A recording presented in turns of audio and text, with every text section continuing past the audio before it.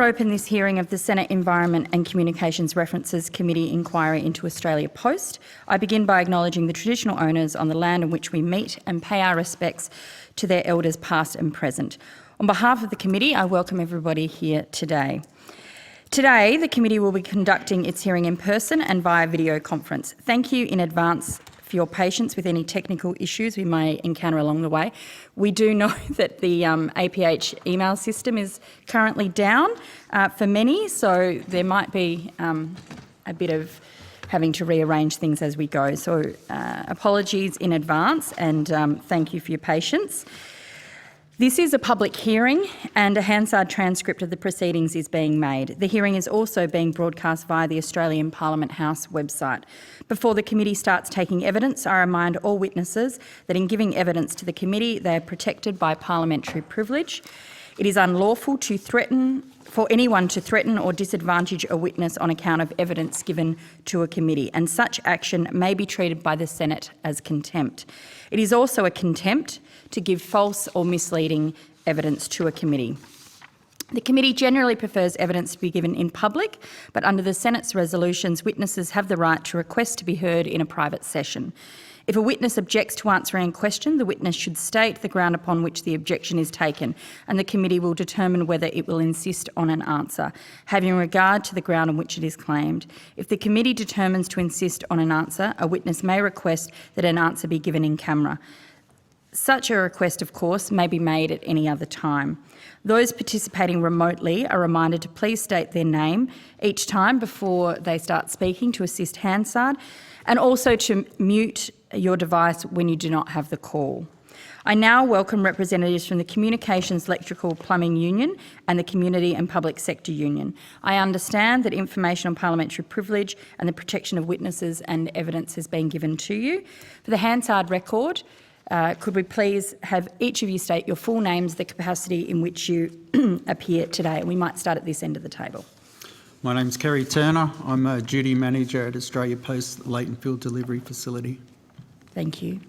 Greg Rayner, the Divisional Secretary of the CEPU. Shane Murphy, National President of the CEPU. Matthew Dean, PDO at Charmhaven Delivery. Great. Thank you, gentlemen.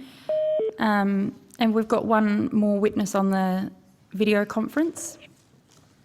It's Paul Gerder. I'm a lead organiser with the Community and Public Sector Union. Great. Because we don't have enough space, we also have Muscat. She can introduce herself when she comes to the table. Okay, and we also do have another witness, but if they come to the table, they can introduce themselves if they're asked. Okay, now I invite you each of the organisations to give a brief opening statement, and then we'll go to questions. So, Mr Murphy, will you be kicking off, or...? Mr Rayner will, and I'll supplement his opening statement if that's okay, Chair. Mr Rayner. Thank you, Chair, and thank you to the committee for hearing our evidence today. I'd first like to note Ms Holgate's situation. As a union with coverage of the entire Australia Post workforce, whilst noting that we do not act on behalf of Ms Holgate, I would like to state in the strongest possible terms that the treatment of all workers at Australia Post must adhere to Australian workplace laws, including the laws and processes relating to employee discipline. All employees, whether they be on the front line or the CEO of a company, are entitled to fair treatment and due process. It is imperative that as a government business enterprise, the governance and management of Australia Post is above reproach, and that the accountability of the board to the Australian people represented by its shareholder ministers in the government is of paramount consideration in all matters. We therefore commend the Senate for its efforts through this inquiry to examine whether due process has been afforded in relation to Ms Holgate's employment.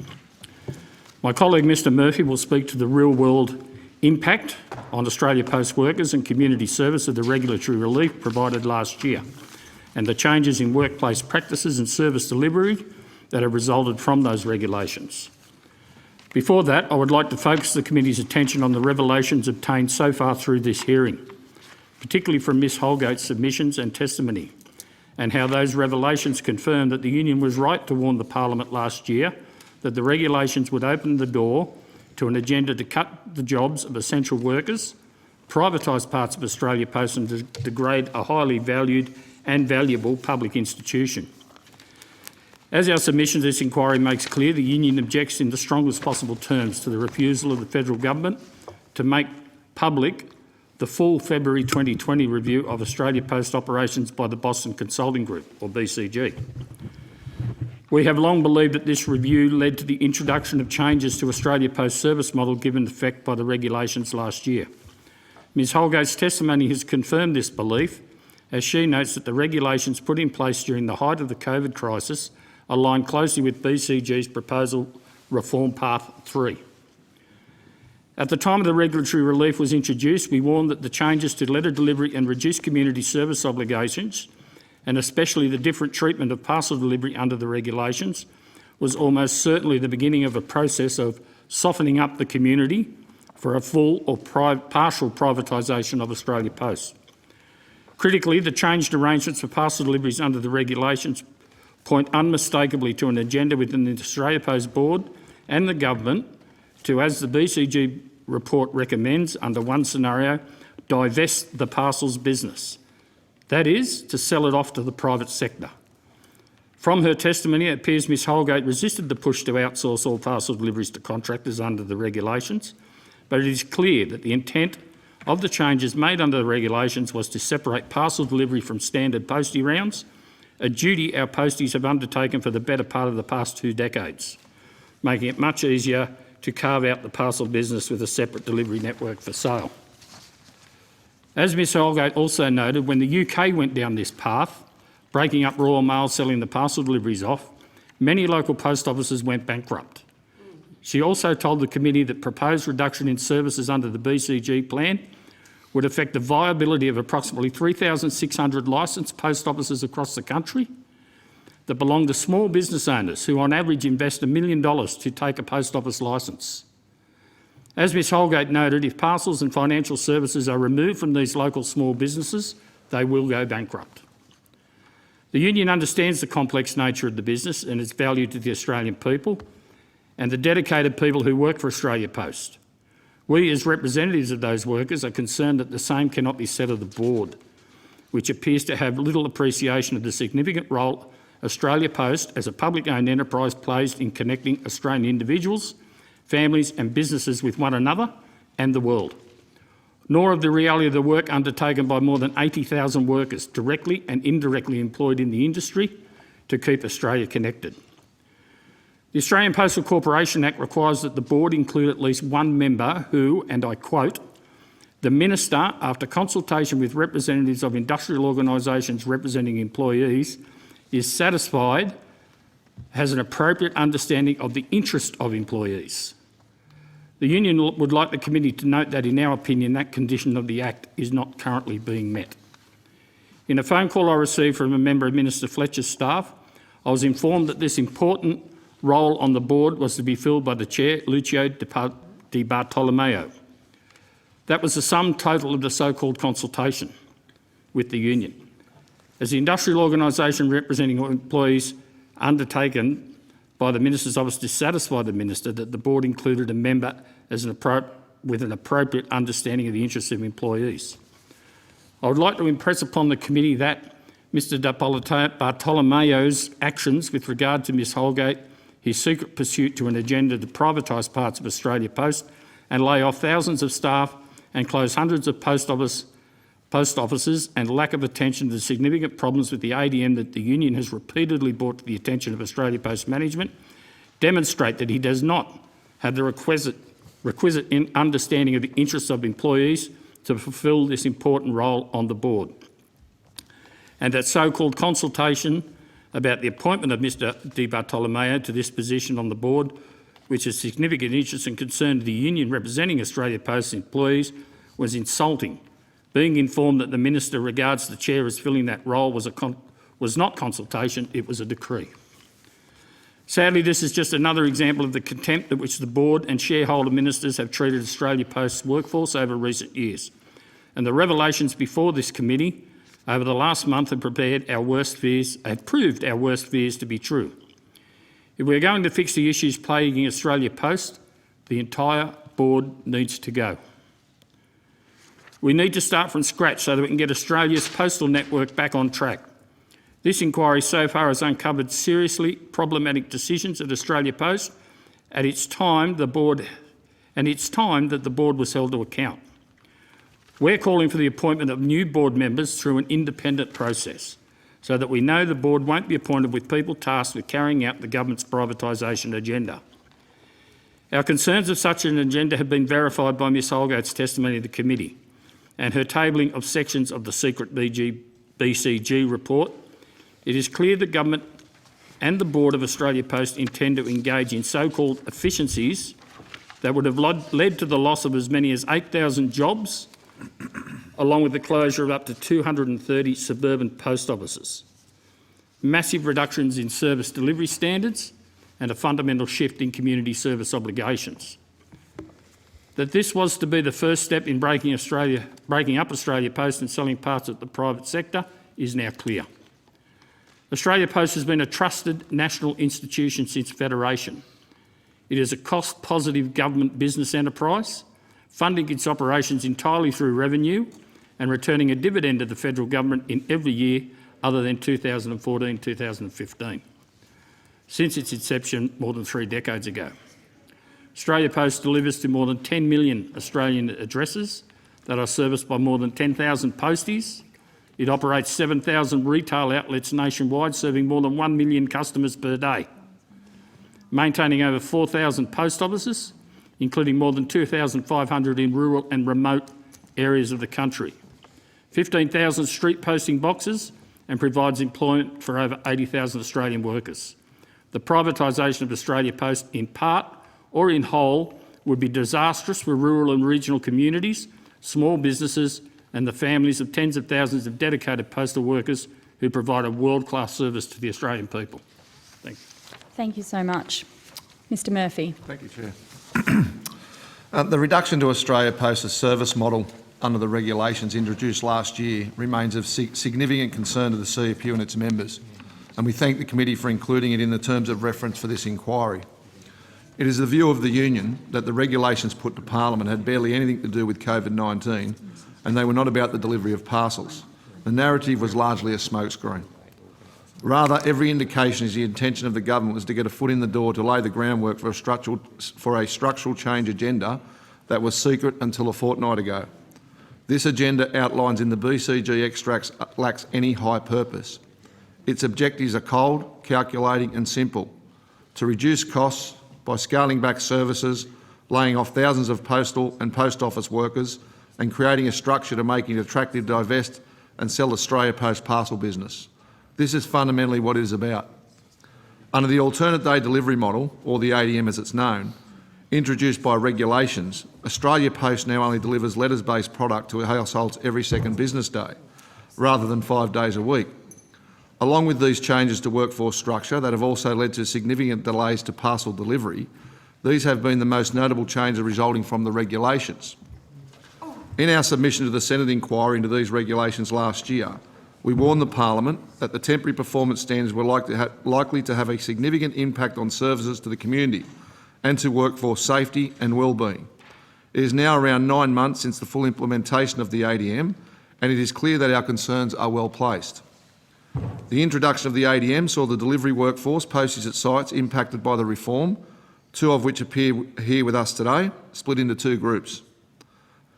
Those responsible for the delivery of both letters and parcels via traditional modes such as motorcycles, electric delivery vehicles, push bikes and walking rounds.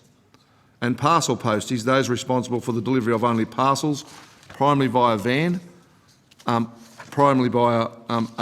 van. Since the start of the ADM, the union has repeatedly alerted Australia Post management to the significant workforce concern about the reduction in customer service and workplace safety. Those concerns are detailed in our submission, but briefly they include both letters-based and parcel-related articles are routinely undelivered and delayed well past even the relaxed regulated timeframes. And changes to shift commencement times have impacted on service delivery, take-home pay and the health and wellbeing of postal employees. I'd like to take this opportunity to table this binder of photographs that contain but are a sample of those runs of letters and parcel products that are withheld from delivery or being brought back to depots every single day on a daily basis ever since the commencement of ADM. When these regulations were introduced last year, the union warned the Parliament that the changed delivery model would mean significant job losses, a claim management we're briefing our members on, directly in their workplaces across the country. The political pressure applied to Australia Post at the time shone a light on this and allowed us to negotiate a memorandum of understanding with the then CEO to ensure this didn't happen and no posties were laid off, We don't need the whole thing. as they would have been under the original plan that was aligned clearly to the BCG pathway. Instead, our existing posties were split off into the two groups I mentioned. This has proven to be an incredible, inefficient way for our posties to perform their duties, and is a result in additional costs that weren't anticipated when management designed the ADM. Because the original intention was to lay off a large number of workers and outsource parcel delivery. When we pointed this out before the regulations came into force, we were accused of scaremongering over jobs, but we have now seen from the BCG report that this was in fact their intention all along. What we now see is a significant collapse in the standard of service when it comes to parcel deliveries under the ADM, as shown by the document tabled before this committee last week, which detailed the problems in deliveries in Western Australia. The problems we have long warned would result from the ADM are now happening in real time. Australia Post operational level management know the system isn't working for our posties or their customers alike, and they're going to extraordinary lengths to conceal this from the Australian people and from the Parliament.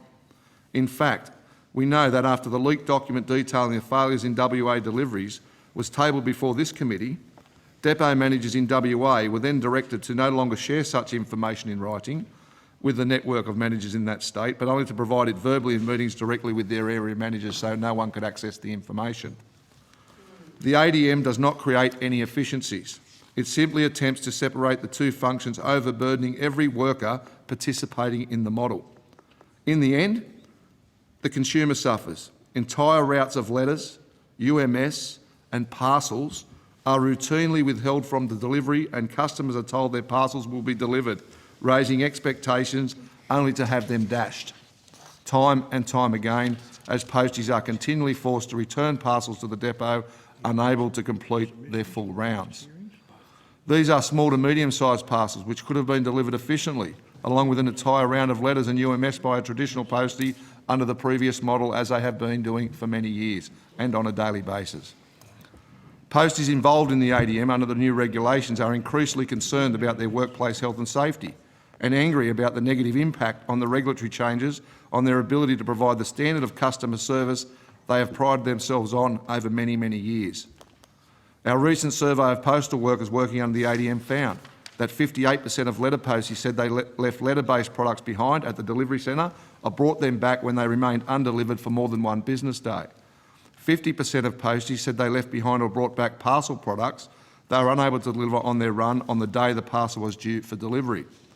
53.6% of posties admitted to not adhering to all footpath and nature strip speed limits whilst performing their delivery function of their role simply to rush around to try to get the job done.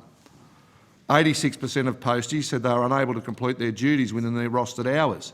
34% of those said they would consider the level of overtime required to complete their run to be unreasonable, where we've had posties under the ADM working 13 and 14-hour days.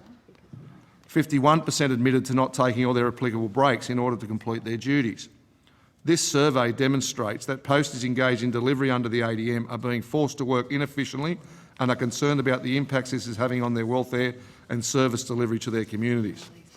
The CEPU has also recently conducted a survey of all Australia Post occupational groups, including posties, mail and parcel sorters, drivers, administration officers and corporate employees and post office workers to ascertain their experience of current workplace practices and regulation. 94% of survey participants said that the 2020 regulations had negatively impacted on the quality of service to the Australian public. 86% said the changes were given effect by the 2020 regulations had increased their workload. 67% of participants said the changes had caused them to cut corners to get the job done, and 88% of the survey respondents are seriously concerned that Australia Post may be privatised or broken up. The 2020 regulations have resulted in a significant decline in public service and workforce safety and wellbeing, and we urge the committee to recommend that the Senate disallow any further extensions of these regulations and return Australia Post's legislated performance standard to previous settings as scheduled to occur on 30 June 2021. Further, we urge the committee to recommend that the Senate pass a motion calling on the government to publicly release the full February 2020 report of the review conducted by Boston Consulting Group that led to the changes in performance standards. The BCG report was not some random document. It is a 1.3 million Cabinet document. Documents like that don't just magically get put before Cabinet unless they have some standing. It is critical that the Parliament, on behalf of the Australian people, be satisfied that the decisions being taken by the Australia Post Board are consistent with their duty to uphold the standards of public service and workforce safety and wellbeing that the Australian people, as owners of Australia Post, expect and deserve. Senators, our members have never been fundamentally opposed to change. This has been demonstrated time and time again throughout a long period of significant disruption to the postal industry. Unlike many postal carriers around the world, it is our members' willingness to embrace the pursuit of improvements, to genuinely engage in the process which has ensured Australia Post is the most significant player in our nation's parcel delivery infrastructure. It is the reason why Australia Post fills a much-needed void providing financial services to communities our banks have deserted throughout regional and rural Australia. However, what has occurred over the past 12 months is not designed to ensure Australia Post is sustainable, nor does it meet the needs of millions of households and businesses across our nation who are relying on a quality and an official postal service now more than ever before.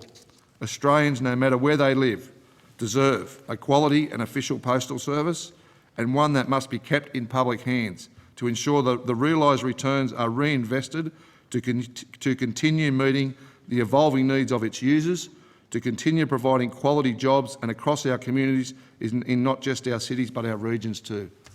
Thank you, Chair. Thank you, Mr Murphy. I'm just going to ask a very quick question up first, and then I'll go to other senators. Both of you have spoken about the BCG report. Both of you have spoken about the regulation that was put in last year. Both organisations have stressed the fundamental concerns you have in relation to further privatisation of Australia Post. Given the evidence by Ms Holgate to her resistance to recommendations in the BCG report and privatisation of parcel services, does that ring true to you, that Ms Holgate was resisting that push?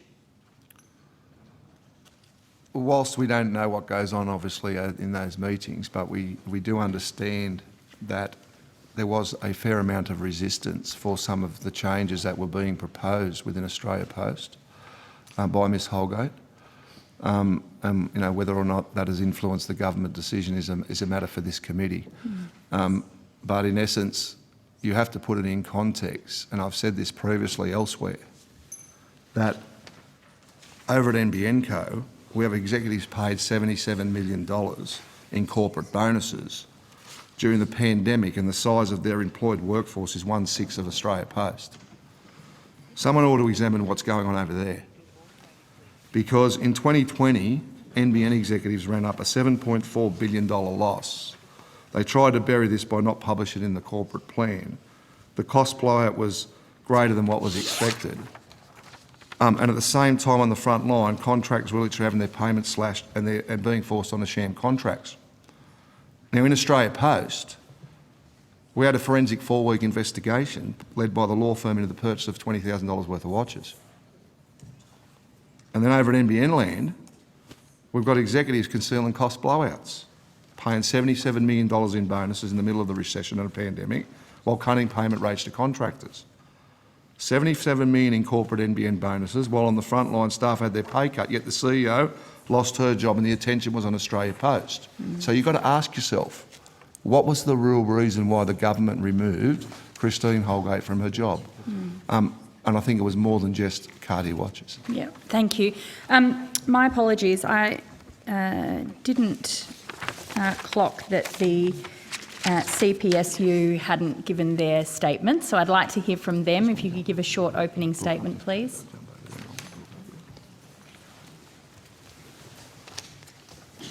And just introduce yourself.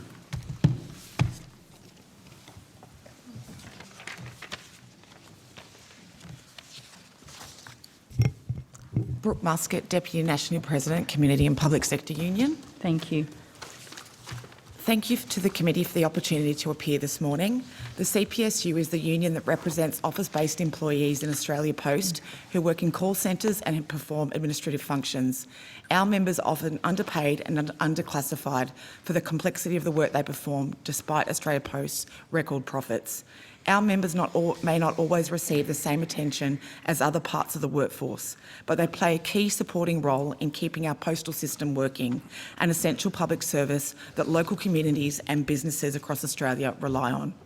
Our members have spoken to us about their serious concerns regarding the possible privatisation of Australia Post, current impacts on their job security and working conditions, the need for greater worker participation in board selection processes, and for greater transparency by Australia Post executives, in particular in their failure to release the Boston Consulting Group report and the slow rollout of the CPSU Australia Post MOU agreement designed to provide modest benefits to low-paid employees.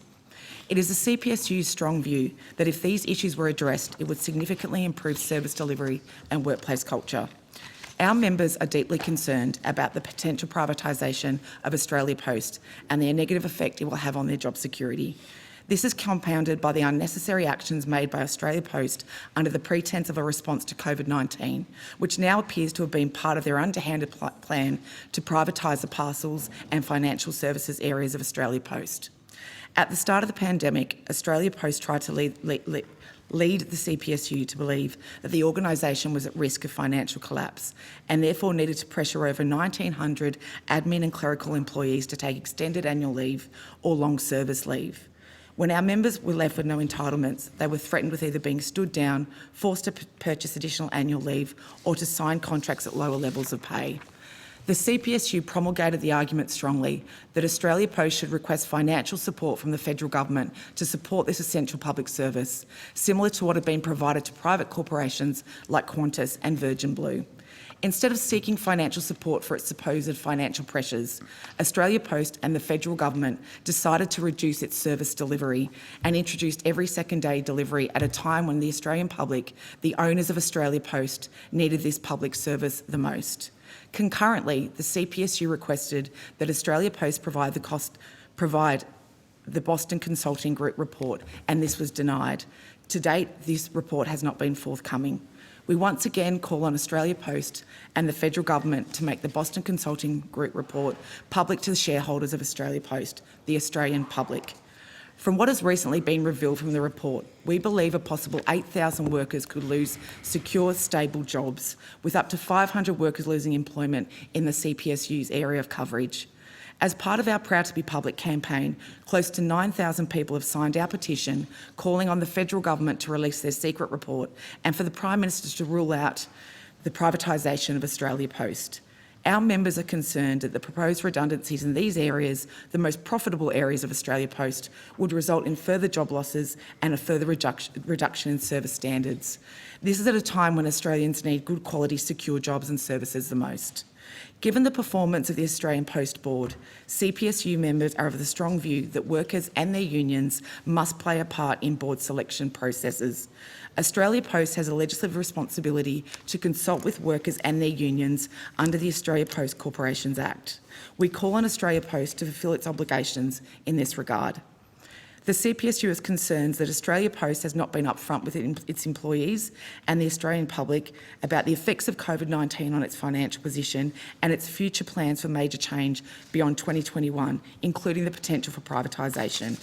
While Australia Post did have regular meetings with the CPSU during the height of the pandemic, management have been less than forthcoming about these future plans. Having access to detailed budgetary forecasts and information about the proposed direction of Australia Post will help inform discussions about regulation and inform imminent enterprise bargaining, which was put on hold by the employer, forcing our very low-paid members onto a wage freeze.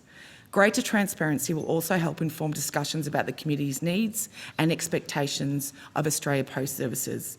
The community needs and expectations of Australia Post are already currently not being met. Members working in customer service areas across the organisation are telling us that they are being inundated by complaints. The CPSU has concerns about the impact of this regulation will only make things worse for those who most frequently use postal services, in particular in regional and remote communities, which may disproportionately affect older Australians and those who live outside of capital cities. Though the regulation is touted to only last until 30 June 2021, it may set the standard for how Australia Post will operate into the future and result in further job losses and a permanent reduction in services, which our union categorically is in opposition to. In conclusion, the important role of public institutions such as Australia Post has been demonstrated through the COVID-19 crisis. We should be investing in an essential public institution that has been a recognisable part of all Australians' lives and has a geographical spread across the country. Transparency and genuine consultation with unions about the future plans for Australia Post will be fundamental to this. By ensuring ongoing secure employment for all Australia Post employees and maintaining community service obligations, Australia Post not only will address community concerns, it will meet increased demand on services and provide opportunities for local businesses. It will help local communities by ensuring good quality jobs they can rely on. Thank you. Thank you, Ms Muscat. And I might just ask you to remain at the table. Sure. And apologies. I think you should have been sitting there at the beginning, and I wouldn't have missed you. So apologies for that. I take responsibility. I'm going to go to Senator Carr. Can I just thank you very much, Madam Chair. If I could just follow up your first question, if I could ask the officials. Given that we've been involved in a series of inquiries around Australia Post following the announcement to introduce the new regulations for the alternative delivery model, did you detect a change in attitude at all within the Australia Post management throughout that process? And I'm thinking here as to the signing of the memorandum on no job losses. In my observations was that the process of dialogue through the political system was that there had to be a change in attitude, and I'm wondering, did you detect a change, and that did you think that that led to a loss of confidence by the government in Christine Holgate, given her statements that she was resisting the introduction of the Boston Consulting Group's recommendations? The process leading up to the signing of the MOU went all over the shop because, like the last submission, we were told that once COVID broke out, that Australia Post didn't have any, their cash reserves were very low, and they had to take urgent steps to put in place all this stuff around COVID. And as time went on, and it was clear that some of the information we were provided early wasn't quite bearing fruit, we took the approach that we needed to shore up jobs, because there was, I think if you recall from the last inquiry, October last year, I think it was, there was a document circulated by Australia Post that showed their new model, and it clearly showed, and they called them DANs, and Post hates you calling them DANs, but it showed 2,000 of these people didn't have a job. And it wasn't until the intervention with the MOU and discussions around that, I won't say it was a backflip, but Australia Post changed their mind and they found work for the DANs, and they've subsequently found work for more than what they originally tried to cut. But Australia Post's position, they never, well, I didn't detect, Mr Murphy might have got a different opinion, I didn't detect they were approaching this from a privatisation point of view initially. As time went on, that seemed to be more and more of the focus. Yeah. Mr Rayner, the question I'm putting to you is that I was advised, and I remember I had conversations with your officials in the run-up to October 22nd, that the government had lost confidence in Christine Holgate and that they were actually looking for an excuse to move on her, and that there had been movement. And I'm just wondering whether or not it supports the view that she put to this committee around the resistance to the Boston Consulting Group that she was presenting. Is there any credence to that notion in your experience? Look, from our experience, it was very clear, as my colleague Mr Rona pointed out, and from previous evidence given the committee, that Australia Post had a plan to cut 2,000 postal workers' jobs as part of the regulation changes in the 1 in 4 process, where 1 in 4 no longer had a round to do. As a result of the regulation changes and the union then needing to negotiate a memorandum of understanding, it was at that point we secured the 2,000 jobs.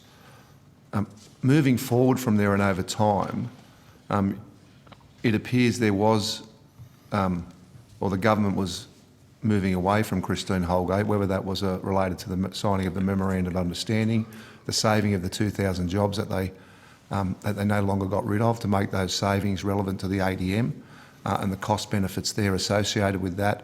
And obviously further resistance, we believe, that's come out in evidence last week, Ms Holgate put on, about resisting further changes that were related to the BCG report. So that has some relevance in our view to where the government landed with Ms Holgate's employment. It struck me, because as you know, we're following this closely, that the language changed within the evidence presented to this committee about the relations with the union throughout this process. The word union partners started to appear. Now, I've always found it amusing when management talk about union partners, particularly given I had direct evidence that the amount of consultation was extremely limited and suddenly you were union partners. I'll put that on. When it suits, we're partners. When it's, yes, that's right. It became very late in the piece, but the point being, it was a substantial change in language, and I'm wondering if. Sorry. Yes, go on. Would you agree or not?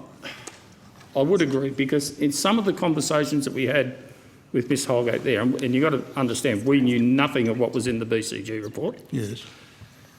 She would say to us that her intention is to grow the business. Yes. She's looking to grow the business, and the only comment she made to us was, some people don't like that I'm doing that. Yes. Now, who those some people were, I think, is starting to Mr. become Rona, evident. it's reasonable for a CEO to communicate directly with you about fundamental changes that are occurring within a public corporation, a public company like Australia Post, given its significance, and you've said that you weren't opposed to change. No, correct. It's only reasonable that you be properly consulted and treated as partners in that change project. What concerns me, given what we now know was in the executive summary of the Boston Consulting Group, and given the number of other reports and the instructions given to the chairman of the board by the shareholder ministers at the time of their appointment, that the Boston Consulting Group was to be used as part of the forward strategic plans, you could understand why there might be some concerns being used about how it might be underpinning the forward strategic plan and your impact it would have on industrial relations, given what that summary actually says. Now, my question to you is, though, is that a precursor to her removal and the occasions that have developed around the events of October 22 were in fact the catalyst for that?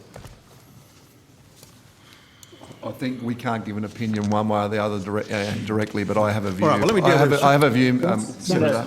I have a view that a whole range of matters came into play right from the outset, where you correctly point out we were not consulted previously about, or if it was one telephone call about proposing to go to the government around regulation changes.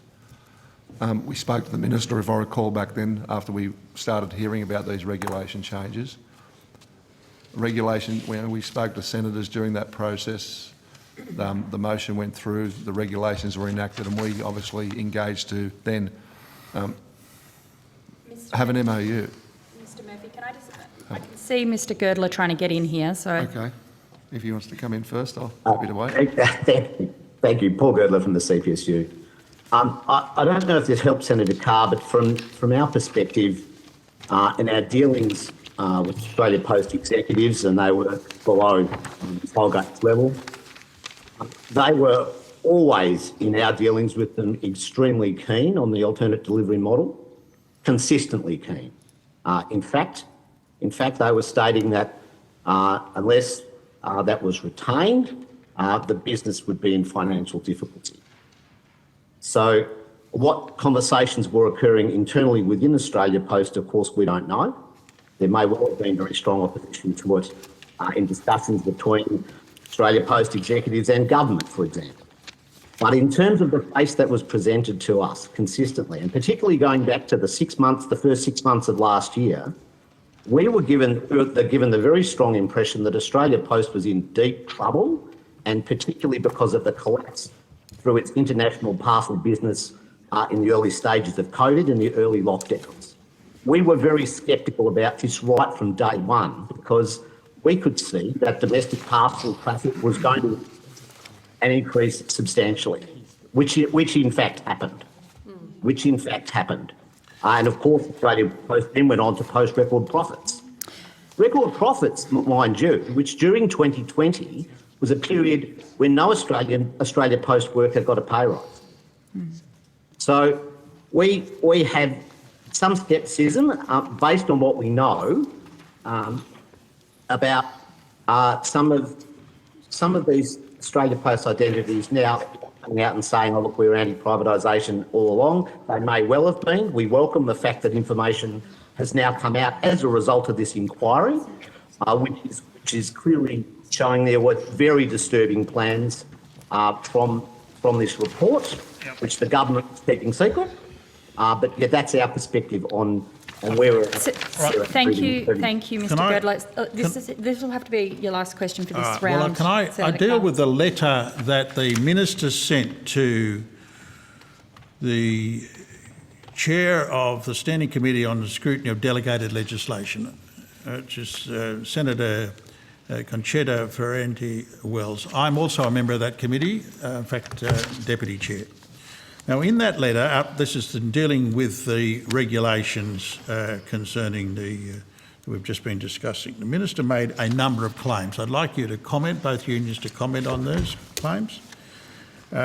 He said that under the change, Australia Post announced plans to retrain 2,000 posties which were previously dedicated to handling and delivering letters, a shrinking market, and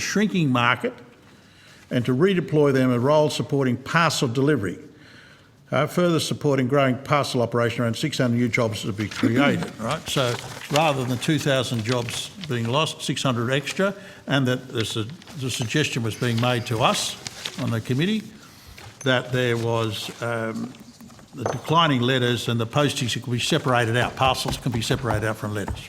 The next point he made was that the government consulted with Australia Post in developing temporary arrangements the target and reflected current operating environment, and given the urgency and unprecedented circumstances, broader public consultation was not possible.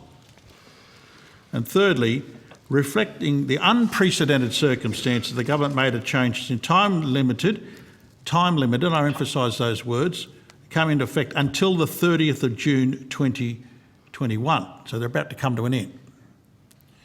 Now, I'd ask you to comment on those claims about the separation of letters from parcels in terms of the operations, and we've got some people here that actually do the job, how it actually affects your work.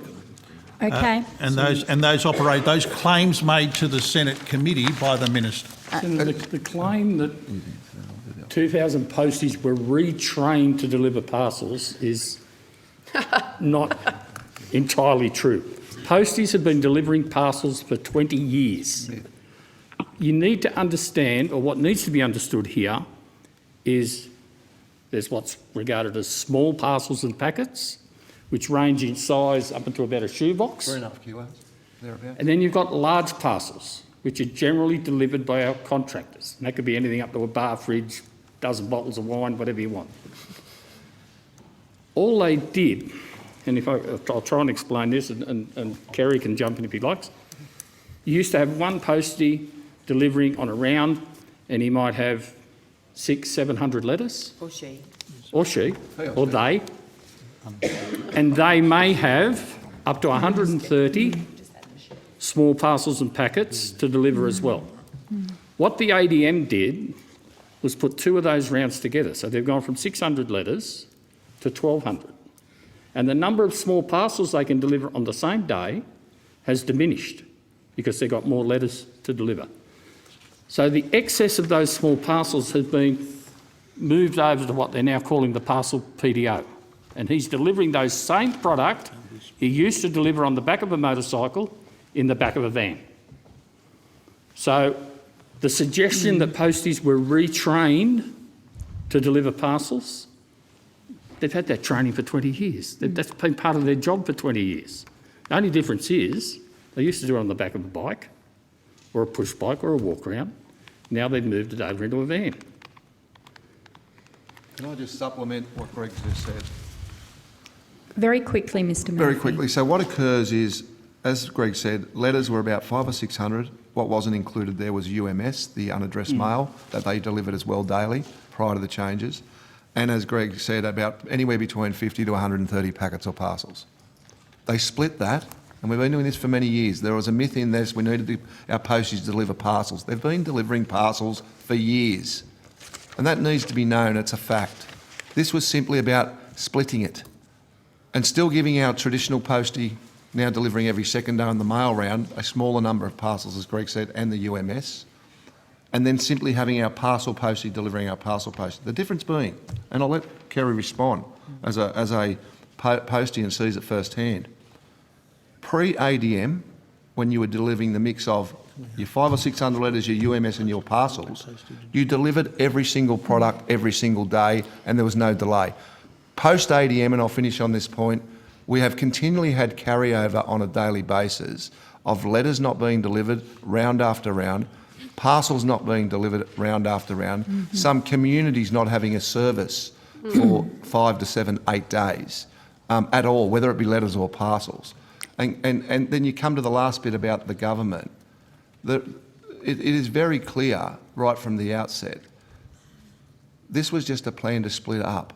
And the excuses used under COVID was nothing more than a myth. When our people have been doing this work for 15, 20 years, delivering it efficiently every single day to the community on the date it's due, to now having it delayed for days and days and days. Thank you, Mr Murphy. I would like to hear from Mr Turner on this as somebody who's actually out there delivering. No problems. And I totally agree with what Shane has said. Basically, it's only the delivery vehicle that has changed. We've always delivered parcels. Under the original model, we used to deliver them every day, had pride in delivering them every day, and it was just so unusual to come back and bring any product back. Under the new model, it's slowed it down. In a way, it's become unsafer, the electric vehicle. It's okay on some beats, but it is not the answer to the delivery solution. We've got people, they're constantly being injured.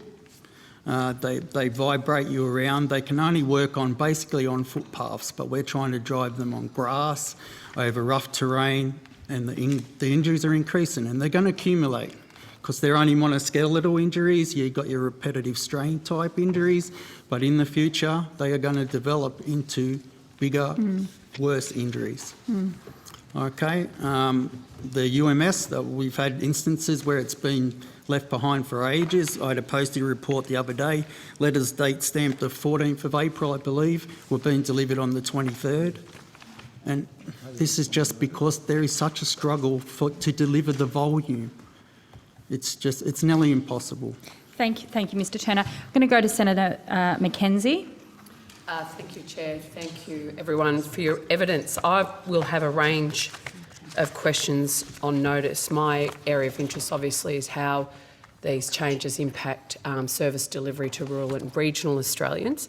One of the questions I'll be asking is the impact Ms Holgate's leadership had on service provision in rural and regional Australia, and obviously your workforce in that space. So in your submission you do, and we've talked at length around issues relating to the alternate day delivery method, causing delays, reduced services. You've tabled a range of photos highlighting just undelivered mail and parcels stacking up in our community. So is it your evidence to us today that Australia Post is failing on its obligations as a public-owned entity to provide delivery services, guaranteed delivery services across Australia? At the moment, Australia Post are failing the delivery services standards. They will say, oh, we're meeting our service delivery standards under the regulation at about, and I'll let them speak, but around 94 to 97%. We know that the letters that are tested to meet this regulation, they're a test letter. They're not the ordinary mail going to the Australian people. And they make sure these test letters are getting through the system that it meets the regulation, that it can then show the Australian people that it's all in order. So what I've found when I question Telstra on their community service obligations, that Australians pay hundreds of millions of dollars to make sure they maintain landlines. Well, it's all right, Senator. We're meeting, 94% of our obligations, but it's the same 6% who never have their landline fixed and the inherent risk there. As I was saying, Senator, they make sure this is only a test letter. It's not the ordinary mail gets tested. Right, so I'll write them a range of questions they make sure that mail gets through. In rural and regional areas, and I'll come to Matty Dean. Matt's a postal delivery officer on the Central Coast who's classified as a regional area. As you know, there is regional areas caught up in this regulation change. Tweed Heads, I think it's Townsville, Geelong in Victoria, South Coast, Central Coast, and the Hunter region of New South Wales, including Port Stephens. Those areas are now no longer getting a daily delivery services, and when it comes to their second day delivery services, they're not even able to receive their mail or parcels on the day they're due. Our posties at these facilities are bringing product back, or they're not taking it out. They simply cannot do what they were doing for the community pre-ADM, where the product was delivered on a daily basis. On many days, they're unable to do it. And in other instances, the political mail or the UMS that customers are paying for are ending up in the bin.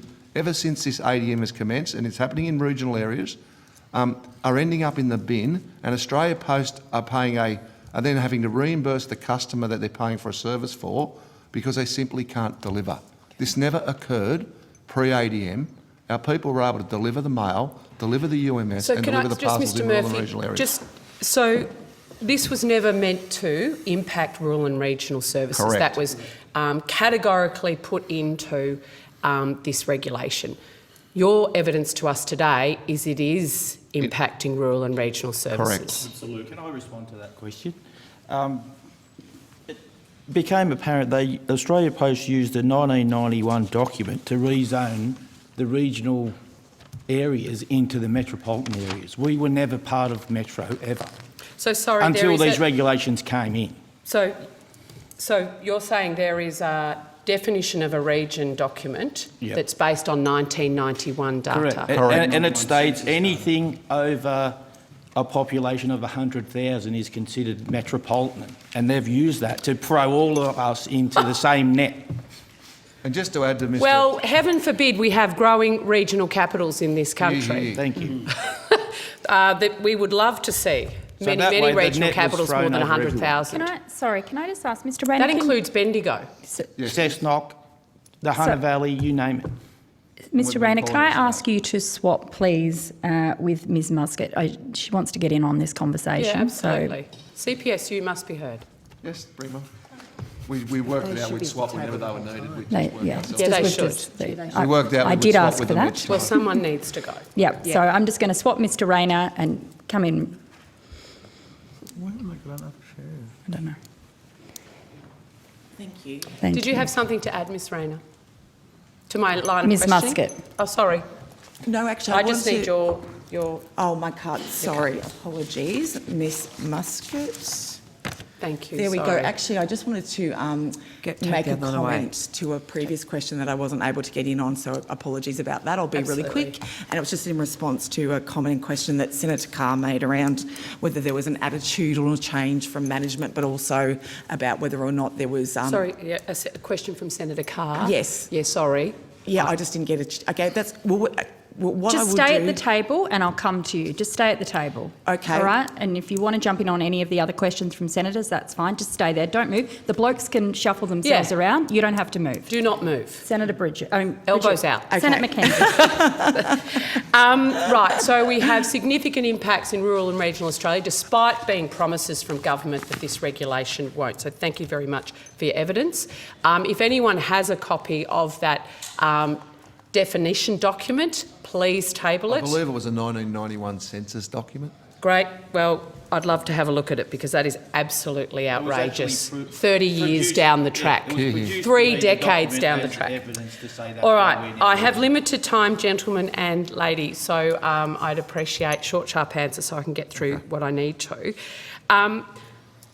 One of the terms of reference, if you like, around the BCG review was that it was to look at e-commerce, the regulatory environment and changes in business and customers' needs. And now that's straight from the Minister's press release.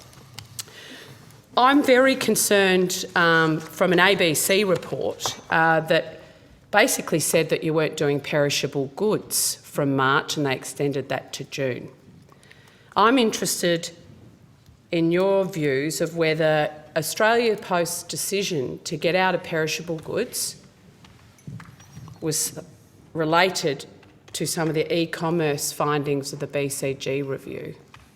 We have a view, absolutely it does. Tell me. All of the cuts in Australia Post at the moment, whether it be related to the service cuts of the farmers not being able to send their perishable goods, or whether it be changing work hours, cutting back overtime, the amount of Sundays worked, not picking up mail on Sundays, are all related to the BCG report. Do you know that, or is that a... We don't know that, but it's very clear from the way since the BCG report has come out in the last couple of weeks, many things happening in Australia Post it is clear relevance to the BCG report. Were either union consulted on the cuts to perishable goods? No. CPSU No. wasn't? No? No. No. No. Do you have a view? Sorry, Chair. In fact, we actually wrote to Australia Post and my colleague, Mr Rayner, got a response saying it's not a matter they need to talk to us about. Right. So you asked for consultation and you Correct. didn't get it. Okay. Okay. Just in the few minutes I've got remaining to me, the new CEO, Paul Graham, from Woolworths, he's got a track record of rationalisation. Could you actually provide us with your views of where he may be focusing the organisation? Probably difficult for me to comment, but what I would say is over the last 8 months when we were negotiating an MOU with the organisation, one of the key focuses of the organisation at the time was not to provide our members any job security at all. So the CEPU were able to negotiate some protections for their workers in terms of maintaining jobs in the organisation over a period of time. We were unfortunately unsuccessful to do that. So our members' jobs are still very much at risk. We don't have an MOU that talks about job security or provides, that job security that is fundamental for our members and their jobs. So we are concerned that the new CEO may continue to promulgate that agenda and move towards the privatisation of Australia Post. And given the way that Australia Post has acted over the last 8 months, in particular with us and in terms of our members and their lack of, interest in providing our members tangible protections around their jobs, we are very nervous about what the future of Australia Post might look like. Mm-hmm. Mr Murphy, do you have something to add to that? I just support what Brooke said. We're concerned about the new appointment, although I will say that the new CEO has reached out to the divisional secretary, just had a short conversation. So we look forward to obviously meeting and greeting, but we do have some concerns similar to Senator McKenzie around some previous work life and what's happened in previous work life and in essence where this inquiry has learnt around reasons why Ms Holgate's departure and issues around that. and resisting changes to what the government wants to do. We're concerned that this person may be brought in to implement what the government wants And to just do. finally, do you think it's time to get rid of the temporary order and go back to business as usual for Australia Post and delivery of our parcels and letters? In one word, absolutely. It has never been worse for our community or our people delivering. Many have left the job after years on the job through mental health issues, simply because it has affected them not being able to deliver the products that their communities rely on, that they've always done for many, many years under the ADM. Ms Muscat, sorry, just get the CPSU. 100%. Senator, can I jump on the back of that? I've done a survey, just to give you a snapshot of the coalface. I asked a simple question of, ended up being 70 people at our facility. Do you think that ADM is working? The results were 93% no and 7% yes. Of course, they had motorcycles and smaller beats that they were happy with. Okay, but the majority of those even said they don't believe that the customer is getting the best service at the end of the day, and it has definitely gone backwards. And just unequivocally across the board, this has detrimentally impacted rural and regional service delivery. 100%. Everyone. I'll just table this as evidence. It's actually embarrassing. It's not in my folder. That's 8 days of mail after Easter. Most recently, I thought this would be a relevant one. Is to that a bring up. rural and regional This is tweeted facility? rural and regional, classified as rural and regional. That was not supposed to be impacted by this order? Well, originally it was metro, but these regional towns have been caught up because of that census document. Because we're using 30-year-old Correct. data. Okay, hang on. Correct, Sorry, and Mr. 8 days, I Taylor. just want to table that. That's 8 days of product for that community Sorry, not Mr. delivered. Murphy, what town is that? Tweed Heads. Tweed Heads. And was that in the document on the No, folder? that's separate? You'd like to table that Yes. separately? Can we have a copy of that? Thank you. Senator Henderson. Can I just ask a follow-up question on Just Chair, hang look, on. I haven't Sorry. had an opportunity Sorry. to ask any Yeah, questions, you- so I would Yeah, like to call she next, hasn't. please. Can I ask, has Chair, any Chair. Australia Post executive Sorry, I approached haven't had the an opportunity. union Just Hang at on a any point second. recently? Just, sorry, Senator Carr, I did just go to Senator Henderson, so just, we'll come back to you if we can. Senator Henderson. Thank you very much, Chair. Look, I just wanted to firstly go to some statements made by both unions on the day that Senate estimates revealed the Australia Post had gifted Cartier watches to highly paid executives. Ms Muscat, to you first, you said on the 22nd of October in a media release, it is clear that the board and the CEO are more concerned with lining their pockets than public services and their workers. This is the latest in a string of dodgy and selfish action decisions made by management. It is not enough for the Prime Minister and Minister Fletcher to be shocked. They have to act, and you in fact called for the resignation of the Australian Post CEO. Do you stand by those statements you made? Look, I think new information has come to light that I was not privy to at the time. What I would say is at that period when we actually made those comments, when I made those comments publicly, our members were being forced to take a pay freeze. They are low-paid workers. I'm actually asking Hang on. about the Senator, comments. Senator Henderson, the witness Yeah. is answering. Let's give her an Yeah. opportunity. At the same time as senior executives were giving themselves exorbitant bonuses, at the time the organisation was being led by Ms Holgate, we made a comment at that time with the information that we knew at that time. Okay, so it is, just to be very clear though, Yes. it is the case that when you discovered the gifting of the Cartier watches on the 22nd of October, you did call on the resignation, call for the Australia Post CEO to resign, and that you called on the Prime Minister and Minister Fletcher to act. You've mentioned the new information. What's new about your position? I mean, isn't it the case that you continue to have concerns about the gifting of Yes. Cartier watches? We do. We Right, do. okay. We think it's an opulent gift at the time when low-paid workers can barely pay their bills, and bargaining stopped and started, and now our members have had to face a pay freeze. All right. Just on that issue, I just want to go to Mr Rayner though, because I just want to focus on what was said on the day. I think we should be allowed to answer the question. Yeah, she's trying to answer. Yeah, Sure, Ms Muscat. Yeah, great. So We also referred to the board as well, not just the CEO, and we still have concerns with the mismanagement of Australia Post. Well, you didn't call for the board to resign, though. But we raised significant concerns about the operation of the board. So I'm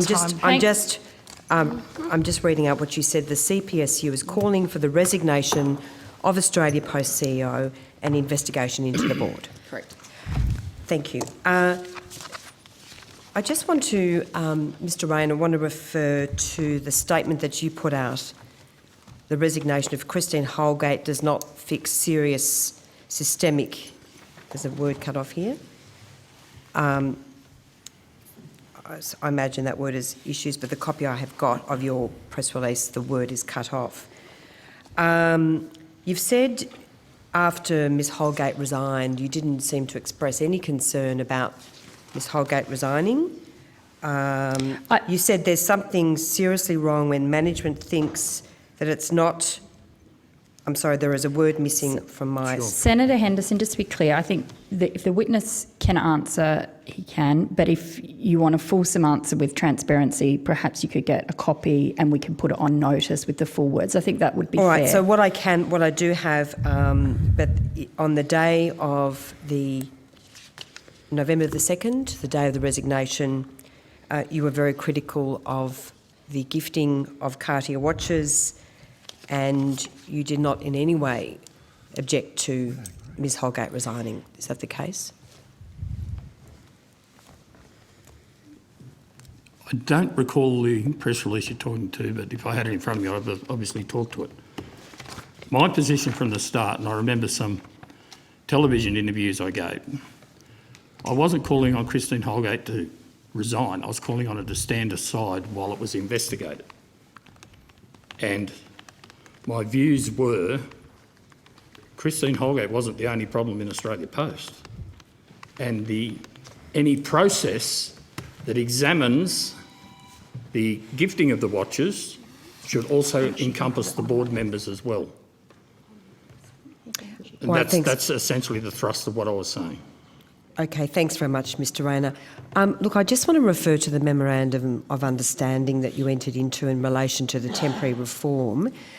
It is the case, and I also will be asking Ms Muscat about this as well, it is the case that both unions committed to actively and constructively support the temporary reform in the Memorandum of Understanding?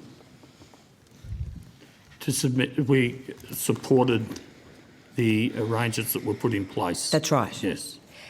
Thank you. And did the CEPU freely enter into this Memorandum of Understanding with Australia Post? It did, based on the fact that the Senate had, the Parliament had made its decision that the regulation changes had come into effect. So you could have declined to enter into the CEPU, to the Memorandum of Understanding, but I think we declined about half a dozen previous versions before we got to this version. But the fact of the matter is that you didn't. The fact of the matter is for job security and the payment of penalty rates or an ADM allowance to at least half the posties out there, yes, we entered into the MOU. Mm-hmm. We needed to. Can I just add? We needed to ensure posties didn't lose $7,000 out of their pay, 2,000 jobs from the community. That is the real reason after the regulations were enacted. We knew start times were going to change. That in essence took $7,000 away from our postal delivery officers, who simply are already workers who can't afford that pay cut.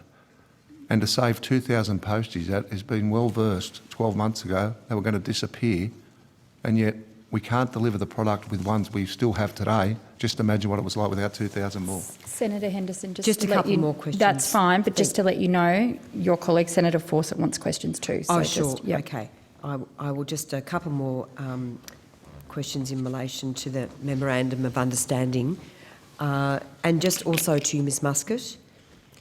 It is the case that the CPSU entered into the Memorandum of Understanding, which included a commitment to actively and constructively support the temporary reform, which I believe doesn't expire until August of this year. We actually, it took us months and months and months to negotiate an MOU. In fact, we had to go to the Fair Work Commission to actually move that process along. We weren't overtly in support of ADM, but we needed to make sure that our members secured some sort of benefit, over the course of 12 months. They're incredibly low paid. We didn't, unfortunately, secure the, no forced redundancy protections, which was in fact, I guess, one of our most important agenda through that process. So we were trying to do what was in the best interest of our members, noting that we believe that we need to revert back to previous practices. Thank you. And can you both perhaps just, I'll be very quick, just two more things. Can you inform the committee about the ways in which you have actively and constructively supported the temporary reform, as obviously you're required to do? I can comment from the CEPU's point of view. We have actively met with Australia Post on numerous times. I wouldn't have enough fingers and toes. They have attended in numerous states weekly meetings with the floor delegates, the AURs. Time after time, issues have been raised by the union, directly by our workplace delegates in meetings with management. As late as 6 or 7 weeks ago, we had another final meeting with Australia Post where we tabled a further 14 issues, because many issues over the past 9 months, regardless of those discussions, have remained not fixed. I'm actually asking a different question. I'm asking how you actively and constructively supported the temporary relief, as you are required to do under the Memorandum of Understanding. Could you address that particular question, please? We've actively participated in the process by identifying issues that affect the daily operation of the ADM. No, I'm asking you a question about how you actively and constructively supported these arrangements. Perhaps I could have a... Yes, thank you. Yeah, because I am keen for that particular question to be answered. Once the actual nuts and bolts of the ADM were introduced, we actively supported the creation of local working groups at every delivery centre, and a lot of our reps said, don't want to be involved, it's a crocker, you know what. We don't want to get involved. And we encouraged those reps to get involved, to have a say in the process as to how the ADM would be implemented in their facilities. Sadly, the outcomes of those LWG meetings, or local working group meetings, was the reps, and Matty can speak to this, raised ideas. We think we could do it this way, we think we could do it that way. And it was met with a blanket, no, this is what we're doing. Thanks, Mr Rayner. I know I've got very limited time, so could I just address that question to Ms Muscat? How did you actively and constructively support these arrangements? Sorry, Paul, did you want to go to this one if that was, or did you want me to take it? I'm happy to, Paul Girdler from CPSU. Look, I think we would answer that question, Senator, by saying that we were trying to make a flawed system work as well as it possibly could, and our members, and I talk particularly to our members that work in call centres, that were responsible in dealing with angry Australians, angry at the fact that their parcels had not been delivered, and ringing up our members in call centres, and often they were facing abuse and aggression. They were nevertheless committed to making this model work as well as it possibly could, because of the fact that they are committed to serving the Australian community in the best way. It sounds to me Senator as if you Henderson, we're going to have to go to Senator Fawcett. Sorry, Chair, I've just got this document that I referred to before where there were some missing words. Yes, Could I just read that out? Which I've no, got now? you can table it and Right. and ask for questions to be on Well, notice. I might try and come back to it if there's some time, Okay. please.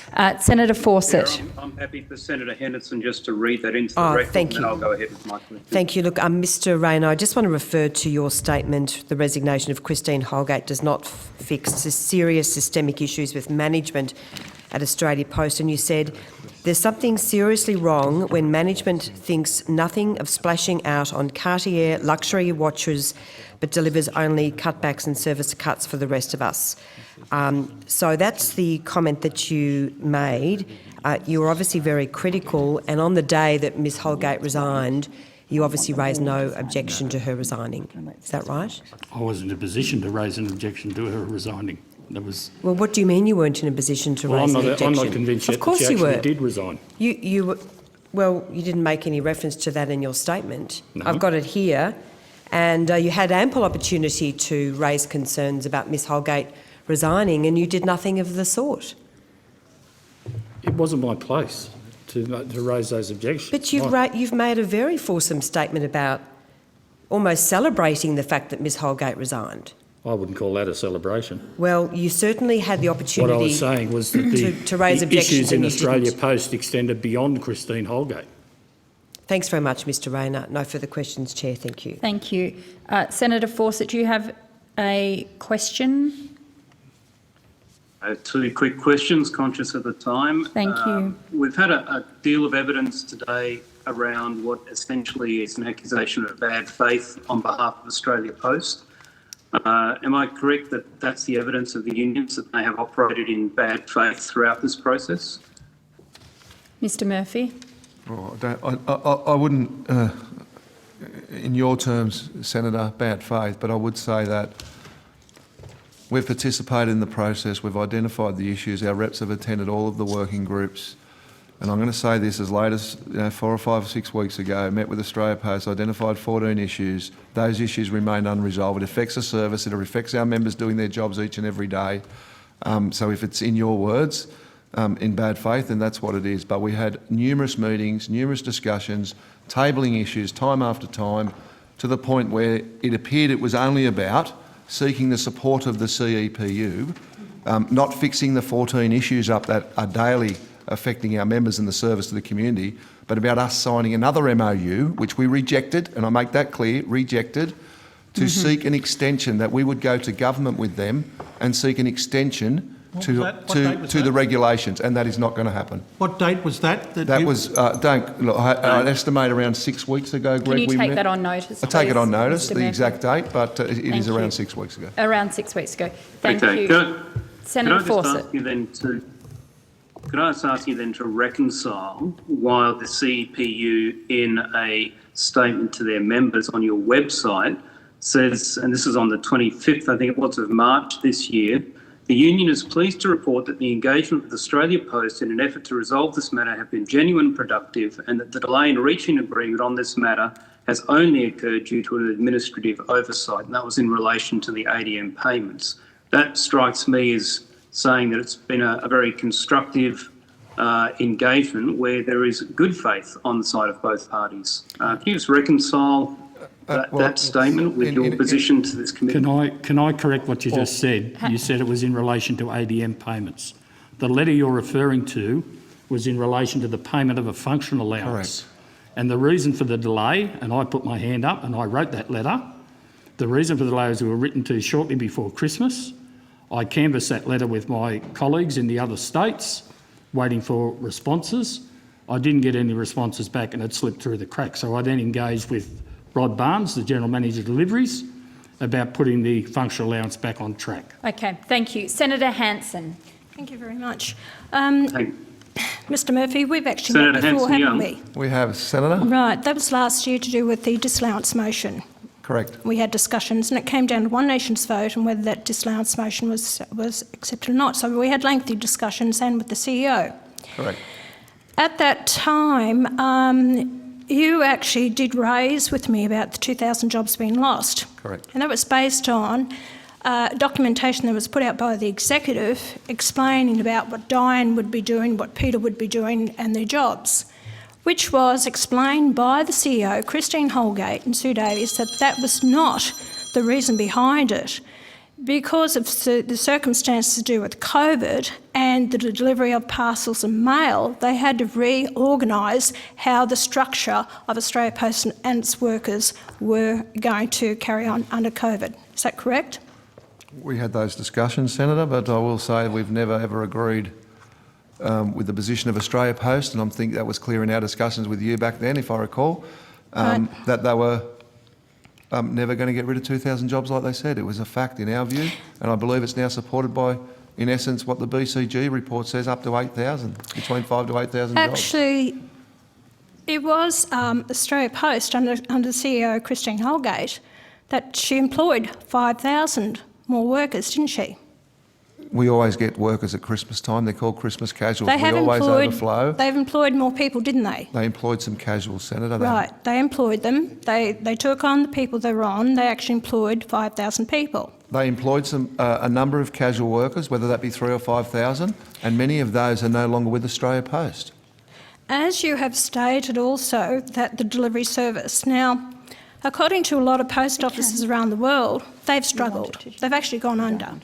Australia Post has done extremely well under the circumstances, only due to Christine Holgate and the way she's led the charge on this. And under her direction, they actually cut back the letter delivery, which was on the decline. Letters were very much on the decline. You know, they have been for many years. But parcel delivery, off the top of my head, because I did go to the facility, about 12,000 parcels an hour were actually going through in Australia. And also, under the circumstances that was happening, because Qantas and Virgin had stopped flights. Senator Hanson, let's just get to the question if we can, because Right. we're short on time. There was a matter of, it was actually due to delivery, you couldn't deliver the parcels. Is that correct? No, that's not correct. Well, they couldn't get it from state to state because the flights weren't available. So they actually had to go to hiring their own planes or getting trucks on the roads to take the parcels and letters to the different communities. Senator, that's one reason Australia Post used. You are correct, back 12 months ago or thereabouts around its reasons behind this change. But let's just break the myth again. Our posties have been delivering our parcels for years, as part of letters, UMS and parcels. The difference now being is they delivered them all. They delivered them all every single day to every single community 5 days a week. Now they're doing it 2 days one day, 3 days the next.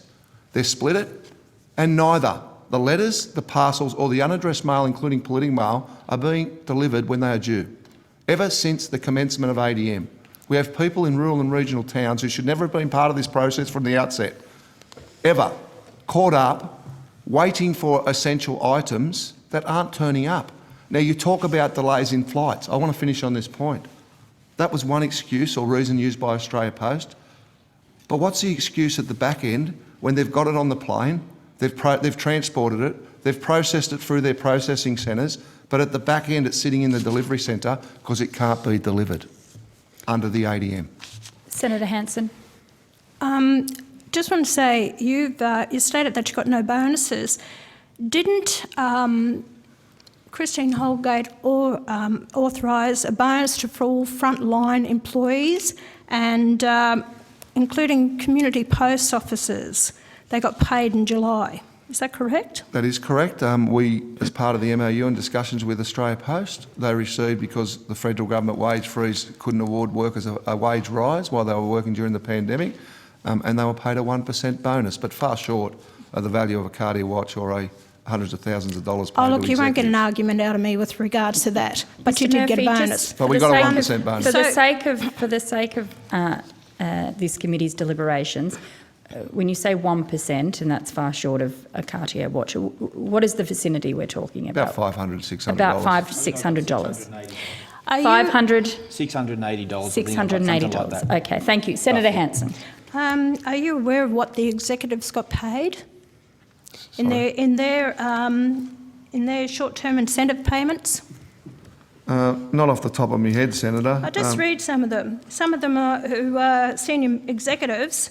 Their pay was, one here in 2018 was $891,165. $891,165. The short-term incentive was $669,375. Absolutely disgraceful.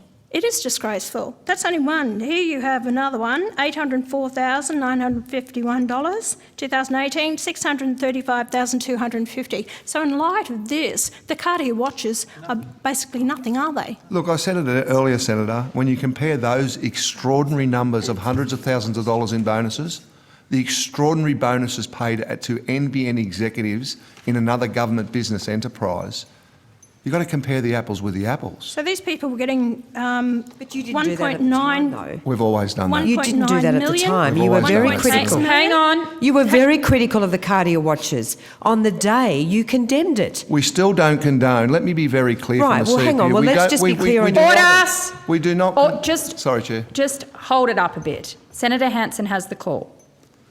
Thank you very much. All I'm saying here is that Christine Holgate tried to do the right thing by the employees of Australia Post and the community post officers all along. In our discussions, I put to you raised the concerns about privatisation of Australia Post.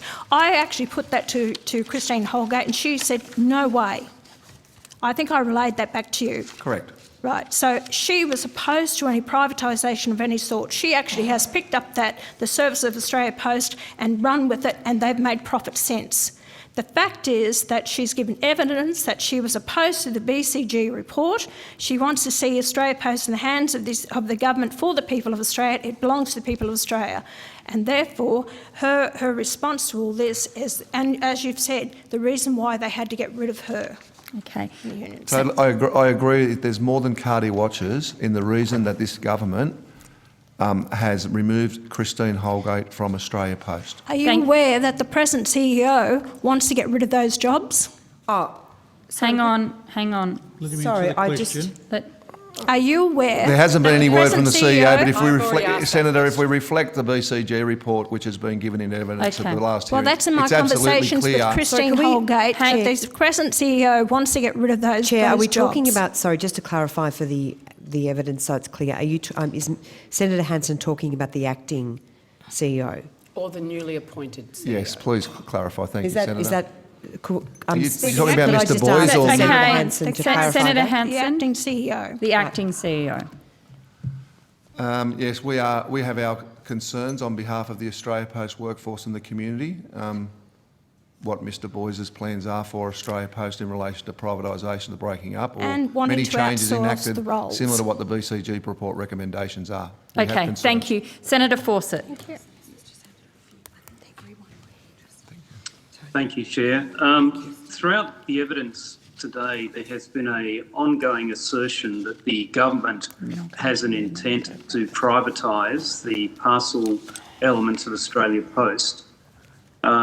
Given that the Chair of the Board, in answering questions from Senator Canavan in an inquiry, said that no such recommendation has been made to government and it's not part of Australia Post's plan, given that the Treasurer, Mr Frydenberg, and Minister Fletcher have both indicated that the government has no plans to do that and that they see parcels as being a core part of Australia Post's business, could you point to the specific evidence that you have that underpinned your claims that this is the government's intent or plan? Because other than inferences from the BCG report, I can't see any evidence to that effect. In fact, all of the evidence points to the opposite. Who would like to take that? You can go, Brooke. You go first, Brooke, and I'm happy for you to go. Perhaps if the government released the full report, then we wouldn't be considering the inferences, because that's all we can go on at this point in time. It's very problematic that we don't know what's in that full report. We've asked for it over and over again. Release the report. That's incredibly important. As I said previously, with the Australia Post refusing to enter into an MOU that protected our members' jobs, that again leads us to believe that there could be a focus on privatising parts of Australia Post. So we are concerned. Release the report. Make it known. Senator, Mr Murphy. Just in short, we couldn't get a copy of the regs off the Minister last year. We couldn't get a copy of the BCG report, as my colleague from the CPSU pointed out. It's remained a secret document. If the government has nothing to hide on the privatisation issue, release it. Okay. Release it to the people who own Australia Post, the community. And let's have the real debate about whether there was a secret plan or not to privatise Australia Post. Thank you. Senator Carr, sorry, Mr Rayner, we are well and truly over time. We're going to go to Senator Carr for a final follow-up. Well, on this BCG report, the Minister advised the Senate committee on the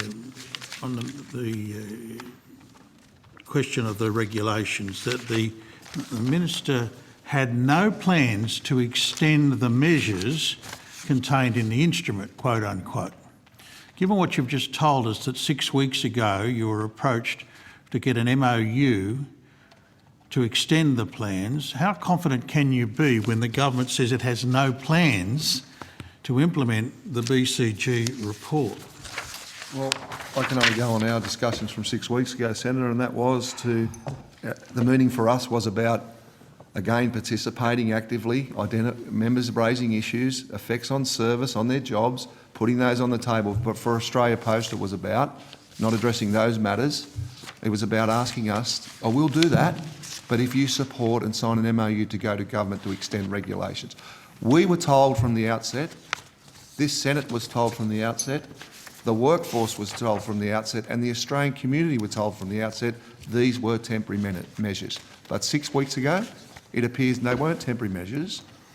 There was either talks going on between Australia Post and the government, or Australia Post had its own agenda that it wanted to continue these far well beyond the temporary measures of June 20 this year. Because I'm disputing that you have the evidence to support what you're saying. Well, you weren't in the room, Senator, where they wanted us to sign an MOU to extend the regulations. So it's the a fact. evidence you're putting to us I want to today... hear from the AMWU. The evidence you're putting to us today... They're later. They're next.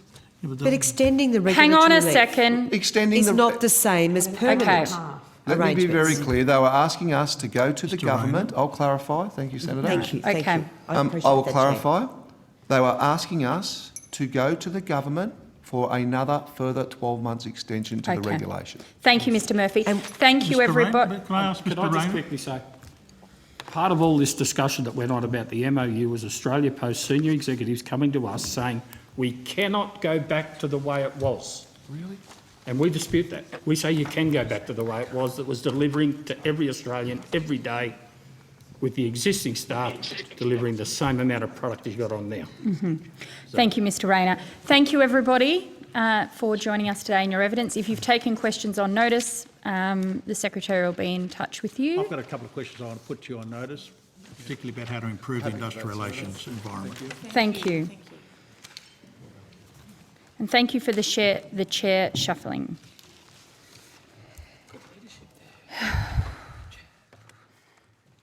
Too many voices. Yes? Yes, We've got those, please. But you could probably do that over there.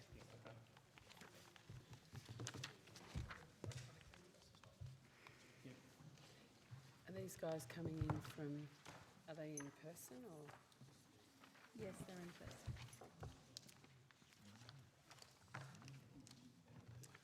Unlike the board, they don't seem to have any trouble getting into an aeroplane. A bit disappointed in Rono. Okay, if I can call to the table representatives from the Australian Manufacturing Workers Union and the Print and Visual Communication Association, please. Thank you.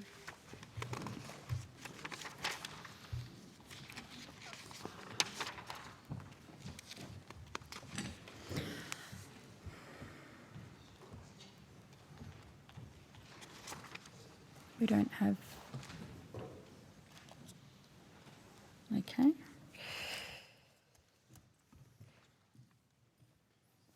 I understand that information on parliamentary privilege and the protection of witnesses and evidence has been provided to you. For the Hansard record, would you please state your full names and the capacities in which you appear today? And we'll start at this end of the table and work to the end. Walter Kuhn, I'm the President of the Print and Visual Communications Association. Thank you. Lorraine Casson, Assistant National Secretary for the AMWU. Margaret Hogan, National Industrial Officer, AMWU. Great, thank you. Now, I invite you, both organisations, to give a short opening statement. Who would like to go first? I'll go first, thanks, Chair. Good morning. The AMWU is grateful for the invitation to address the committee today. We have made a written submission and would encourage you to refer to that submission either during this hearing or on notice of question. Just to clarify, we represent workers in paper mills, mail houses, envelope makers and any printed material that is used and gone through the mail system. The AMWU sees Australia Post first and foremost as a national public asset and an essential service. Australia Post can help bridge the digital divide by providing a first-class mail service and so assist lower socio-economic and elderly groups who do not have the access to the digital communications. We referred in our submissions to the increasingly common practice for banks and utility companies to force digital billing onto customers, which has disproportionately detrimental impact on those groups not digitally connected. We made a submission to the Treasury consultation on paper billing in 2017, where we quoted a study that found the cost of producing a paper bill was $1.03 compared to the utility companies charging AGL $1.75 to customers. We have in our submission quoted Mr David Downey of Cosdown Printing regarding the effects of the postal standard reduction and the cessation of mail priority and the effect on his customers. In Mr Downey's words, we're all in the Australia Post together because of its unique position in connecting Australians, and I consider it an essential service. For the reasons set out regarding our view of Australia Post as a national asset and essential service, it follows that we say the BCG report should be fully released as it deals with matters of national interest and the future of our national asset in Australia Post. To borrow from Mr Downey, we're all in Australia Post together and should all have access to the report. The AMWU urges the committee to support the cessation of the temporary mail delivery service standards as of the 30th of June, as it was intended, and return to normal standards as a priority mail. We've referred in our submission to the size of the industry. A report by ACIL Allen found that the mailing industry generated $14.3 billion for the economy in 2013 to 14. We also referred previously to the 130,000 jobs in the printing and mailhouse industry nationally, of which 50,000 are in regional areas. We also would like to see more cooperation with Australia Post and industry stakeholders to promote the traditional mail service, such as the UK's Mail Matters more than ever.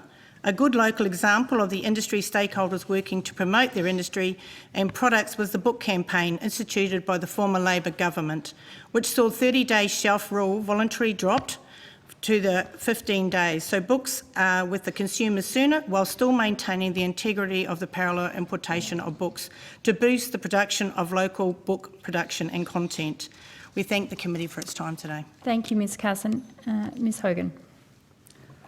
I'll leave it at that for the moment. Thanks, Chair. It represents the employers, don't you? The employers, correct, right? yes. Correct. Thank you for allowing the print and visual communication industry to attend today. The print and visual communications industry is the largest employee in the manufacturing industry, with over 130,000 employees and about well over $14 billion to the economy every year. Every time Australia Post sneezes, the industry catches a cold. Every change that Australia Post makes reaches all through the industry, whether via their delivery service, via their mandates and so forth.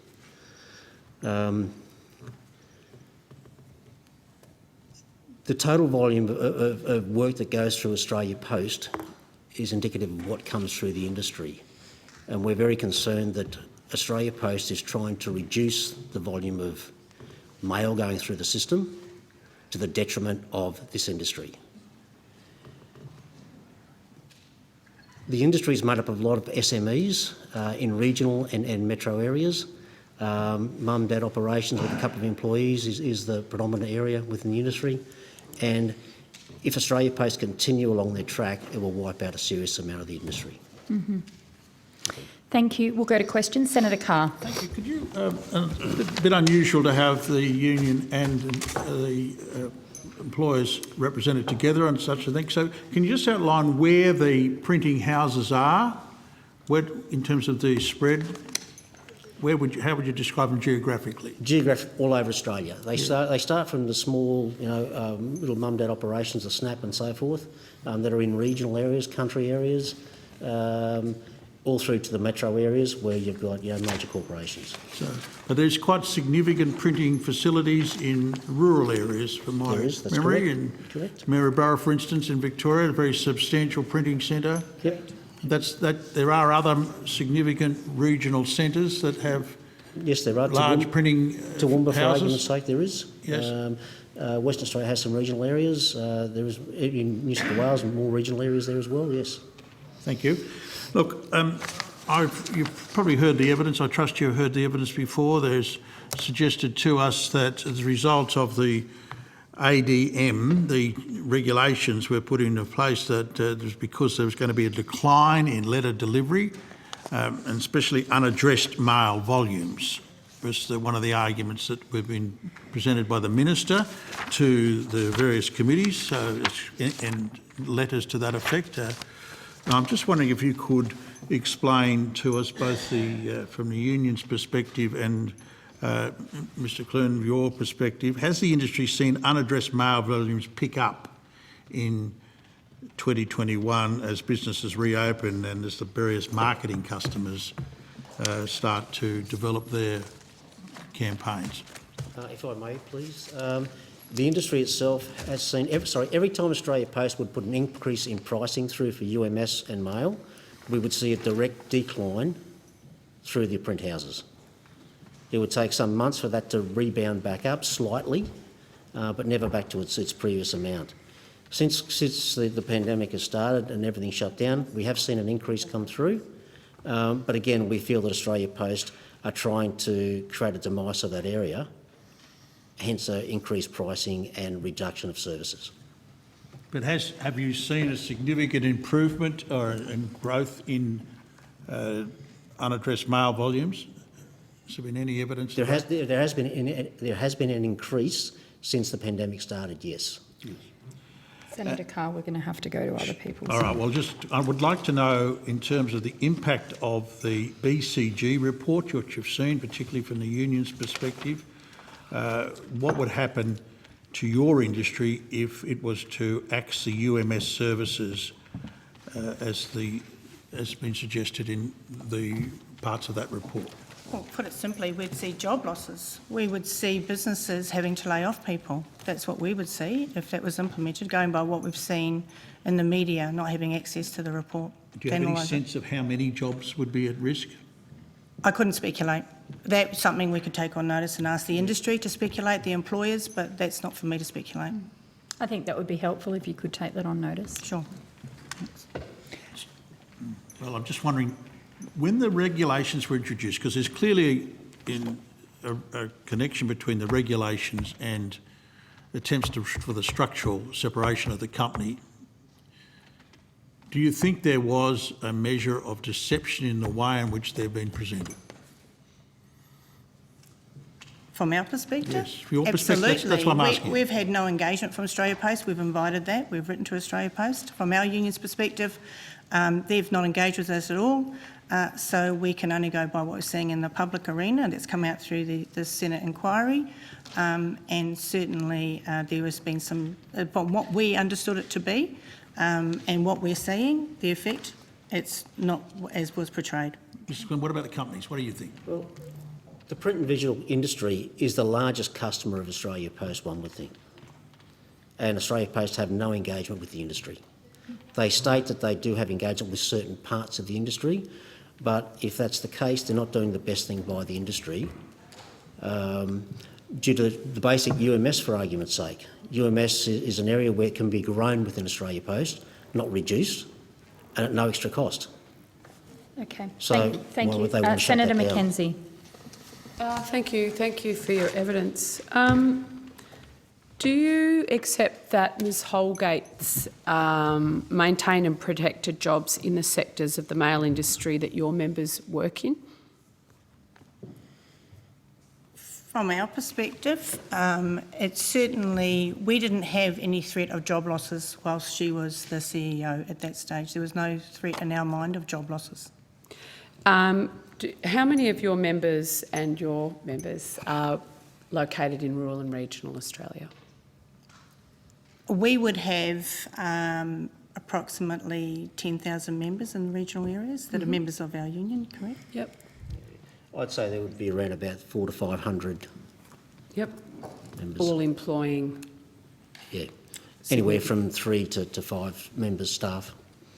So your submission raised concerns with the reduced mail services. While the temporary performance standards are not meant to have affected rural and regional service delivery, I'd really like to understand from each of you what's the real impact of that temporary order in rural and regional areas.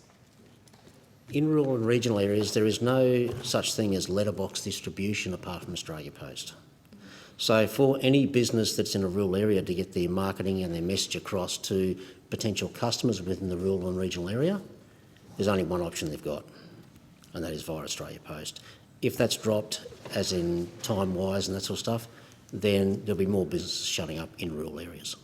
So we heard evidence that the temporary order excludes rural and regional communities.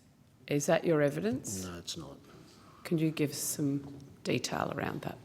From what I've read, I believe that it does affect the whole of Australia Post, not just the Metro.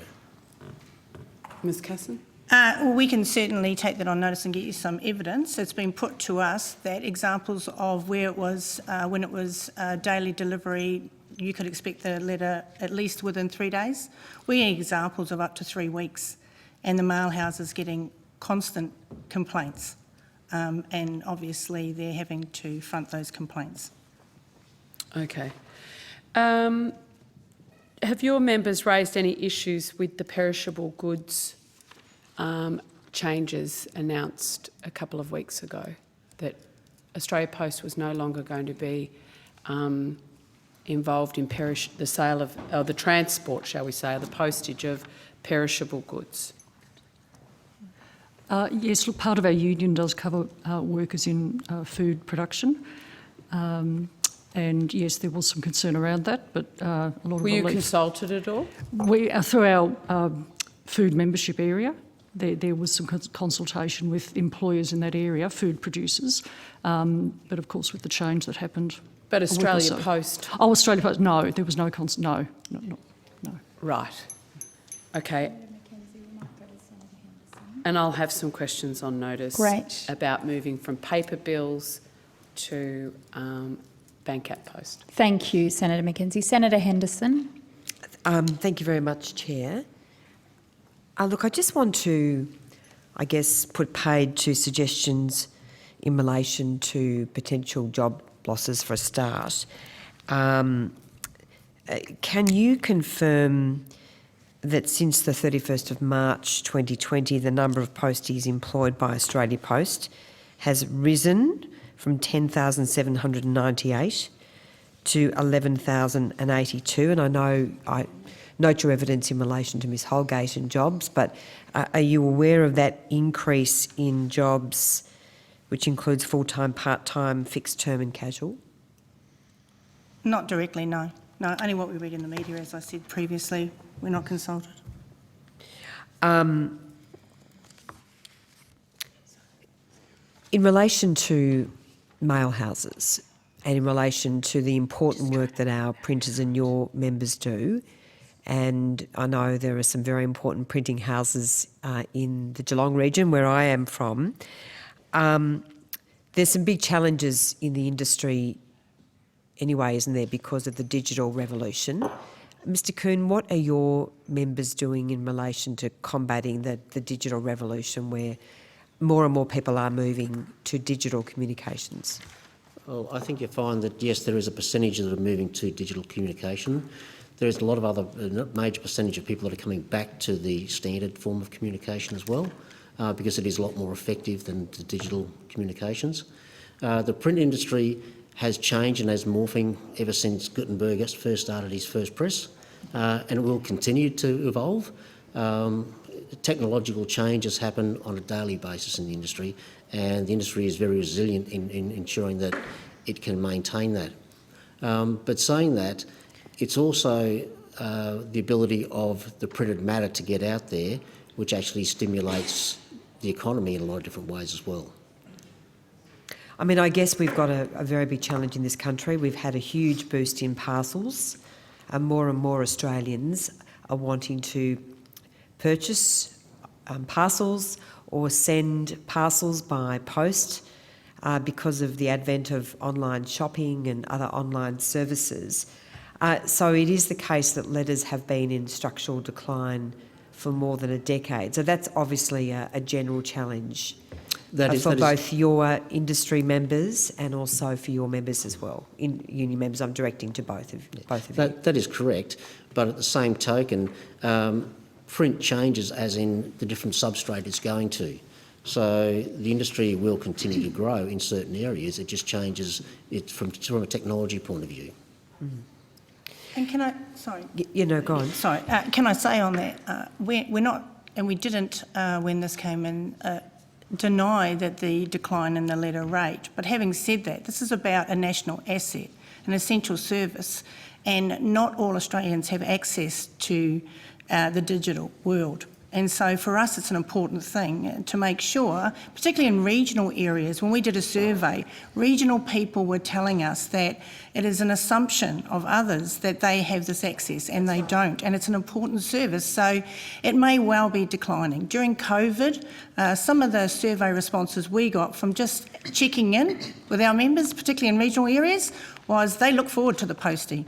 They look forward to that postie dropping off a few letters. And advertising, they got too much coming through their email system. They got email overload. So I think to support what Mr Keane's saying, that there is some pushback because of COVID to come back to the printed material. But in particular around the digital divide in the regional areas, it is important that we continue to have access to the mail system and a high-class mail system. I mean, I just want to, I guess, ask you, they may not directly affect your members, but the massive boost in parcels being delivered throughout Australia has meant many more job opportunities, and we're seeing the stats that support that. That may well be the case, correct. Mm. It's a growth for Australia Post. It's one of their growth markets, which is great, but they shouldn't hold back the other areas as well. I mean, the digital revolution for your industry members, the printers in metro centres and across the country, has also presented new opportunities, hasn't it? Because the traditional printing presses are being phased out, and no, that's not the case. They're not being phased out.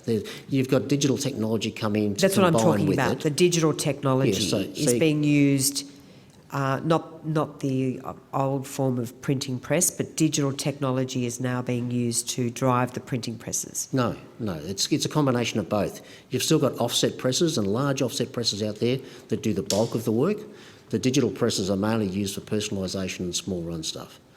Okay. So it's a good combination between the two areas. Again, it's a general print, so it's all over. All right, thank you. No further questions. Thanks, Chair. Thank you.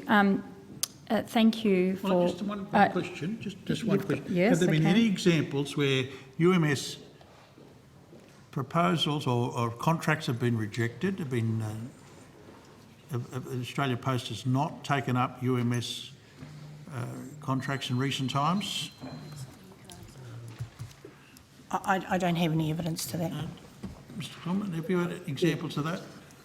Look, there's no evidence. We've had anecdotal evidence from customers saying that due to the increase in pricing from Australia Post for UMS, that they would not go ahead with different campaigns because the cost of distribution is too high. Senator Mackenzie. Thank you. We had evidence from the unions earlier that a number of customers had to be refunded for unaddressed mail orders, etc., that can be in the hundreds of thousands of dollars. Can you give us insight into whether your customers have had to be refunded by Australia Post? Not directly, but I know there has been instances where some of the political mail as well has gone out and is supposed to be delivered by a certain date. That hasn't happened, and that's in the metro areas. We noted at the last, not the last state election, but the previous one, there was a whole week's worth of distribution that didn't go out. Could you on notice provide detail on that? Surely. Thank you. Okay. Thank you, each of you, for giving us your time today, and you've taken some questions on notice. I understand there's going to be some others questions on notice coming, particularly from Senator Carr and Senator Mackenzie, so keep an eye out for them.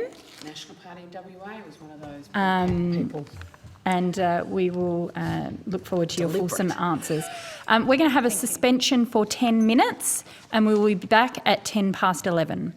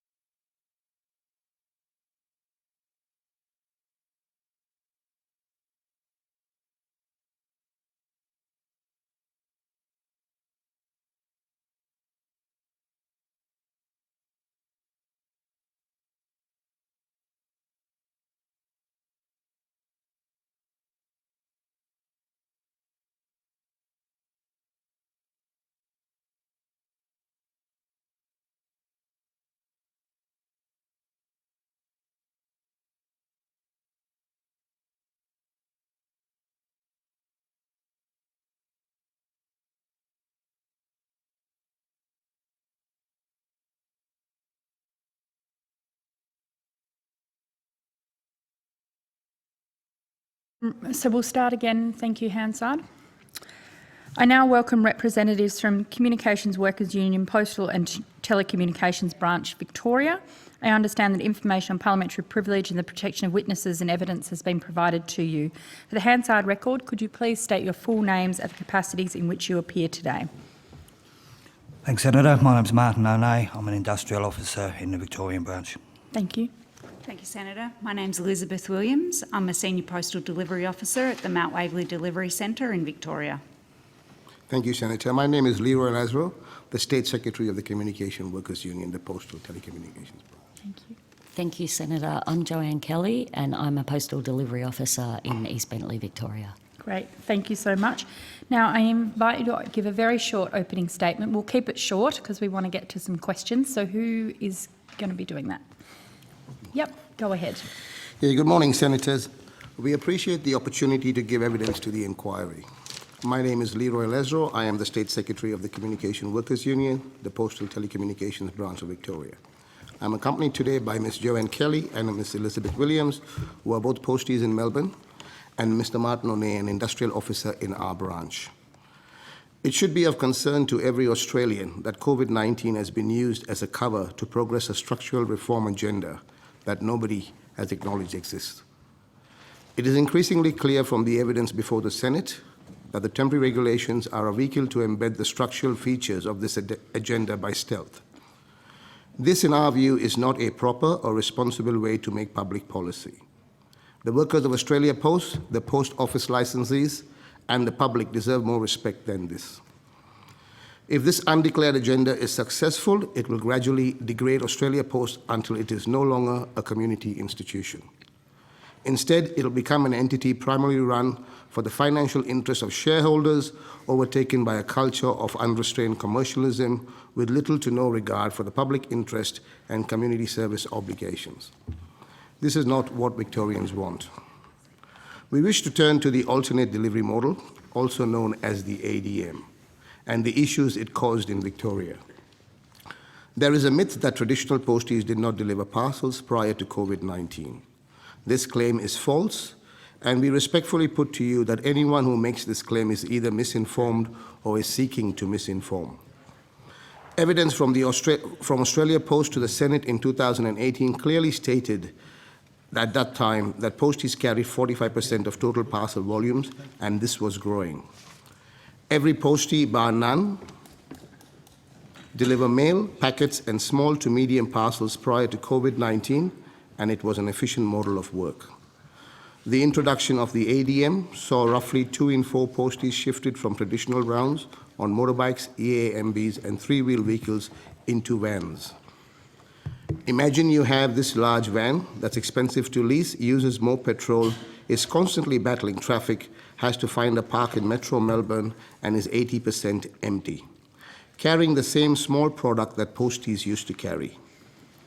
Then contrast this with a motorbike, an EAMB, or a 3-wheel electric bike, which takes advantage of the footpath, is faster to dismount when necessary, that's far more efficient, and is better environmentally.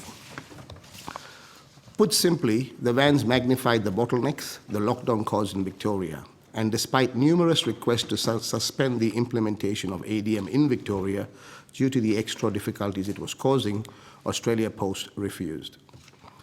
It made an already very stressful time even worse, and our survey that was tabled as part of our submission clearly identifies the moral and mental health issues that the ADM created in Victoria. Joanne and Elizabeth can talk to this firsthand. Some like to claim these postie vans are full of heavy product and big parcels. This is not true. Large parcels are being carried by contractors as they were before COVID. It is still unclear to us who the actual architects of the ADM are, but the more efficient and faster delivery of parcels did not end up as a result. Ms. Holgate has given evidence to the inquiry that the government and Australia Post need to acknowledge the role of the traditional mail service and restore the priority mail for businesses that need a CSO offering on top of regular mail, and that the pre-COVID regulations need to recommence on July 1, 2021. We agree that Australia Post should expand services, More financial, insurance and telecommunication offerings branded Australia Post, for instance, should be offered via corporate and licensed post offices.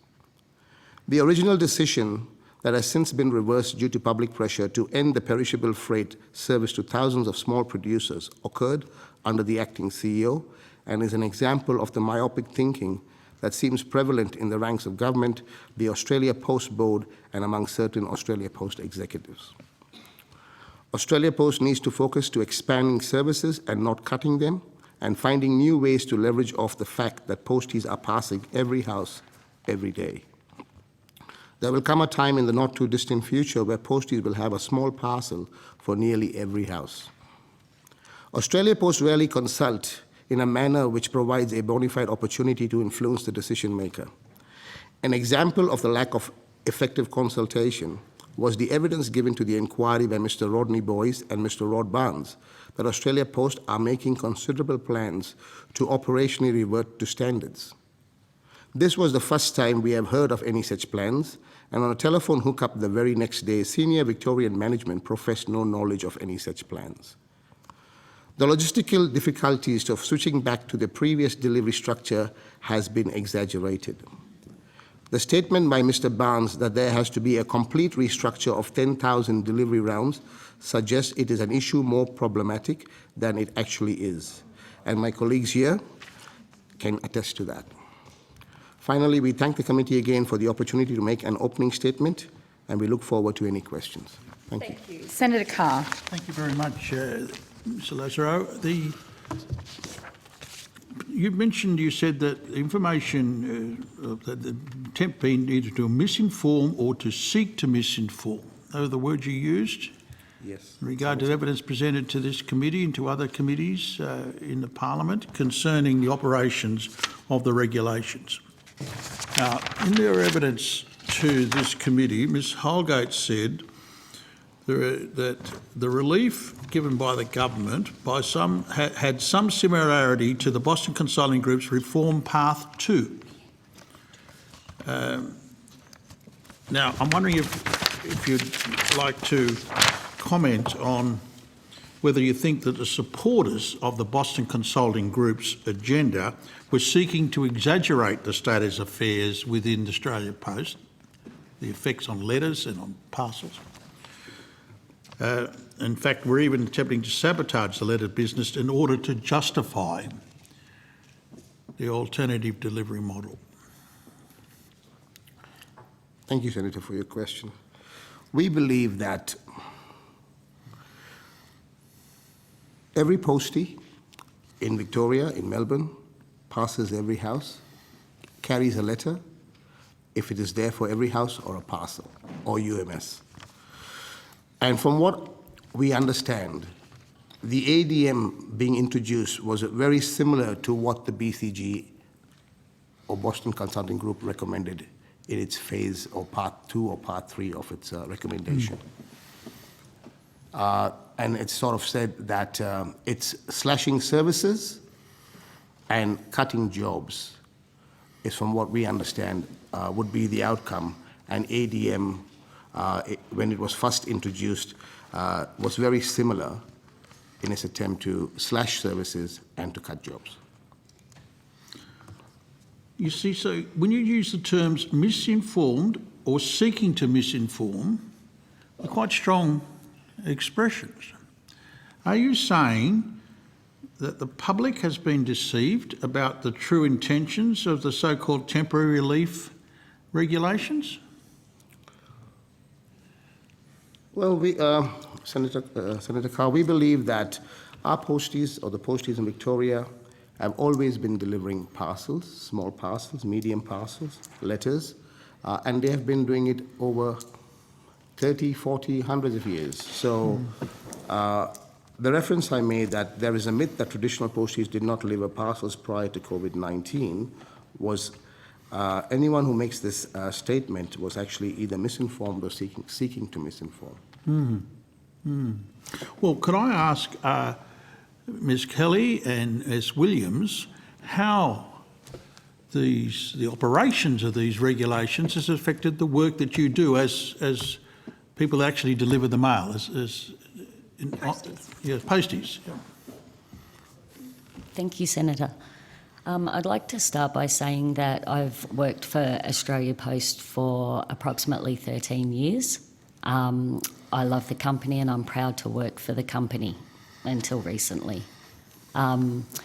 For 200 years, over 200 years now, Australia Post has been providing a service to the community. Now, I haven't been part of it for that long, obviously, but in my short time here, I've been proud to work. I've been proud to clear my mail every day and make a delivery, passing every house on every street that I'm expected to deliver to. I haven't left mail behind. I've been able to complete small letters, large letters, unaddressed mail, and also parcels. We've been delivering parcels for a long time now. Quite regularly, I would deliver more than 120 parcels a day, small parcels and scannable items. And the information from Australia Post is that the national average has only once exceeded 120 parcels delivered by the parcel PDO on one occasion. So, but in terms of your work, what sort of work do you do in terms of your interaction with the community, with the people, the householders that you actually meet? How has that changed? I'm on a designated round, so every day I deliver, I see the same people. I get to talk to them. I have a number of vulnerable and elderly customers and residents on my round, and it's great to be able to check in with them and see how they're going. Unfortunately, with only doing the second day delivery, one of those people on Tuesdays and Thursdays receives home help. So I don't check in with them then. There's already too many people in the household after, especially the lockdowns and restrictions that we've been going through. I'd hate to put someone else's health at risk, but on those alternate days, I would always stick my head in and just make sure that she was doing okay. To be living alone and feel as isolated as I assume she did, I thought she really appreciated seeing the postie every day. So, Ms Kelly, is it the case that as a postie, you've got this other part of the job, not just delivering a letter or a parcel to the door, but you've actually got a community, that's part of the community service obligation to actually have that human contact? Absolutely. I work as a community service representative, and I respect and value our community service obligations. They're called that for a reason, because they are what the community expects. How do you know that people value this? I see it on their faces every day. And you said some older people, is it? Yes, plenty of older and vulnerable people, people that are living alone, people that require our service to ensure that they get and I'm just wondering how you measure that in the profit and loss accounts for the Australia Post. There's no monetary value put on something like that.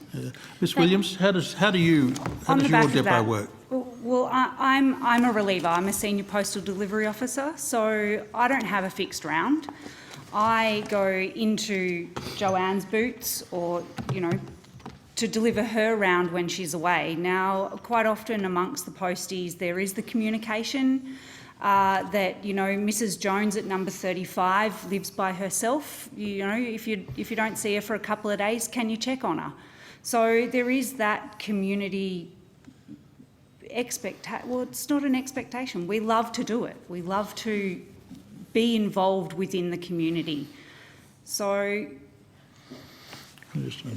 to provide less service to the community just doesn't seem a viable option to us. And it seems that the alternative delivery model is providing less service to the community. Senator Carr, final question. Yeah, is there a statement of values that you are required to work by? We do have our code of ethics, and in our code of ethics, which most posties do all posties abide by, we're obliged to abide by them. We have our purpose and values, and our purpose is we connect with people, we connect people with each other and the world. We help unlock opportunities to everyone. Our purpose is why we exist. It's what we believe in and what we want to make possible for everyone. We want what we do may change over time to meet the needs of our customers and the community, but our purpose, why we do it, will never change. After all, that's the reason we started more than 200 years ago. And that's in our code of ethics. Can we have a copy of that? Sure. Thank you. Senator Henderson. Thank you very much, Chair. Look, I just wanted to, Mr Lazaro, go to your evidence in relation to your so-called knowledge about the BCG report. You've reflected not just on Australia Post, but on a number of unions which embrace the alternative delivery method throughout the pandemic. Why are you now suggesting that there was another motive for it? And what's the evidence, given that I assume you have no knowledge of the BCG report? Thank you, Senator Anderson. Yes, we do not have any clear knowledge of the BCG report.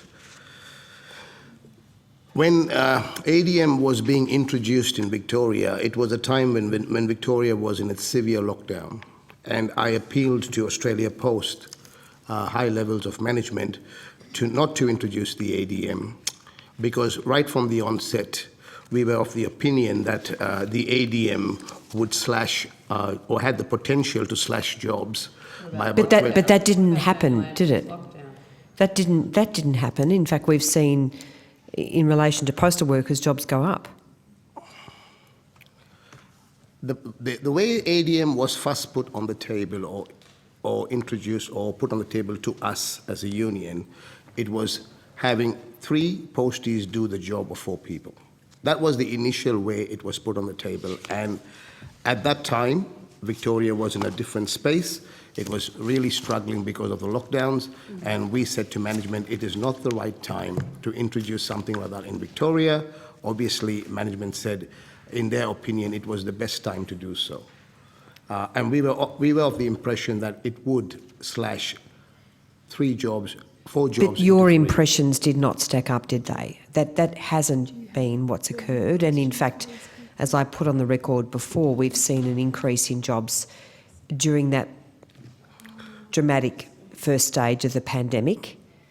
And in fact, the lockdown in Victoria, which as we know was necessary because of the absolute schmozzle with hotel quarantine run by the state, that really was perhaps the biggest impact in Victoria when it came to the work of your members. It is our belief that an efficient way or an efficient model to run at that time, given the increase in parcel volumes, would be having posties do what they normally do, and then having a few extra people employed to deliver the influx in parcels. That would be, in our opinion, a much more productive or efficient model of work than what was being put on the table to us. So the ADM was endorsed by a number of unions, wasn't it? The ADM? Yeah, the Memorandum of Understanding, to which we were discussing earlier today, that was freely and openly endorsed because that was seen at the time as a job saver, a lifesaver when the pandemic first hit. I guess when the MOU was put on the table, Senator Henderson, from Victoria, from the onset, we said we do not agree to the MOU. Mainly the reason being is because Australia Post was trying to rush this through.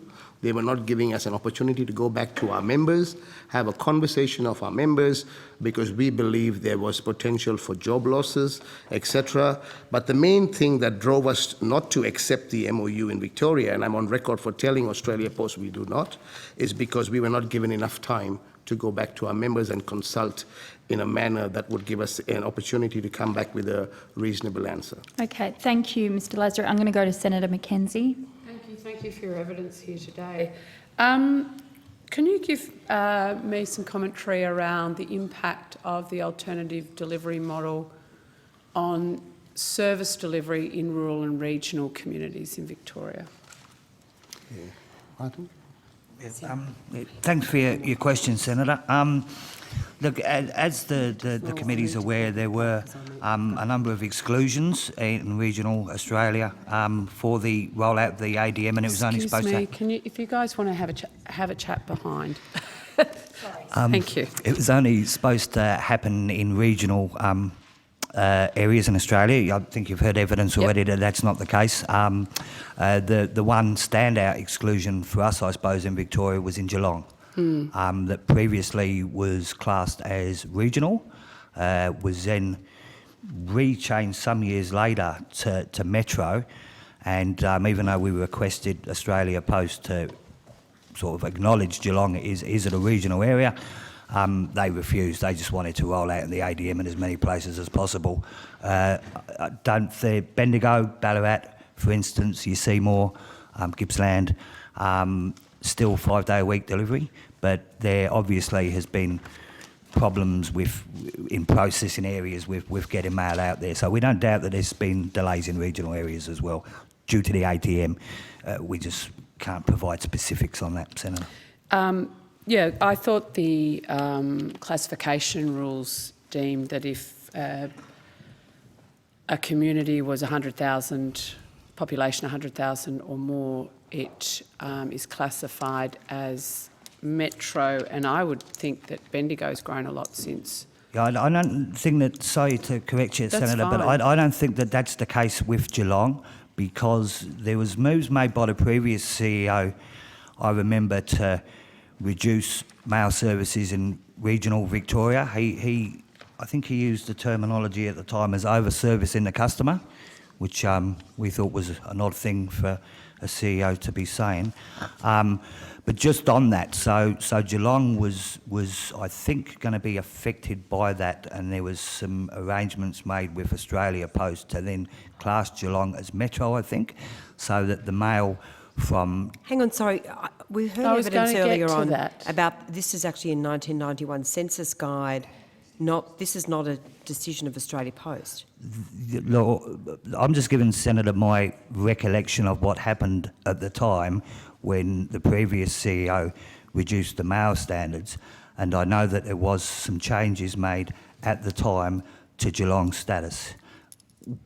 I don't think Geelong at that time were classed as metro, which under the 91 service of over 100,000 they would have been. They're actually classed as regional at the time, so I can't say, Senator, how them 2 points contradict each other. When Mr. Fahour at the time Senator did try Mackenzie's to... got the call. Yeah, thank you, Well, Chair. I'm just I clarifying really this is the area appreciate that it. I represent, but certainly at the Well, time also Mr. do Fahour... I, as Victorian Senator. Mr. Fahour did try to Yeah. peel that back, and Not really. we had a very Not big really. fight All in right. Geelong. The more you... I have one last question. Thank you, Chair, for giving me the call. A couple of weeks ago, Australia Post announced that they would be halting postage of perishable goods, having severe impacts for rural and regional producers who depend on Australia Post. This was supposed to be something that came in March.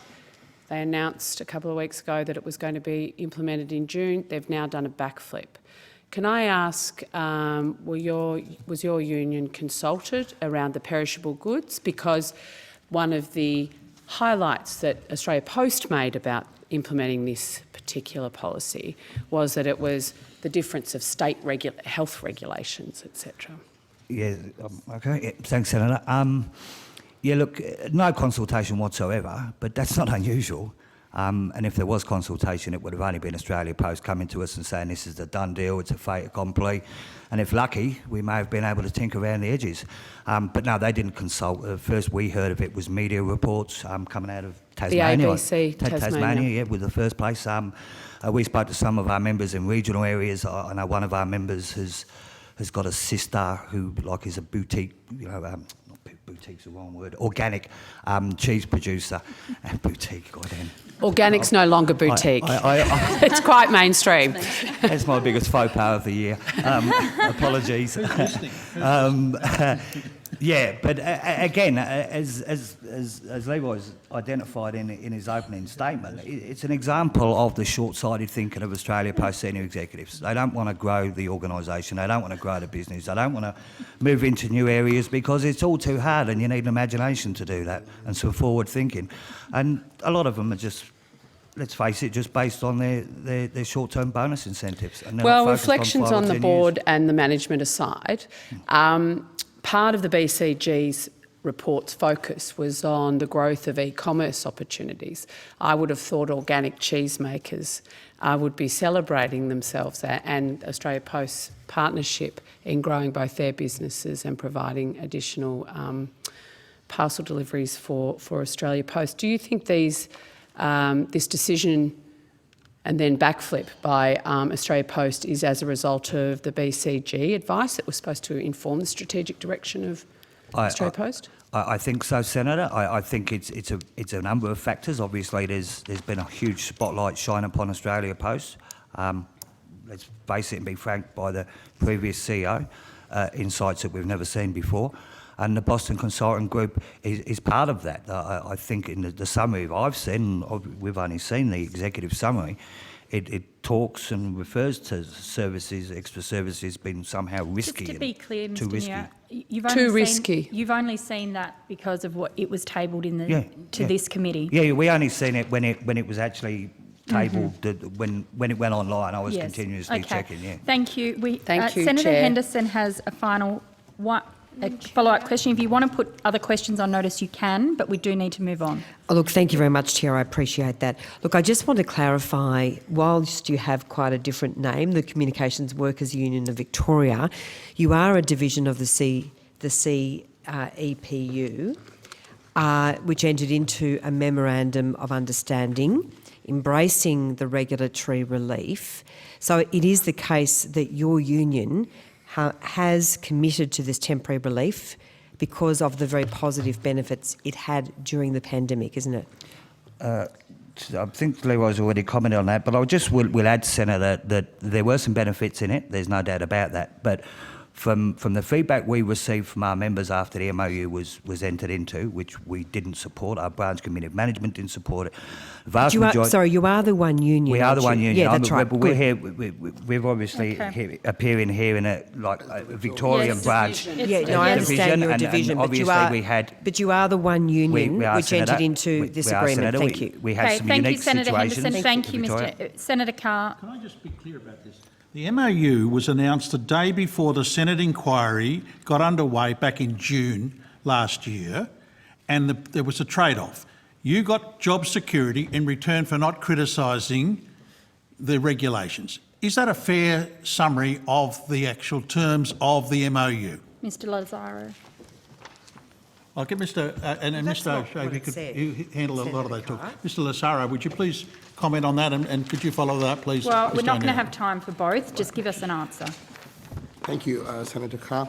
Well, I think that at that time, the most important thing to us as a branch was the protection of our members' jobs, right? It was very clear from the onset that with the introduction of ADM, possibly 25% of jobs could be lost. So I guess it was vitally important to try and protect our members' jobs and their incomes, and basically that probably would have been driven.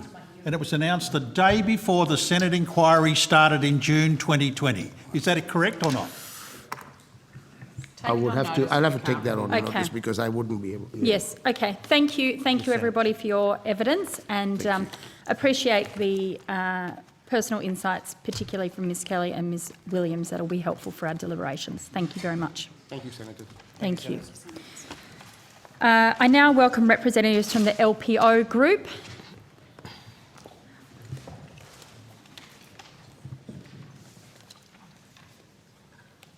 Finally getting your day in the sun.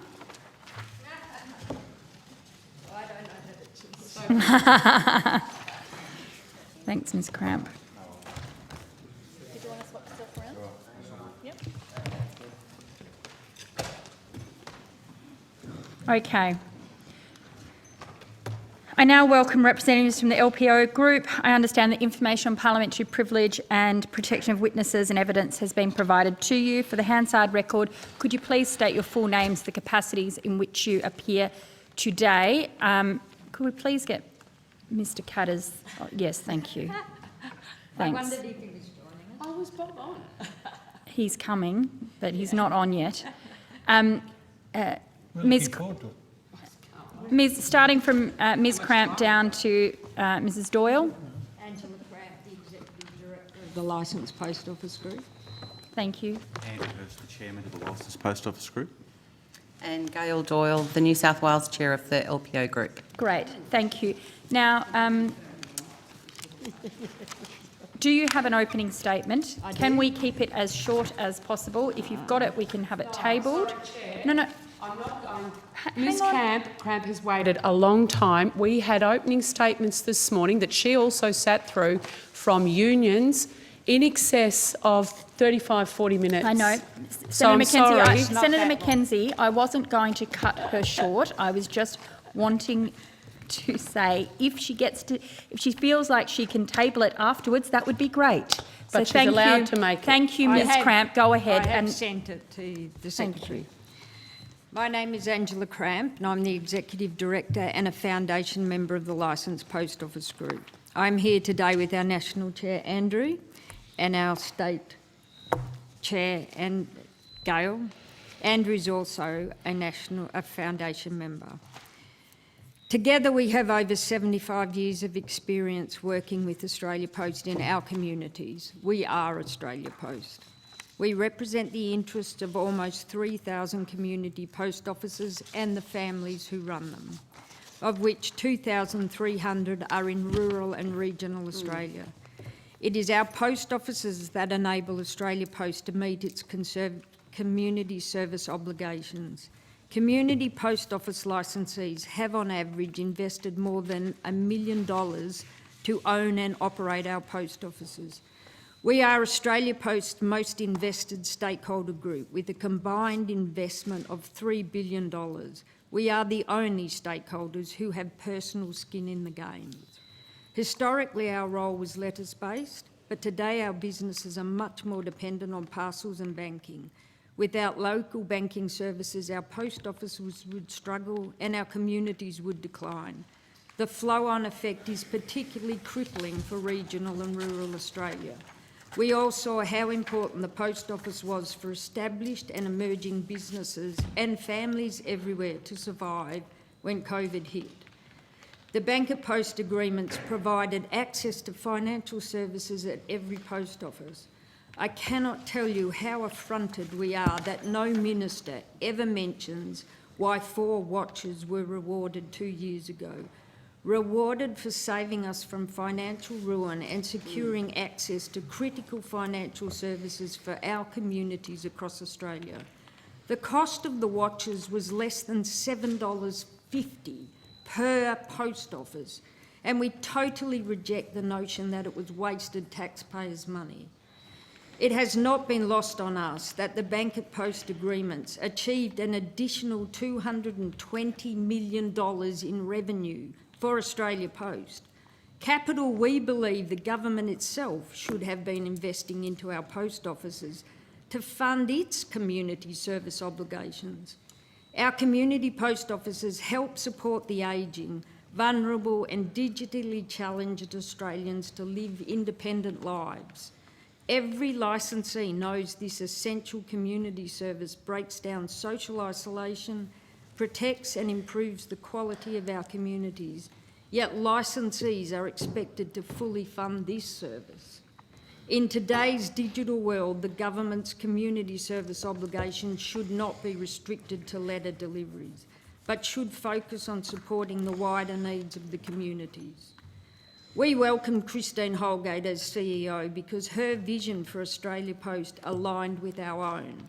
We have invested into Australia Post to prosper, and she believes the business can prosper and has proven to us all that it can be done. We should not be giving up this vision. We want to have a strong Australia Post, growing, viable and providing services to all Australians, a vision which has the community post offices at its heart. We have fought to retain the CEO because under Christine Holgate's leadership, we were genuinely acknowledged for the first time in our history. When the frontline staff received a COVID thank you payment, so did we, and we felt a valued part of the whole of Australia Post. Under Christine Holgate, we started being paid fairly for the work we were doing. Our shops received investments, and for the first time in years, we could pay our bills and sleep at night. The alternative we face is a future with no position for community post offices. We fear that not only will our $3 billion investment wither away, but the leadership team and this board is already pursuing the disastrous BCG strategy. What confidence can we have when the Australia Post chair has deliberately lied about his involvement in the secret BCG report? Even more concerning is that the acting CEO and the board, plus the shareholder ministers and the department, all know he lied, yet they continue to support the lies. How can we, as individual families and investors in Australia Post, be expected to trust any of them? We have raised our concerns time and time again with the ministers, their officers, and the Prime Minister's office, all to no avail. Why did the Australia Post Board do nothing to support the CEO and protect the interests of the organisation as they are legally charged to do? Why have none of the directors carried out their duty to protect Australia Post? We have lost all confidence in the board. We are extremely concerned that their actions have breached their fiduciary duties as directors. We do not believe they acted in the best interest of the business, the employees, our customers, the people of Australia, and most definitely not the community post office licensees. We believe they acted to protect themselves and their ministers. We are in little doubt that their actions provide licensees with a very strong legal case against them and possibly the government. It is licensees and the residents of our communities who risk losing so much, even potentially losing our homes due to their politically motivated decisions. Yet they will continue to get their salary checks, while we are left holding the debts of our failing business. That is not right. LPO Group was established in 2012 to address what we believed was systemic neglect of the viability of the community post office network by the previous Labor government. With the benefit of hindsight, we understand now that it was an earlier version of the BCG strategy we were up against, rather than neglect. We were saved from widespread insolvency and the brink of collapse by the 2014 Senate inquiry and the change of government. We have followed closely the execution of a similar strategy to the BCG report in the UK, where Royal Mail was sold and separated from the post offices, whilst letter services were cut. It has been nothing short of a financial disaster for the mums and dads who own post offices. The debacle cost the British Conservative government huge reputational damage, yet they still pocketed the equivalent of $7 billion and spent it robbing the people of their valuable asset. LPO Group is here today in front of another inquiry because the current government and departments appear to be following the same BCG path, ably supported by an inept and self-interested board, obviously under direct political instructions. Robbing the Australian people of our asset, downgrading community services and bolstering their budget for short-term political gains. Are we to sit back and let this happen to Australia Post? Please, committee members, do not allow this to happen. We need to preserve the long-term future of Australia Post for Australians for decades to come and protect it from plundering governments seeking sugar hits for their budgets and re-election chances. If Australia Post is to have a future, it is imperative that the committee carefully review the regulatory relief requirements. Now the impacts of COVID have diminished and the profits have grown substantially. We need Australia Post to get back to delivering on time and growing the opportunities to further service the nation. It is our brand, our business and our investments that the current government and board are destroying for short-term hits. The government needs to consider that community post offices are in every community, every marginal seat, and we have a very strong voice. We invested our own money to own our community post offices, and we are entitled to be respected and heard. We ask the committee to consider recommending an apology from the Prime Minister and the Board of Australia Post, reinstating our CEO and allowing us to continue on our growth strategy, ensuring the Board of Australia Post is balanced, professional, skilled and represents the interests of all stakeholders, dedicating at least one board position to represent community post offices chosen by the licensee body, a commitment to formal consultation on all major strategic changes, allowing licensees to have more commercial freedom so we remain viable, rejecting the BCG strategy and stopping any further secret reports. We eagerly await the outcome of your inquiry and hope that those responsible for these terrible actions that led to this inquiry will be held to account and real, meaningful change will take place. We thank the committee for holding this inquiry and seeking that the truth be told. It is critical for our future. Thank you, Ms Cramp. Can I ask you, do you think there needs to be a broom put through the board? Yes, I do, Senator. Including the chair? Absolutely. I would like to see quality people that understand how to run a business sitting there running this business. Christine Holgate has shown us, as licensees, we have the proof, finally, in our bank accounts. We are successful. She has a future to take this business forward, to make it something that everyone could be proud of. We have struggled as licensees. Do you think the Prime Minister either overreacted in relation to his comments demanding that she go on the floor of the Parliament, or was it a calculated attack? I believe it was a calculated setup, and I believe Senator Kitching was part of the setup. I believe the Prime Minister needed a leading lady to keep the media happy the next day. I've been very concerned about that too, Okay. Senator Kitching. Okay. All right. The Prime Minister's leading lady.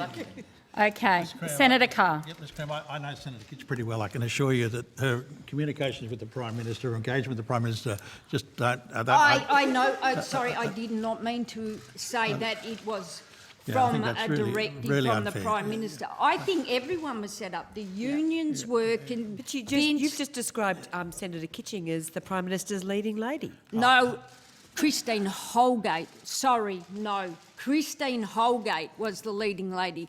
There was no one that you could actually do that to that would capture the nation's interest. Can I come back to my question? Thank you very much. Just a bit unfair on my colleague there. I do apologise. But not for the first time, Senator Carr, eh? No, Christine Holgate is a very spectacular leading lady. She did the job. Yeah. She's the leading lady. But Ms Cramp, can I go to the... At the same time. There's a point of order. There's a point of order. Senator Would Kitching. Ms Cramp like the opportunity to clarify her testimony? She just did. She just did. Yeah, she just did. Right? Senator Cramp. So, Ms Cramp, you're saying you think it was premeditated in the sense that, that's understood, that was the testimony you gave. I do. Can you just enlarge, how do you reach that conclusion?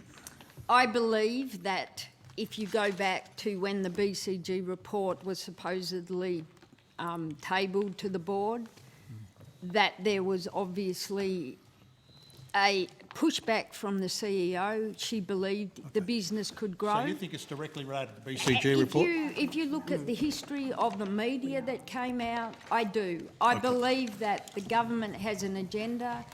It is similar to the previous Labor government's agenda, and we experienced the same response.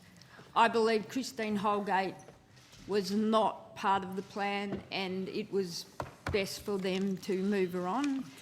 Senator, we have raised hundreds of thousands of dollars of what we consider wasted taxpayers' money, especially when it comes to expenses of Australia Post over the last decade.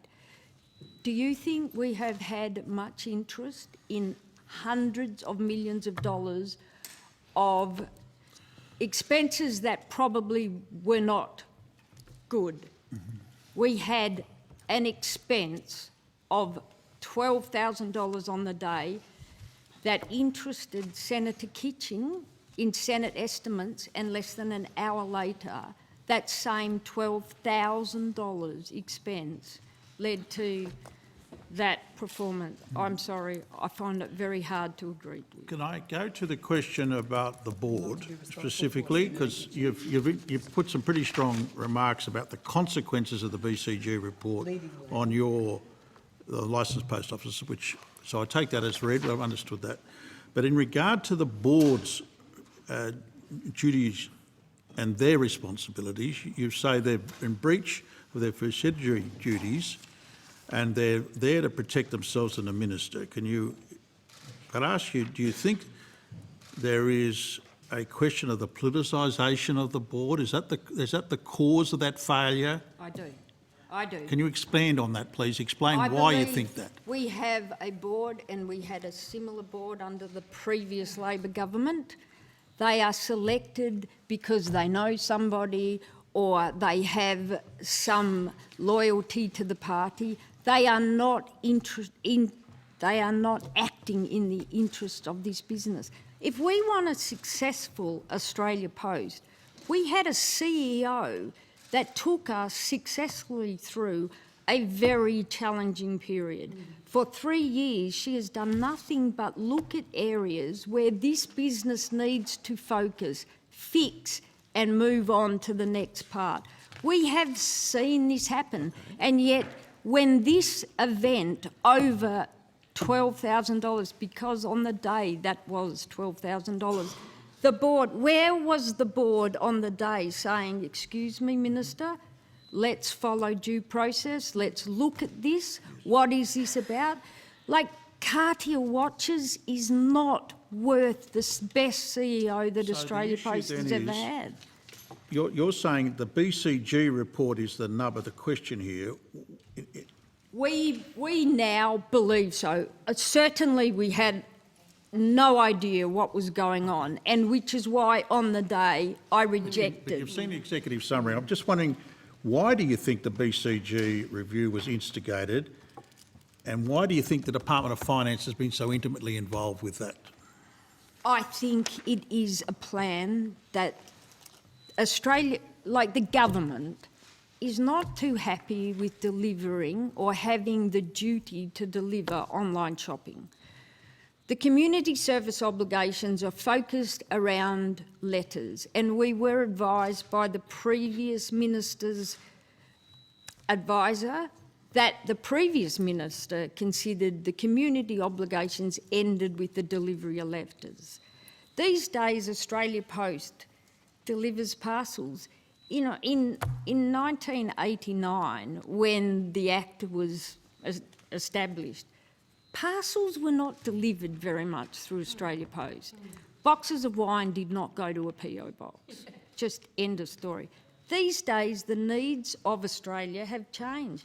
Australia Post is a level playing field for everyone, parcels and letters. Okay, thank you, Ms Cramp. Senator Mackenzie. Thank you. Thanks, Ms Cramp, for your evidence. It seems to have been on this journey for a long time since $5 million man before was CEO. I just wanted to go to the rural and regional impacts of the decisions to SAC CEO Christine Holgate. It's your 2,500 members out in the regions and the Bank Post deal that really underpin their financial security going forward. What's been the impact in the regional post office network? Can I give that question to Gail? Yes, you can. Thank you, Senator. I'm the licensee of Bundanoon Licensed Post Office in the Southern Highlands of New South Wales, a regional centre.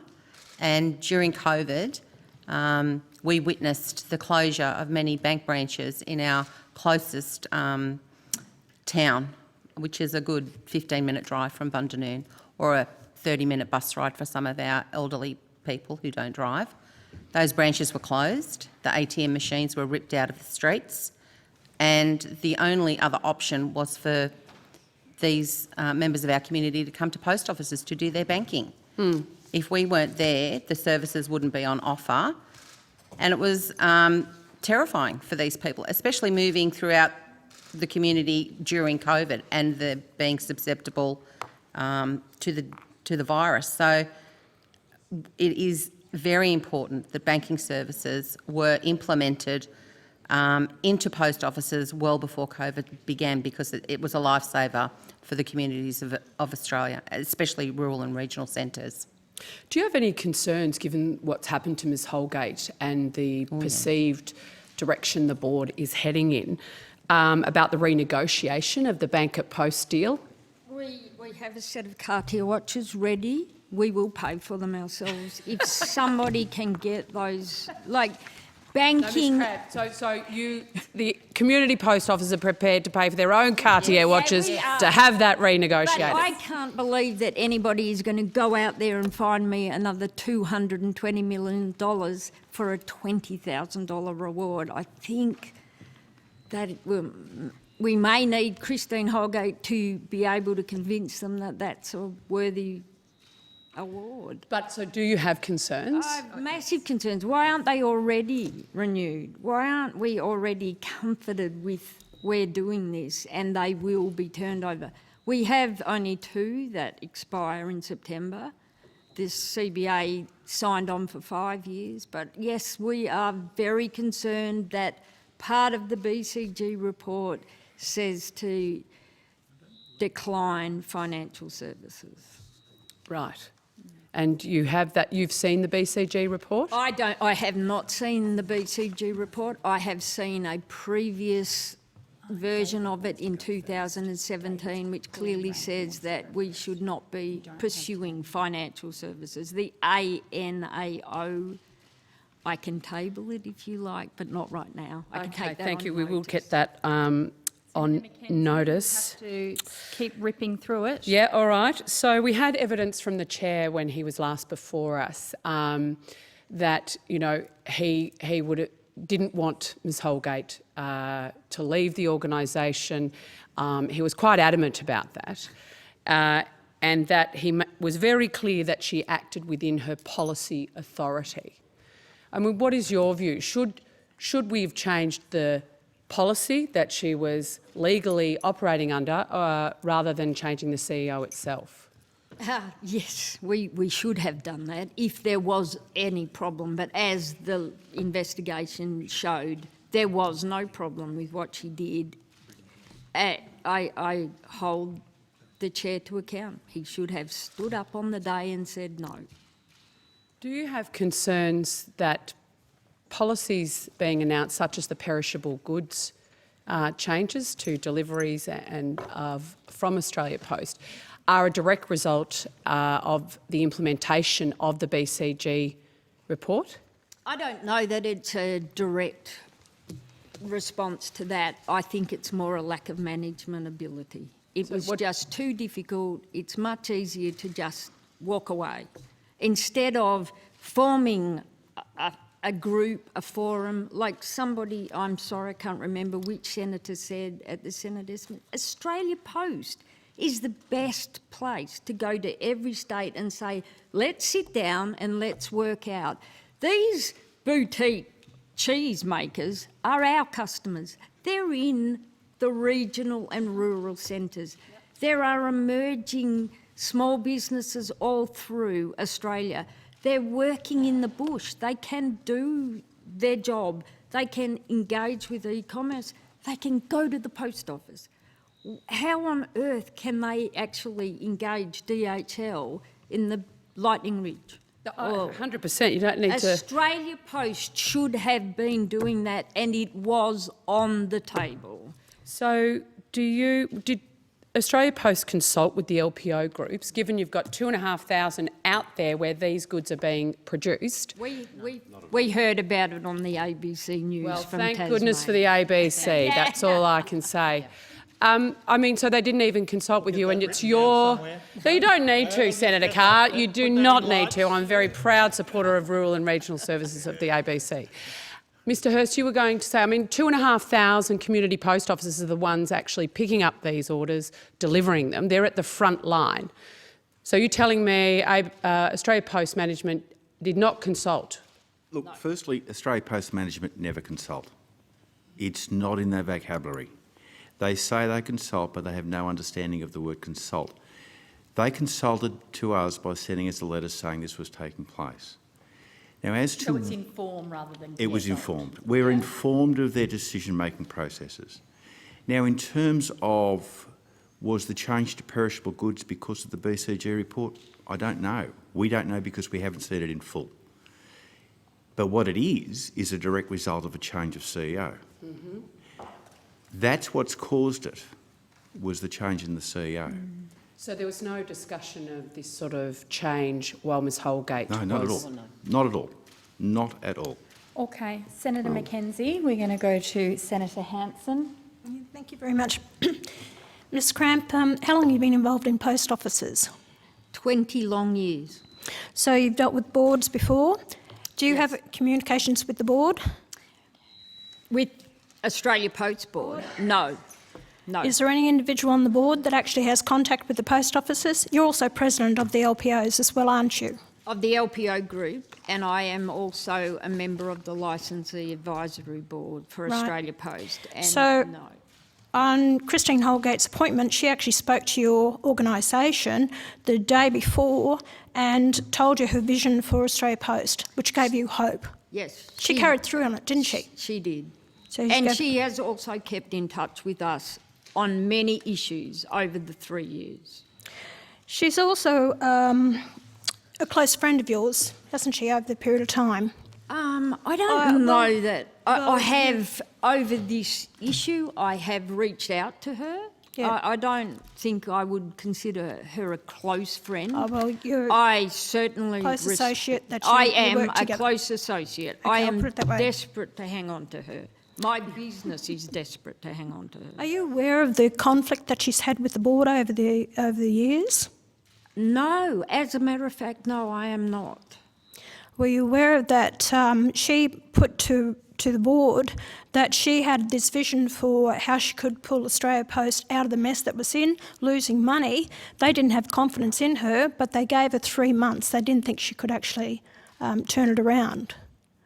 No, Did she ever mention anything like that to you? No, I have had other executives mention that they have trouble with the board and that they have pushback from the board, but I am not personally aware.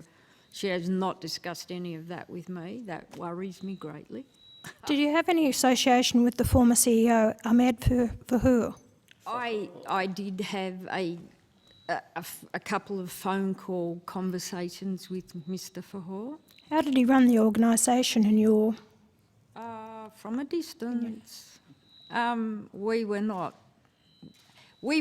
engaged with Mr Fahour unless Mr Fahour thought that we may be able to assist. And we did assist in some areas with mail reform. We knew that we had to move forward to change, so we did support his move for that, but it was hard work. Mr Fahour was very focused on Mr Fahour. Yes, he had good reason to be with the pay that he was getting and his bonuses. Very well out of Australia Post. Were you aware, did you hear anything that Mr Fahour was actually looking at privatisation of the parcels? Yes, absolutely. We were 100%. we were led to believe that Mr Fahor was appointed by the previous government to do exactly what we are scared is Just for happening. clarity, that's the Labor government. That is the Labor, yes, sorry, Just the for clarity, previous there's been a few Labor governments. Sorry, not yeah. The previous Labor government. Fat cat Fahor is the Labor. Can I hear the answer, all right. please? Yeah, all right. Can we just have a little bit of respect at the table? Yep. Ms Cramp, could you clarify who led you to believe that? It was probably inside information from people who were party to setting up, splitting off.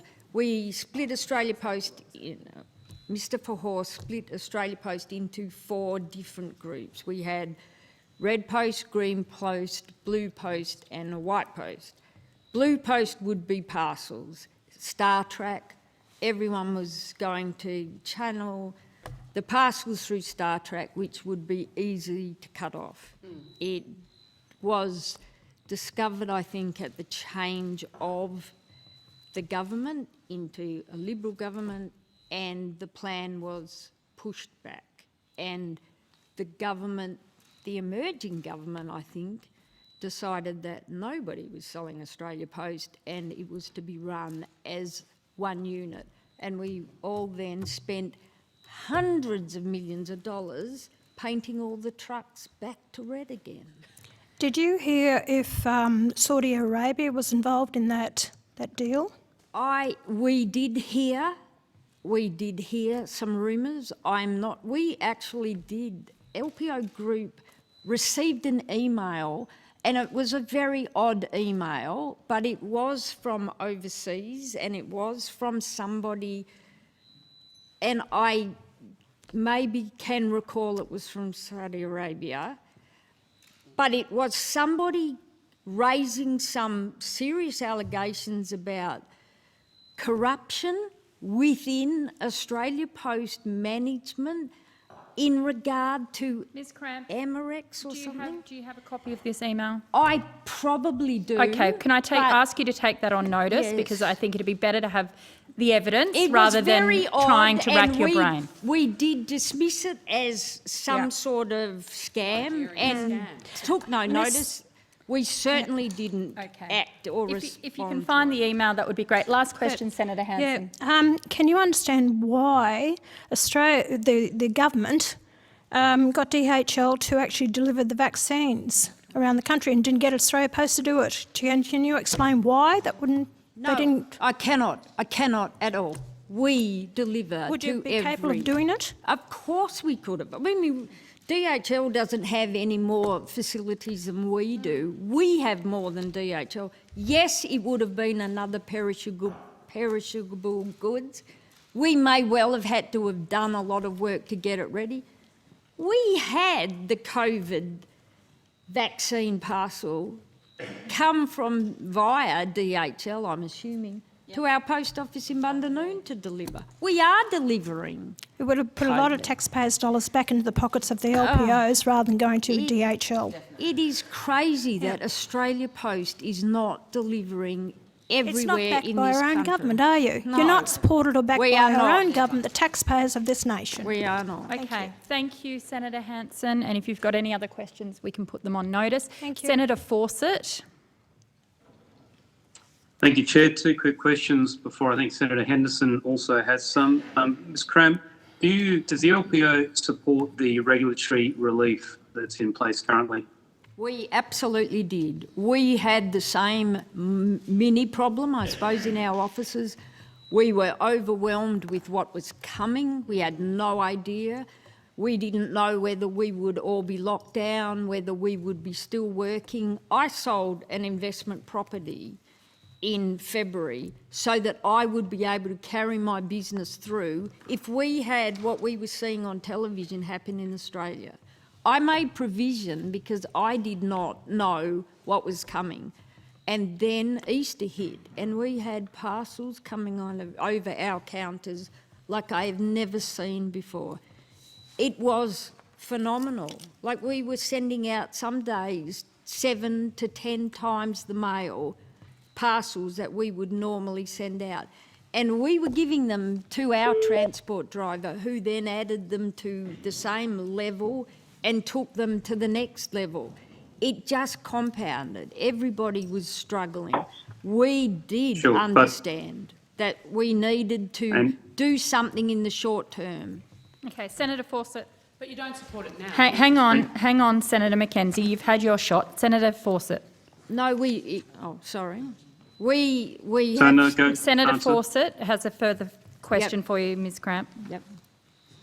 Well, just this is not my second question, Chair, but just to clarify, do you continue to support the regulatory relief? I think we have all stepped up. We have got back in front of the piles of parcels. We are working with what we should do, and I think we should go back to delivering 5 days a week. I'd like to be able to tell my customers when they come into the post office that the letter will be there in 3 days or 4 days. And Thank you. I and don't... my second question, I understand there's just over 4,300 post offices nationally and about 2,800 licensed post offices. How many of those do you represent with the LPO group? How many do we represent? Yes. How many members of the LPO group? I think there's probably about 600 or 700 LPOs. We obviously have, 2 or 3 or 2 licensees per LPO in most instances. So we don't limit our numbers to one person per LPO. We are representing the families that run community post offices. Thank you. Senator Henderson. Sure. So in terms of physical post offices, it's around 400 odd, but you've got more members because you have multiple per. We have more than per post office. 400 financial members of LPO Group. Could you take on notice, Ms Cramp, Yes. how many financial members you have? Thank you. Senator Henderson. So just to pick up and clarify the question, I understand it's about 11% of LPOs that you represent across the country? No, I think it's about 25. Oh, okay. 25. Okay, That we are doesn't talking add up. about the one, there's about 1,000 post offices that are in conjunction, and the LPO portion of their business is less than 10% of their total revenue. They are not very engaged in how their business... All right, well, you could take on notice the exact number, but I Yeah. understand it's, in terms of the number of LPOs, it's around about the 11% mark. Yep. We have Ms. a Cramp, very can I... I'm going to take it on notice. Yep. Yep. Senator Henderson, so let's be fair Thank and you, let her Chair. take it on notice. Look, I just want to go to an issue of great concern, one that Senator Kitching also raised. You've stated that the LPO group ran a phone campaign aimed at the offices of Ministers Birmingham and Fletcher. Was this coordinated with the Australian Citizens Party? We didn't actually run the campaign. We heard that it was happening, and we were contacted and asked to stop the phone calls. But this is not just LPO. But that was that run in conjunction with the Australian Citizens Party? No, it wasn't. Can I just say that it was not run in conjunction? All right, so there is I just want to follow up question to the evidence just given for the sake of looking at it. Who called you and asked you to stop? Senator Fletcher, Mr Fletcher's office. Minister Fletcher's office. Yeah, Okay, Ryan, thank you. Senator Henderson. Thank you very much, Chair. So the Australian Citizens Party's press release of the 9th of February 2021 quotes extensively from your public statements, repeats your call to reinstate Ms Holgate, and calls for a phone campaign against Ministers Birmingham and Fletcher. The evidence is that you have been working closely with the Australian Citizens Party in your campaign against the government, and you would be aware, Ms Cramp, the controversial foundations of the Australian Citizens Party, formerly known as the Citizens Electoral Council, which is based on the political leader Lyndon LaRouche, someone who is said to be anti-Semitic, a racist and a conspiracy theorist. And I might suggest that somebody said Christine Holgate had breached or misappropriated taxpayers' funds. So can I just you ask can't you to believe can I every- just ask well, you to answer that question? Okay, we have To the a best of your business that knowledge, Ms. relies Grant. on the citizens of Australia. I have no understanding, and I really don't care, what the Citizens Party represents. They are citizens of Australia. They are aligned with us. They think Australia Post should be offering a postal bank. So that's they fine. they are aligned with you. In fact, Mr. Barwick, and I think Senator Kitching raised Mr. Barwick in her questioning of Ms. Holgate. Ms. Holgate actually thanked Mr. Barwick. He is associated with the Citizens Party, and he's actually in the room, I understand. Yes, I think he's very interested So in this. could we just understand, right, so he's in the room, he's just published a tweet supporting you.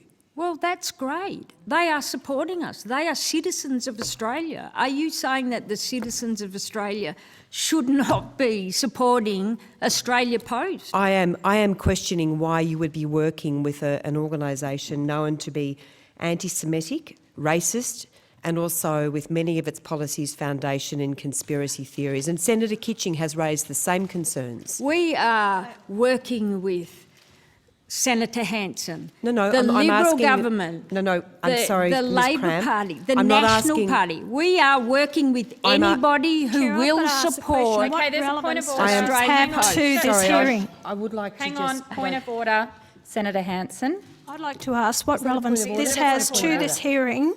That's not a point of order, Chair. I haven't even been able to hear her speak yet, Senator Henderson, so let me hear her. I'd like to ask the question, what relevance does this have to the hearing with regard to the Citizens Electoral Council?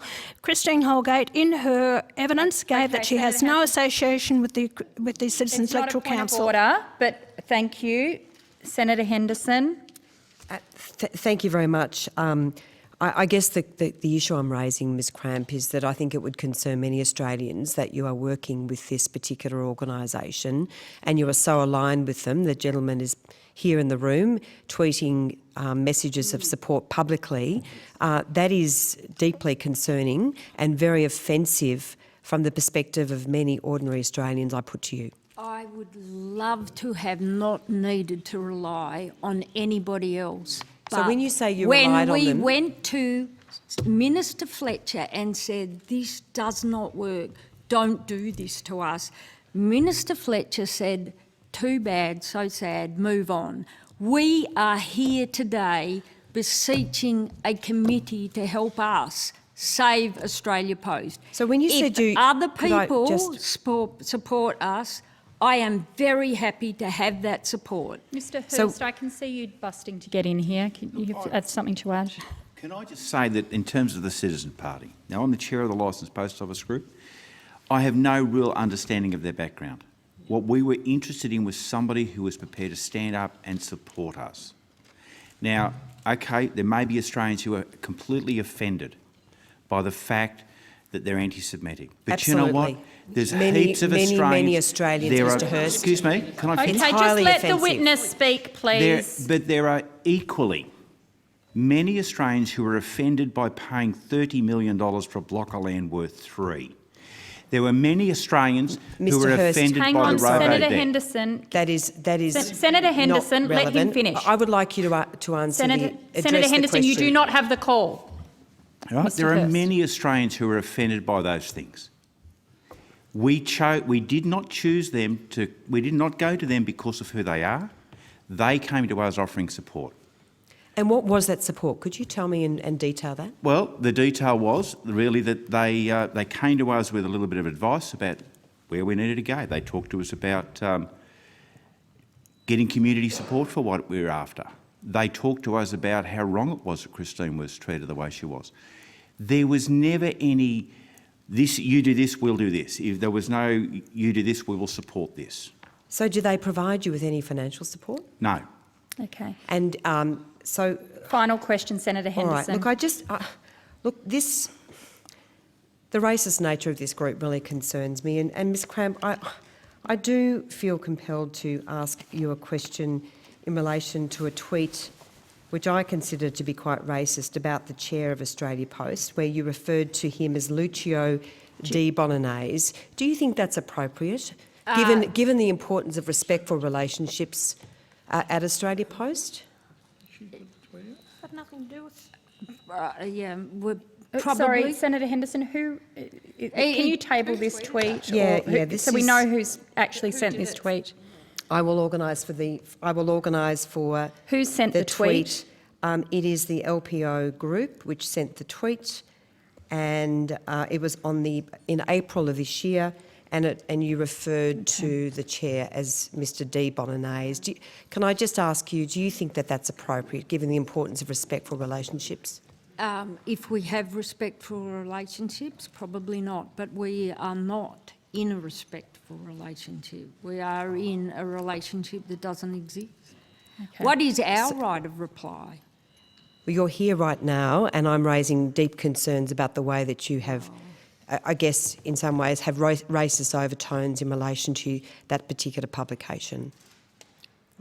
Racist overtone. Well, the chair is Italian, and you've called him Mr. My Di business partner Bolognese. is Italian. Well, you've referred to him racist in a overtones Ms. Cramp, once Senator Henderson has a copy of this, you can answer on notice. I've just asked someone to organise to bring me a copy, please. Senator Kitching. Thank you, Chair. I think I'll be quite brief. Can I just, with some indulgence, No. Can I just quickly clarify, Ms. Cramp, given you made that statement, do you regret making that statement, or would you apologise to the chair?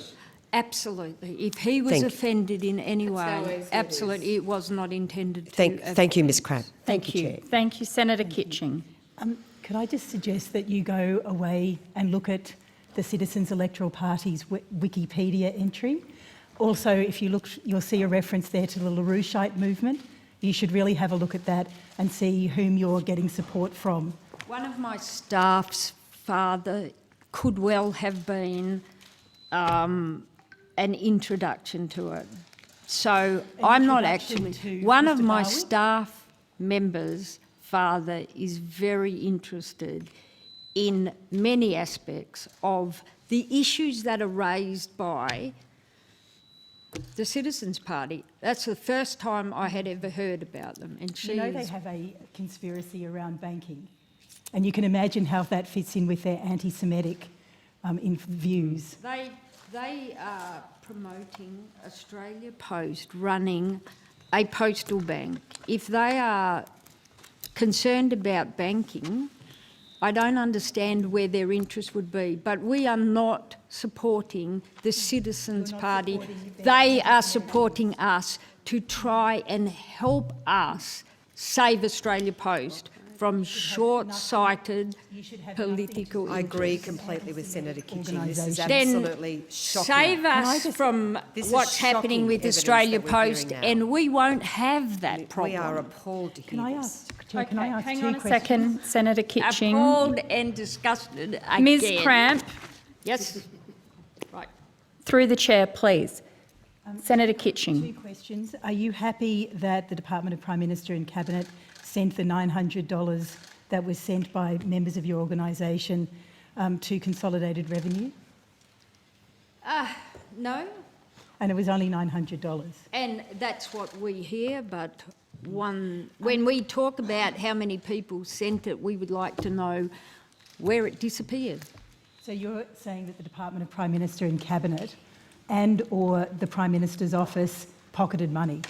No, I am not saying that. So I'm when- saying there is a pathway where it could have disappeared along the pathway. What pathway? There are many people on the pathway where the money goes into the mail system, and we quite clearly told everybody what was in that letter. And are you suggesting that people at Australia Post stole money? Open the envelopes? That would probably be a difficult answer, but it is well known that you don't put cash in the mail. You don't put cash in the mail because people might steal it, who work in post offices. Sadly, who work. Okay.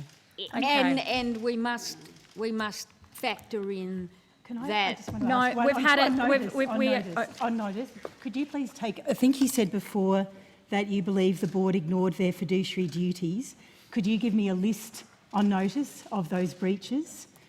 Could you also give me your opinion on whether the corporations law should be changed so that rather that board members don't take their fiduciary duty does not revolve around the company, but rather move it to a European view on that, and whether it should also include stakeholders. Okay, take that on notice, Ms Cramp.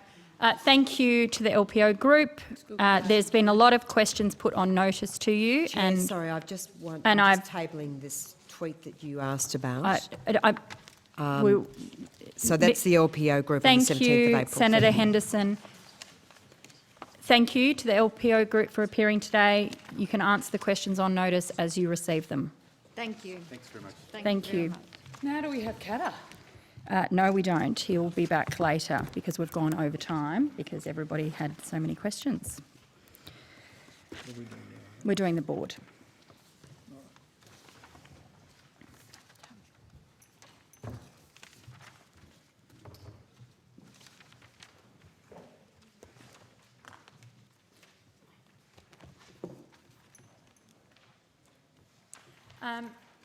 Just need to make just to let people know that we've had one of our witnesses, Mr Tony Nutt, who is a non-executive director at Australia Post. He is unwell and so won't be appearing today, but we have asked Mr Nutt to appear before this committee next Monday, the 3rd of May. So we'll be expecting him to be here in person next Monday.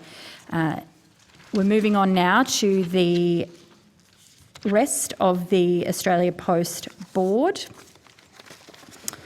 And I welcome the non-executive directors of Australia Post, most of whom, in fact all of them now, because Mr Nutt is not here with us today, will be appearing via video conference. I understand that information on parliamentary privilege and protection of witnesses and evidence has been provided to you.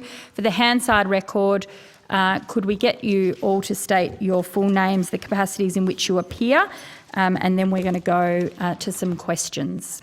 So we might, we've obviously got the acting CEO in the room as well. We might start with you, Mr Boys, and then we'll go to the board.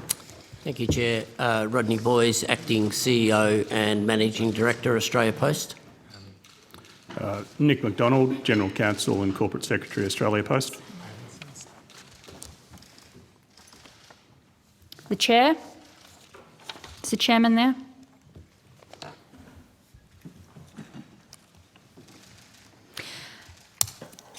I must say this is why we actually asked the Australia Post Board to be here in person.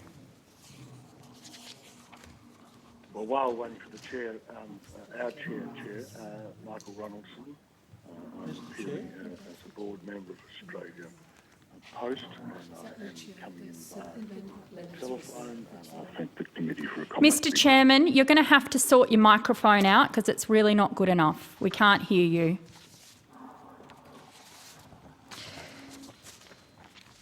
Mr Staines, are you there? Ms? Well, what an absolute shambles this is. Absolute shambles. Chair, with respect, it may not be your fault. Director well, of no. Australia Post, To be fair, Ms Henderson, we did specifically ask. Turning up at a Senate inquiry is not well, that please, hard. excuse me, there were a number of witnesses that were allowed to appear remotely. Not the entire board. The entire board are now appearing not in person. And while we've facilitated it, I want to make it very clear it was not the preference of the committee. I understand that, Chair, but it may well be nothing to do with the board. There may well be IT issues at our end.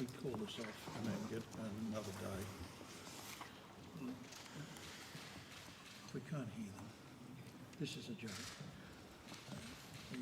Just run through the list again, Chair, can you? Just to clarify whether we can actually Can we hear and you? therefore get any Yes, evidence good. today.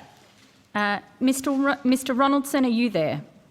Yes, I am. Yes, I'm not sure whether you heard me before, Chair, but as I said, my name is Michael Ronaldson. I'm appearing as a board member of Australia Post, As I said a minute or so ago, I thank the committee for facilitating my entry into this meeting. And you're via the telephone? I am, thank you, yes. Can we have the chairman? Can we hear the chairman yet? No, we can't. We're going to take a short break and suspend while the committee discusses what we're going to do. 5-minute break.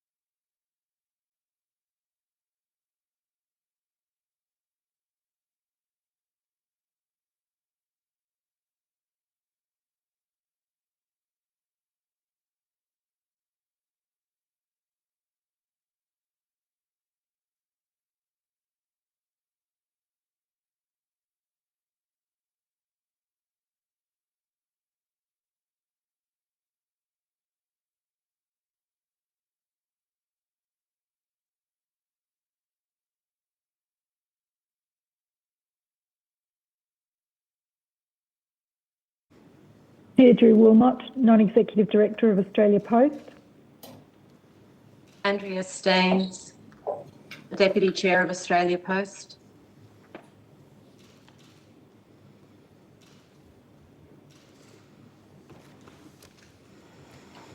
Michael Ronaldson, Chair. I'm still here.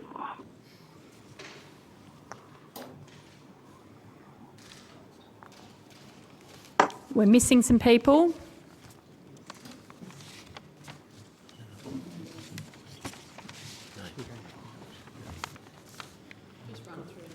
Okay.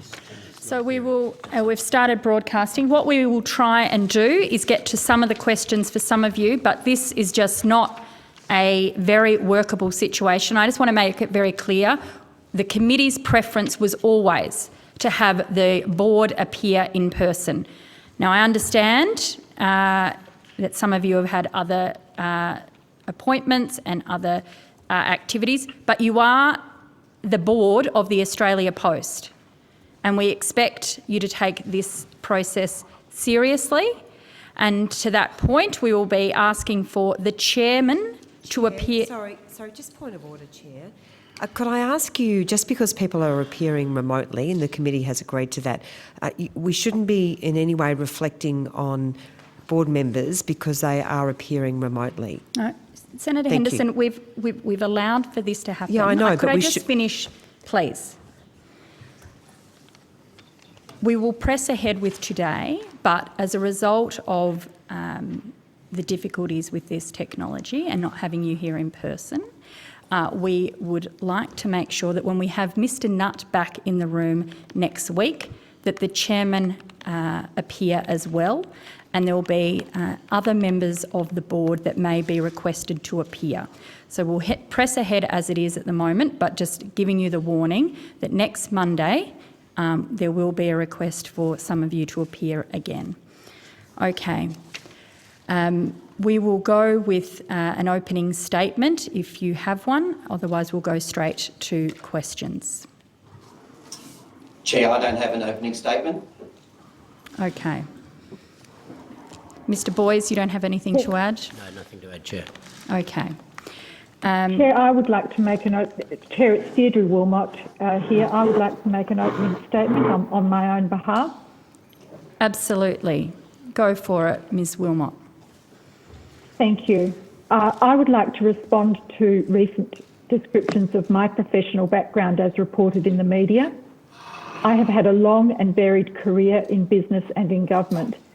In addition to a total of just over 3 years as Chief of Staff to WA Premiers Richard Court and Colin Barnett, I have been Chief Executive Officer of the Chamber of Commerce and Industry of Western Australia, a Senior Executive reporting to the CEO of Fortescue Metals Group, an ASX-listed company, and a Senior Executive reporting to the CEO of the Melbourne 2006 Commonwealth Games Organising Committee, which was a statutory corporation. I trained as a lawyer at a prestigious Perth law firm, and I have a Masters of Law from Melbourne, the University of Melbourne. I have also had a number of non-executive roles. These include the WA Liquor Commission, to which I was appointed by Mark McGowan. I'm currently on the board of Rock Art Australia, chaired by former Federal Minister Laurie Brereton, and the board of the Perth US Asia Centre, where my colleagues include Governor Kim Beazley, former Defence Minister Stephen Smith, and former South Australian Premier John Olsen. I'm an active member of Chief Executive Women. I have had a serious career and have worked on important issues with all sides of politics. Diminishing me as a political staffer is frankly sexist. I am proud to be an independent director of Australia Post, which through its delivery and post office networks is a vital national asset. Australia Post was one of the key organisations that made it possible for Australians to work from home during the pandemic and helped keep many businesses afloat as they moved online. For this reason, I would not support divestiture of Australia's Post parcels business. In conclusion, I endorse the submission made by Australia Post and the evidence already given by our Chair, Lucio Di Bartolomeo. Thank you very much. Thank you, Ms Wilmot. Senator Carr? Yes, if I might begin by asking about the board meeting at 4 p.m. on the 22nd of October. Now, it's been described as a private meeting. Could I ask any of the board members would disagree with that description?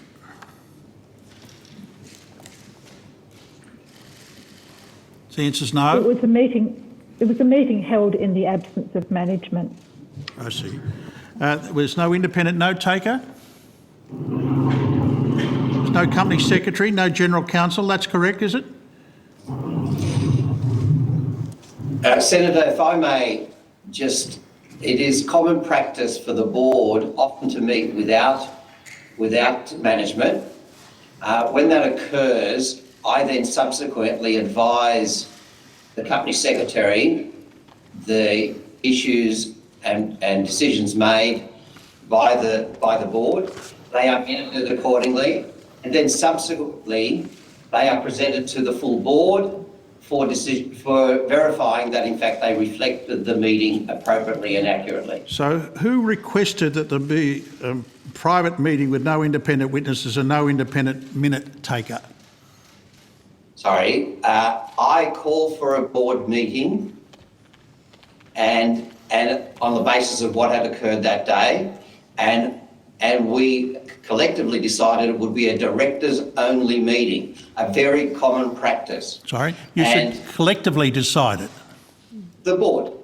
The board decided that. Can I get a confirmation from the board members? Sure. That's the case? We're all agreeing with that description? Yep. It's hard to see on Hansard Hansard, reflect nodding. but they seem to be nodding.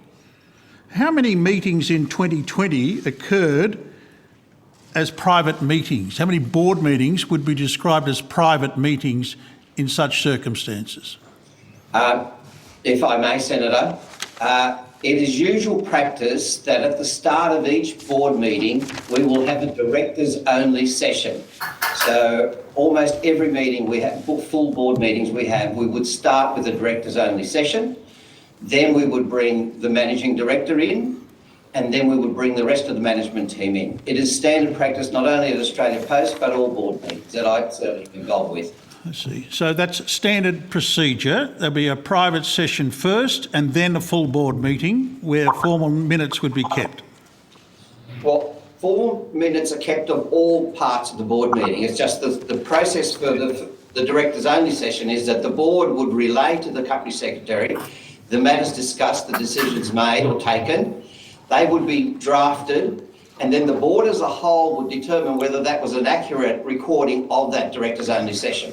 So if I get this clear, under the the Governance, Performance and Accountability Act, the directors of Australia Post are classified as public officials. And I'm wondering if any of the directors would disagree with what I'm putting to you. This designation applies to the accountability authority of the corporate, all Commonwealth entities.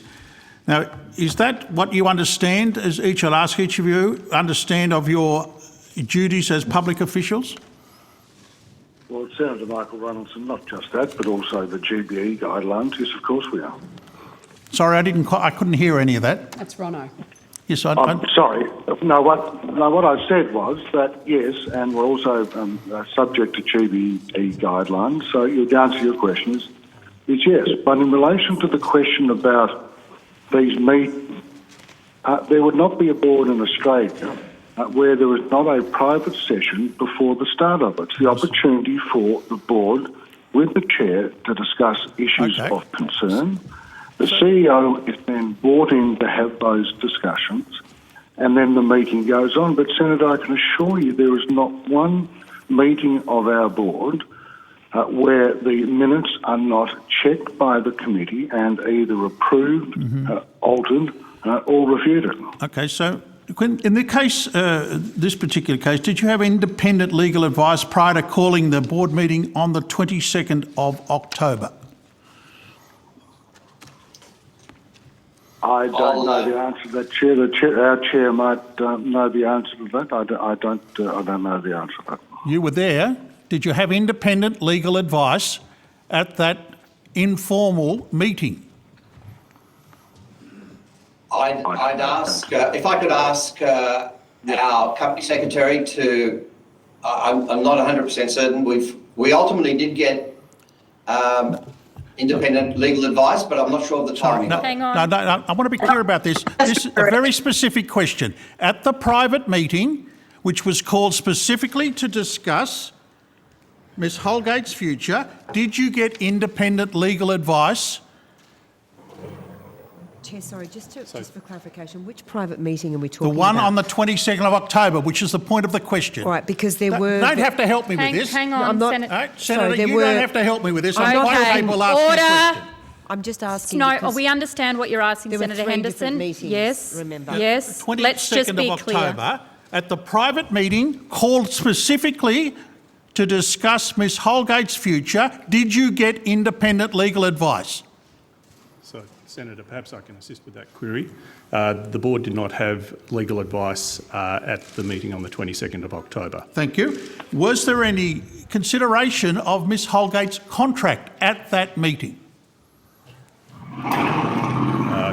Senator, You were there, were you? I wasn't at the meeting, but I No, can right, refer let's to the just get this meeting. clear. No, I'm not asking you.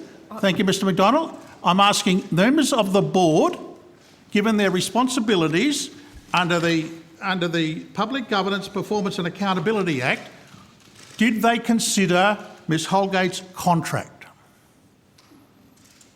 Senator, if I may answer that question. We, at that stage, were simply considering, first of all, the call by our shareholders that they were going to conduct an independent investigation into the matters that had been identified that morning, point one. Point two, that we would cooperate with that investigation. And point three, we would ask Christine Holgate, beg your pardon, to stand aside during the 4-week period of the investigation. You see? So... And we didn't, at this point, we had no reason to review her contract. Our position here was no more than to stand aside during this 4-week investigation period, so that she could concentrate on the investigation. We would appoint we would appoint someone else to then manage the operations of the organisation, and everyone could be focused on the things that were important. So you asked her to stand aside? Yes, I did. You did. On what basis did you provide her with procedural fairness or natural justice? We asked her if she would stand aside, and it wasn't considering, what we were considering was simply the issue of allowing the investigation to take place with her concentrating on that investigation alone. And asked the board members, which of the board members raised the question of procedural fairness or natural justice for Christine Holgate in asking her to stand aside? Which of the board members did that? Senator, I might, Andrea Staines, Deputy Chair, I might add to the Chair's comment. What we were doing at that point in time is normal professional approach by a board when an executive has been, a claim has been made about an executive's behaviour. So normal procedure would be to ask the executive to stand themselves aside while an investigation is undertaken. It is not related to the contract of employment. So we did not have to be considering legal issues at that point. We were considering the appropriate probity approach to considering the claims that had been made that day. That's what boards do across Australia when someone has had a claim made against them. Unfortunately, you have to ask them to stand aside so you can have so that after the investigation there can be no perception that they influence. Well, Ms Stones, we've already been told that the reason the board had this meeting was because the minister requested that Ms Holgate be stood aside. And not that there was some claim that the board became aware of, that it was that the direction and the request of the minister. and indeed the Prime Minister on the floor of the Parliament. So which is it? Thank you, Senator, for your question. Regardless of what had been said on the floor of the Parliament, we would have been having a board meeting. So boards, professional boards, one of their roles is to meet when there is a difficult situation to be discussed. No. Clearly, several events during October the 22nd have created a difficult situation. It sounded So pretty as a frantic to board- have 3 board meetings called within the space of 2 hours. It was one board meeting that was suspended in order for the chair to take calls from Ms Holgate. I'd just like to correct that statement. Okay. It was one board meeting, and we would have called that board meeting regardless, because clearly that day was difficult. So that board meeting was for the board to discuss the appropriate approach in a professional manner. We determined that was ask Ms Holgate to stand herself aside. We are there for the good of the company.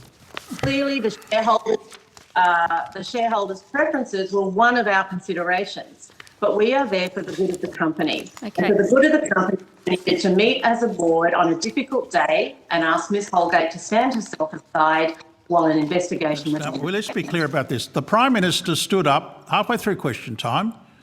Within the hour, the board is meeting. The Prime Minister said that instruction had been issued for her, Ms Holgate, to stand aside. And the board's meeting at 4 o'clock that day. So it's less than an hour. The Minister has already spoken to the Chair on 2 occasions. Are you putting to this committee that the board's actions had no relationship with what the Prime Minister had said on the floor of the House, or the 2 phone calls to from the Minister to the Chair of the board? Is that the proposition you were trying to advance to this committee?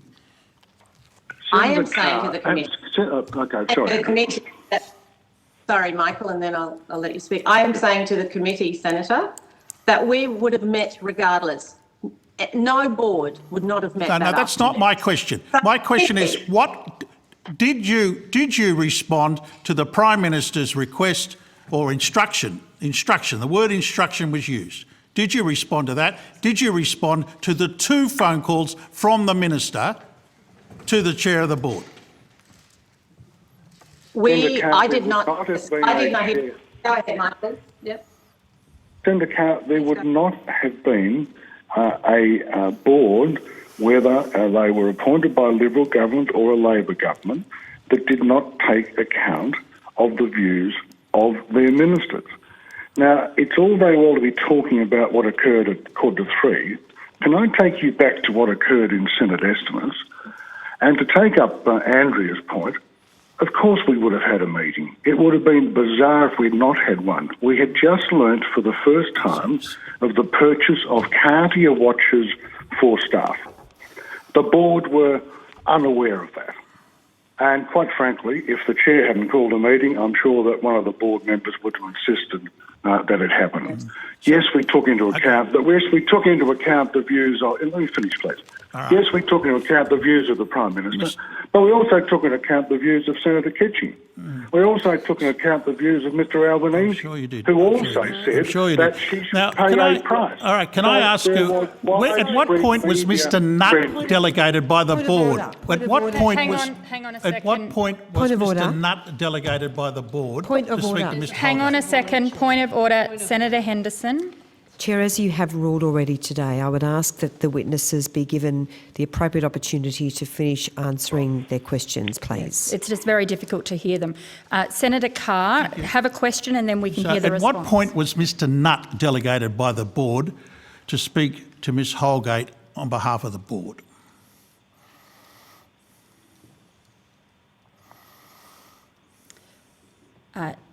Is anyone going to answer that? I think the chairman may have a. Where's the chairman gone? The chairman's there. I think he may be muted at your end. Can you hear me, Mr Chairman? No, we can't hear him. Does anybody else understand who authorised, or did the board authorise Mr Nutt to speak to Senator Christine Holgate? Chair, can you hear me now? Yes. Yes. I'm sorry, but I was muted at your end. Okay. And I was trying to answer your question. I could hear that. And specifically Senator Carr's question. Mr Nutt was not authorised to speak on behalf of the board to Christine Holgate. Mr Nutt spoke to Christine Holgate on a personal basis. You asked the question about when was this meeting called. As you said, I had several conversations early afternoon, 1:30 with the Minister. Following those conversations where he informed me that there would be an independent investigation by the department on the expenditure by our Chief Executive on Cartier watches and potentially any other type expenditure. I called for a meeting at that time, well ahead of the parliamentary questioning time. The earliest we could get the directors together as a whole was 4 o'clock that afternoon. By that stage, obviously, we'd also had the impact of the questions and answers that had occurred during question time. Mr Chairman, during the April 13 hearing, you said that you were called by the Minister on the 22nd of August at 1:09 p.m. and again at 1:30. Your phone records, however, indicate that you made outgoing calls to the same number at 1:09 and 1:30. Did the Minister call you or did you call the Minister? The Minister initially called me and I missed the call and I rang him back. On both occasions? I'm assuming you're talking about 22nd of October, not August? Yeah, October. 22nd of October. Yeah, thank you. No, you said August earlier. Sorry, 22nd of October. So you stated to this committee that the Minister had called you. Your phone records show it's the other way around. Which is it? Correct. He had called me and I missed his call and I returned his call. On both occasions? Yes. Senator Mackenzie. Thank you, Chair. Welcome, Board. I just wanted to get an understanding. Mr Di Bartolomeo, in evidence to me at our last face-to-face, although I think I was the one on video conference then, you said you didn't believe Australia Post owed Ms Holgate an apology, but that you did think that the environment that was created through Parliament that afternoon and through the media thereafter created a set of circumstances that made her job and her life very difficult.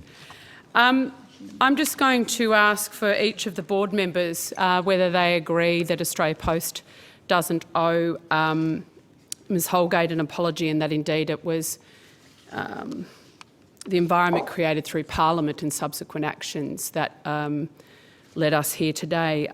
Deputy Chair, do you agree with the Chair's evidence? Yes, ma'am, I do. We did everything that we normally do in a professional board environment. Thank you. Mr Orazio, Mario? Thank you. No, I agree with the Chairman.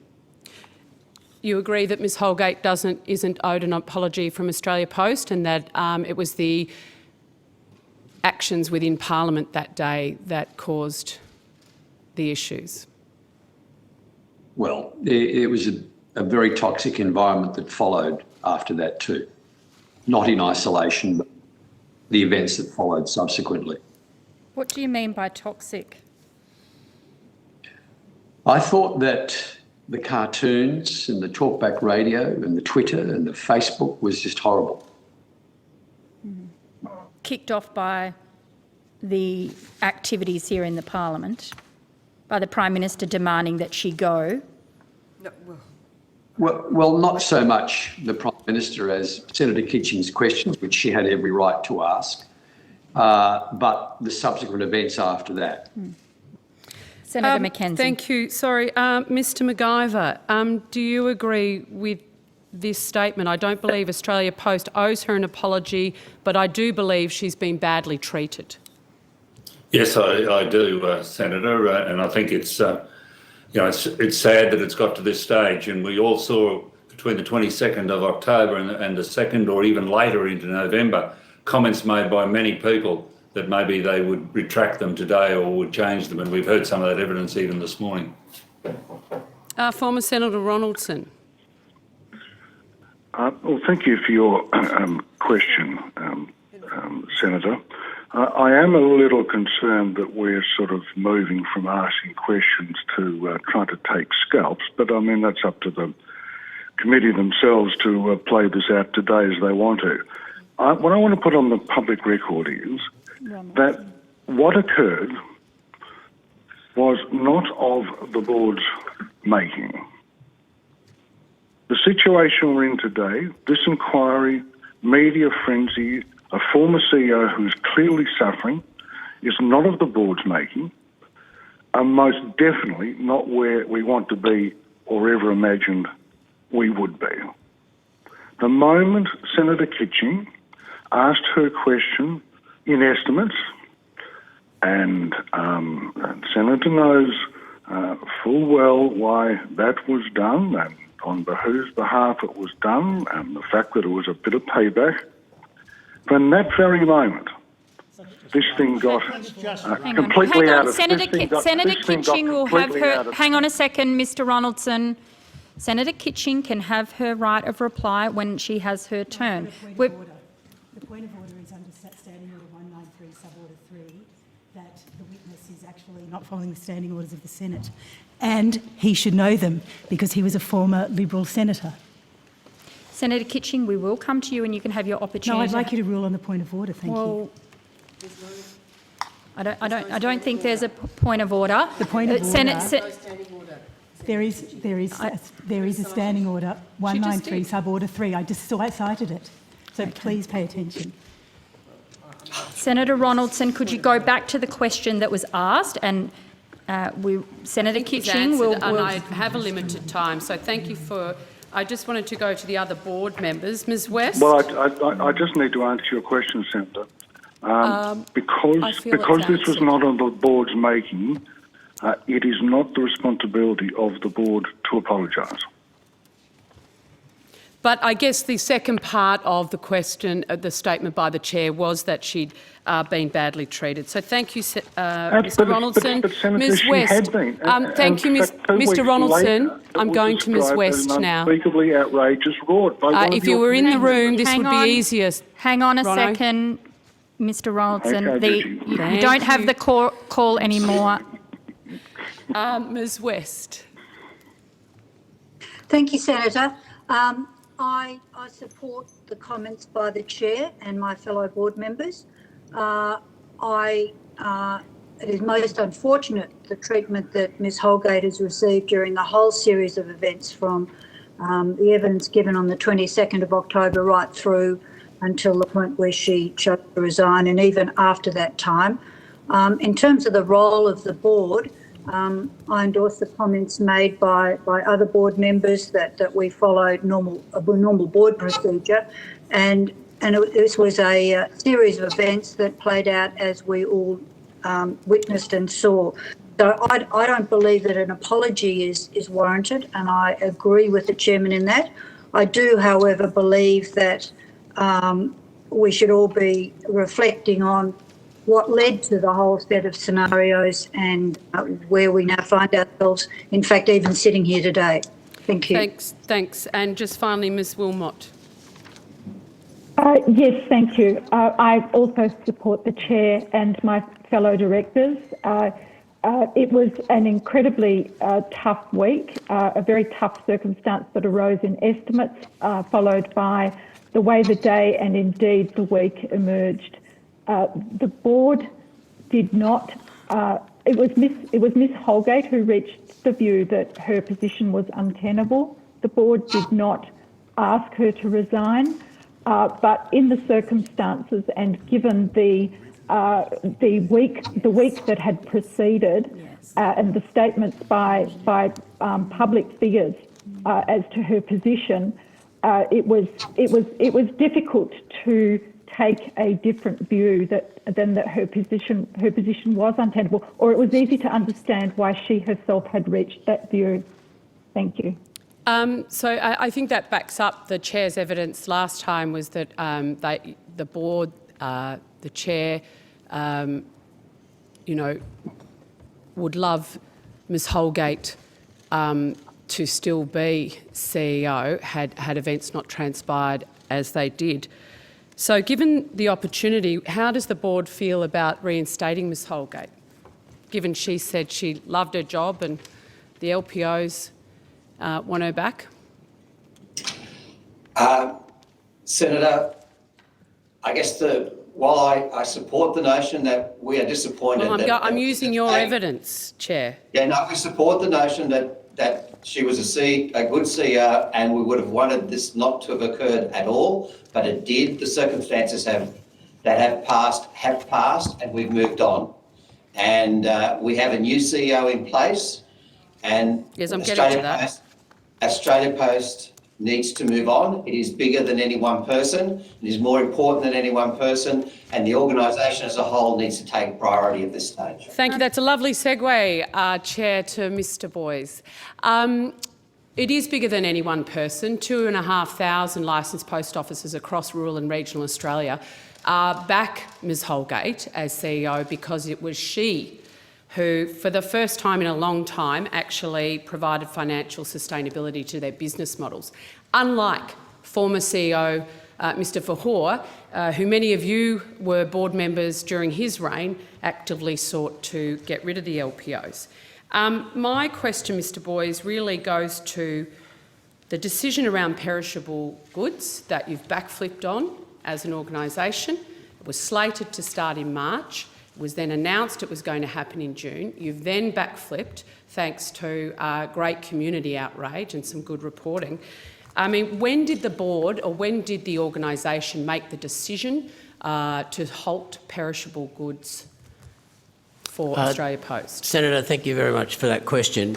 Perishable goods is a very complex legal web. I don't have a lot of time, so I just need when did you make the decision you were going to stop doing that, and what was its? Yep. When did you make the decision? When we realised that it was a complex regulatory environment that we had to work through. We've had 7 different versions of food safety regulations for a long time. I know. You've been around as an organisation for equally as long time. You've only just worked that out now? Correct, wow. Senator. Wow.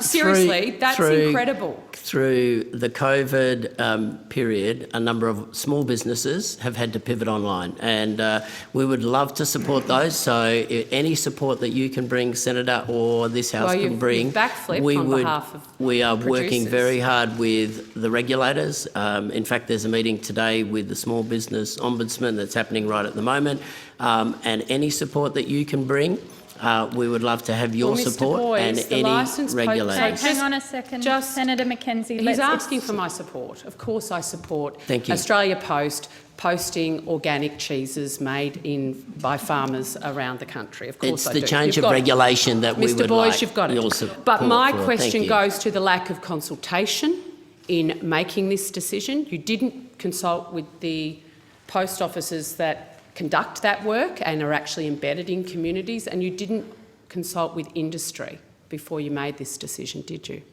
Thank you, Senator. This is a regulatory issue. It's not a consultation issue. We would love to be able to do this, and if we can work through this complex web of regulatory issues, state by state, with your support and any other support that we can get, we would love to revert to distributing perishable goods for small businesses of Australia. So the BCG review, it was to consider broader market conditions such as the growth in e-commerce, the regulatory environment, and changes in business and consumer needs.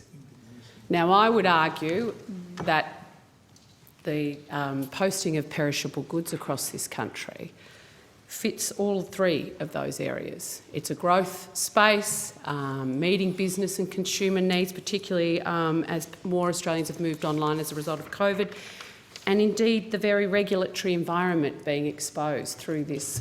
So was it through the BCG review that Australia Post was aware that we have 7 states and territories all with their own unique food and health safety regulations? No. So what work did you conduct that actually made that apparent to you? There was a separate exercise that was kicked off before the BCG review, I understand, with KPMG that did some work that to look at expanding into food distribution. Obviously, it's very difficult with heavy investment in refrigerated vans, refrigerated cold stores, and maintaining that. And it was through that process that was revealed just how complex the food safety and biosecurity, I must add, it's also biosecurity state by state. Two final questions. So we've heard a lot of evidence today about the temporary order being rescinded. Everybody that we've spoken to today wants that to end and for Australia Post to get back to business, shall we say, pre-COVID. What's your view on that, Mr. Boys? And if anyone other than the chair has a view on the board, I'd appreciate hearing it. Senator, we are consulting widely to understand what is the best path forward on this, and obviously it's a government decision. It's not a decision for Australia Post. So, but the world is very different post-COVID. We are well aware of our dual obligations to deliver for the community, and that includes the letter service, the number of street post boxes, the number of licensed post offices that we're required to have. It's also a responsibility for us to deliver on our commercial obligations and not to become a burden on the taxpayer. Well, thanks to Ms Holgate, you're making money for the taxpayer. We're also aware of ensuring that we keep our employees in jobs, our LPOs in jobs, and the small businesses of Australia. But the fact of the matter is that letters have declined 3 times the speed that parcel volumes have grown over the last 12 months. We're now 314 million letters less now than we were pre-COVID in the same 11-month period. That is $314 million or a little bit more at $1.10. I'll let you do the maths on that, which at 10,000 posties is over $30,000 less revenue being delivered by every single postie. And a significant reduction of the bottom line of Australia Post. So it is a very complex situation that we work through, and we're consulting widely with where to go to make sure we meet both our So after all these words, Mr. Boys, do you have a view? Pardon? After all these words, yes, all of that is fact. So what is your view on getting rid of the temporary arrangement? Senator, I don't have a view. It's up to government to decide on that. I can only bring the facts, and then there are a complex group of stakeholders. And so government would make the decision based on the facts that you provide them. You're an advisor to government around this particular issue. So what would be your advice? I am only one person in the consultation process, and the government has made it. And the government has made it very clear. You're the acting CEO, Mr. Boys. Let's not be too cute about it. You're the acting CEO. Thank you, Answer Chair. Senator Mackenzie's question, please. We are one party in this. There is a complex set of obligations that we have to do. With the union to take a joint position to government. Senator Carr, thank you for the question. I think Ms Davies reported last time, and I reported that I hadn't, but Ms Davies reported that she had discussed with the unions that one of the options is to extend along with new operational... Yes. You did seek a joint approach to the union, to the government, and the union knocked you back. I'm not sure if they knocked us back or not, Senator Carr. I did hear Mr Murphy this morning made a similar statement. Thank you so much. Senator Mackenzie, we are going to have to move on. Communication. Just board members, if you had any communication with the shareholder ministers or a member of their staff on the 22nd of October, I'd like to know. No. I can answer. Well, no. It's Jan West speaking. I have not spoken to anybody within the government on the 22nd of October or, in fact, at any other time. And just final question, we've heard a lot of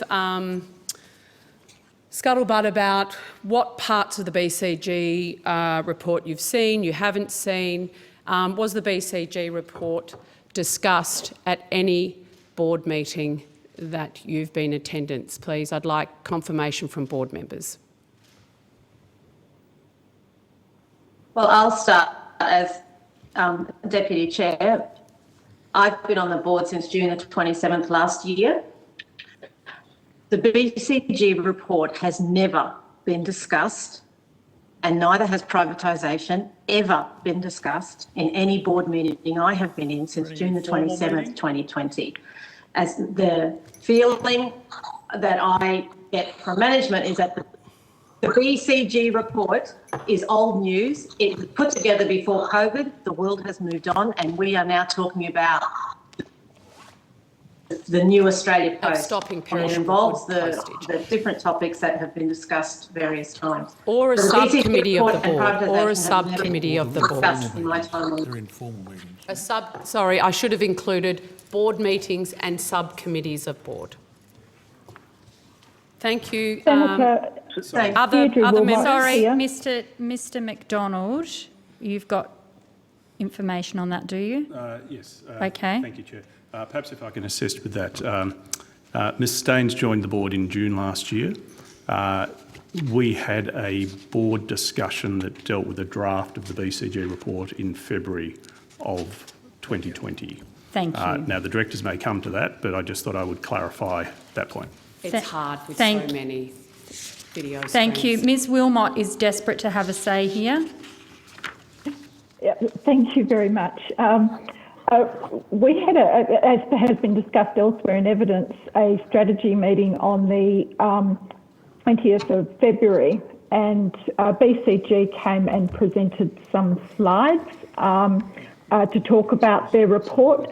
I would like to say that for those who had been on the board for some time, the report was actually quite underwhelming.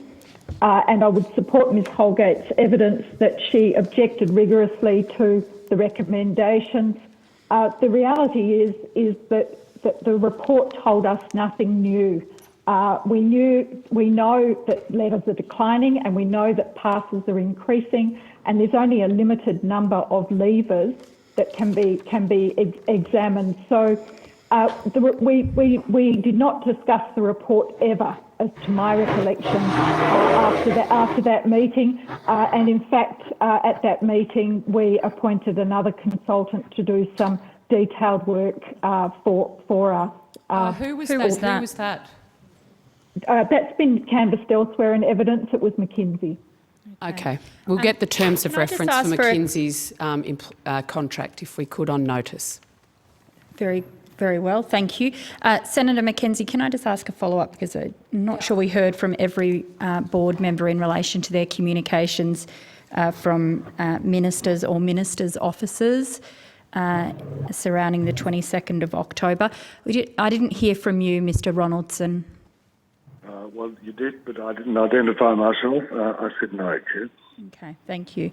I'm going to go... Chair, can I just in relation No, sorry, Senator. No, sorry, Mr Ronaldson. I'm going to go to Senator Hanson now. Senator Hanson. Thank you very much. Ms Wilmot, you've actually said you got a Masters of Law.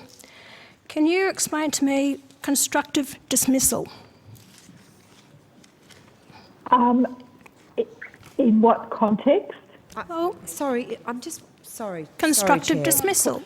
Explain to me what constructive dismissal is. I don't know that it's appropriate that board members be asked to give legal opinions on hypothetical... Sorry, she is on the board. Come on. I am coming on, and I'm saying... She has a Masters of Law, so I'm sorry. sorry. I'm just saying that without notice... Small government. That's what you're going to do. Okay, we're wasting time here. Leading lady. I wouldn't be reflecting on me, leading Okay, lady. I think you can all just Thanks, take leading a bit of a breather for a second and give Senator Hanson the call. Senator Hanson. Ms Wilmot, in your opening statement, you said you have a Masters of Law. Would you please explain to the Senate inquiry what constructive dismissal is?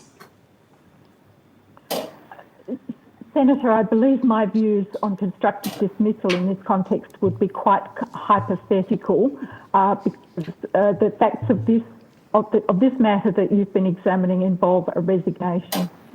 All right. Well, let me read it out. Under the Fair Work Act 2009, The term dismissed is defined where a person's employment has been sacked at the employer's initiative or a person was forced to resign because of the conduct or course of conduct engaged in by the employer.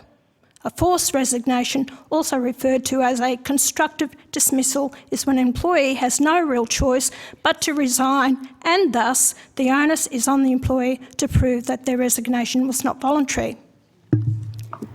With regards to Christine Holgate, do you believe that there is a possibility it was a constructive dismissal? Senator, the evidence that is before the Senate is that it was matters outside of the board's control that led to Ms Holgate reaching the view that her position was untenable. Right. The board did not contribute to that. All right. Well, then I'll go to her letter of resignation. Now, in her letter of resignation, she basically stated, let me just find it here for a minute. Now, this had to come before the board to be agreed upon. Part of it says, I am offering to resign. She also said, this must come to an end today, so I would appreciate if you could give me your favourable response. So she was actually reaching out to the board to actually understand she was in such mental state, even contemplating suicide, which the board knew about, her distress. This was reaching out to the board. And yet this letter was accepted without due diligence, duty of care from the board and from the chair, that it should have been investigated before it was accepted as a letter of resignation. What do you say to that? Senator Hanson, I would just point out that the letter came with a press release attached and stated that the statement would be released at 2 p.m. in any event. The chair, according to the submission, and I'm not sure whether he has discussed this with you previously, but the submission states that the chair of Australia's Post tried without success to call Ms Holgate between 1:35 and 2:45 p.m. And Australia Post did not release its statement until after that, but Ms Holgate had already released her statement. Who told you that? Who told you that she released it? She wrote to the executive team to say that she had released it prior to Australia Post releasing. No, I'm sorry, in evidence given by Ms Holgate, she never released that statement at all. Actually, the letter was received by the chair at 10:46 a.m. It was then passed on to the department, the ministers, at 11:45 a.m. It was released to the media and on the media at 1:30.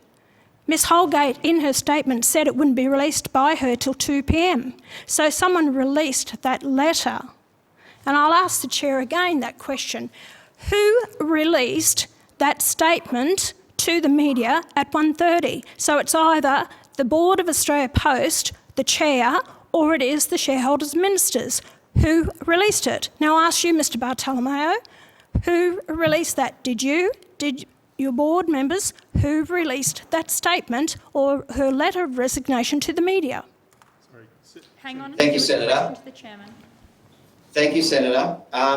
First of all, I repeat the response I gave last time I was asked this question. I did not release it. We have subsequently asked all of our directors if they had in any way spoken to anyone in the media about it. They have said no to that, and that's as far as I can go. We did not release it. So Okay, then thank you. the other one is Senator Hanson, hang on. Mr McDonald. Thank you, Chair. Perhaps if I can assist with some clarification of the timeline. So there was, as I understand it, reporting on Sky News shortly after too that there were rumours of Ms Holgate's resignation and subsequently reports around 2:30 that a statement had been issued regarding her resignation. An email was sent by Ms Holgate to the executive team at 2:29 on 2 November, attaching the media statement, accompanied with a message that referred to that media statement as having been given by her this afternoon. The media statement contained statements about a difficult decision to resign and the difficult decision to leave. There are subsequently statements that were requested by Ms Holgate be issued to all staff. Ultimately, that went out on the 5th of November. That also makes similar statements about the difficult decision to leave Australia Post. Mr McDonald. And perhaps if I can add one more thing. In our response to questions on notice, as the Chair referred to, we did make inquiries of the directors and others that had received that correspondence on the 2nd of November, and all advised that they had not passed on that correspondence or the statement to Sky News or any media outlet. Final question, Senator Hanson. We're going to have to move on to other questions. Mr McDonald, all you've done is reiterate what was in that statement. You have no proof that she released that statement, which she said she didn't, and it was on the media at 1:30 in the afternoon. So what you're stating there, what I'd like to know from the Chair is, in the letter of resignation, she says she's offering to resign. And as she was waiting for a favourable response from you, why did you actually jump to it and just accept that letter of resignation without talking to her, knowing that she was in a mental state that she was in? You did not do your duty of care. As far as I'm concerned, it was a constructive dismissal on behalf of the Board of Australia and you as chair of the organisation on how you treated Ms Holgate. Senator, I refute that entirely. What she was asking for, and I'll answer this question, what she was asking for is that we treat her resignation effective that day. In other words, not hold her to her 6 months' notice of that she was required to do under her contract. And we accepted that we did not want to make things more difficult for her. We accepted her proposition that her resignation be effective immediately. That's what we responded to. And that's what our letter said. Thank you, Mr Chairman. Senator Henderson. Sorry, before I go to you, Senator Fawcett has a question and then wants to go to you first. So I'll go to Senator Fawcett first. Sorry. Thank you, Chair. For any of the board members, has a proposal been taken to the board to privatise either Australia Post in its entirety or the parcel business of Australia Post? If I may answer first, sorry. In the time that I've been chair of Australia Post, which was late November 2019, that subject of privatisation has never arisen, either with the shareholders or in discussions around the board table. It has not been the subject of any discussion I've been involved with from November 2019. Thank you. If I may, Michael Ronaldson, Deputy Chair, you never let the truth interfere with a good story. This is a complete and utter beat-up. The board has never discussed privatisation. We've never been asked by the shareholder ministers to discuss privatisation. And as one of my colleagues said before, to have a snowflake and hell chance of getting up. So it's just a complete and utter beat-up. Except for the Boston Consulting Group's essential recommendations, which you discussed in Thank February you, 2020. Senator. And it's $1.3 million cost. Which is still being kept Senator secret. Carr, they're listening to McKinsey now. I have the ball. And we've got rural and regional people on the board who are going to protect our post offices. Oh, I look forward. Anyway, sorry, we need to get answers from the rest of the board members to Senator Fawcett's question, please. Chair, it's Bruce McIver here. We have not discussed privatisation at all, and as a good senator from Victoria, the Nationals Party senator of Victoria just said, I for one would be against any privatisation for regional rural post offices or communities in Australia. Yet there's 4 of us. Jan West, I can also confirm that we have not discussed privatisation. Andrea Staines, Deputy Chair, I've already stated that we have not discussed privatisation on my time on the board, which is since June 27th, 2020. Thank you. I come from rural Queensland and I know how rural and regional Australia works. Mario de Rey, my time on the board, privatisation's not been discussed, and I'll make clear that I would oppose it also. Thank you. Second question of a similar vein. Has there ever been a proposal put to the board that Australia Post should become a government bank? If I can start, not in my time, Senator. Deputy Chair, not in my time. Bruce McIver, not in my time, Senator. And I am the longest serving board member that's here. I see. No, How long Senator. have you been there? 5.5 years, Senator. Right. Never been discussed. Never been discussed, eh? Never been discussed around the board table. Right. Okay, thank you, Chair. What about Senate- selling off the parcel division? No, it hasn't been discussed by the full board at all. So when you read the Boston Consulting Group, did you not read that recommendation? Hang on a second. Hang on a second. What do you mean by the full board? Well, that is the board. Right. Never So discussed has there by been the a board. subcommittee? Has there been any Not to my knowledge, conversations not- amongst board members in relation to the key recommendation in the BCG report? No, we have not discussed that since Except the that day we had a that presentation from BCG about it. the So was there day no in discussion? February, Chairman, sat the there, day in did you? February, the day in February, we were told what was in the draft, and it was only a draft. And from that day on, we have not discussed the BCG report. Chair, if I have the opportunity just to correct the BCG report. The BCG report that we were provided with and spoken to did not have any recommendations. What they had is a whole series of options. Oh, really? Whether they weren't recommendations, they were just different options that could be considered. What was option three?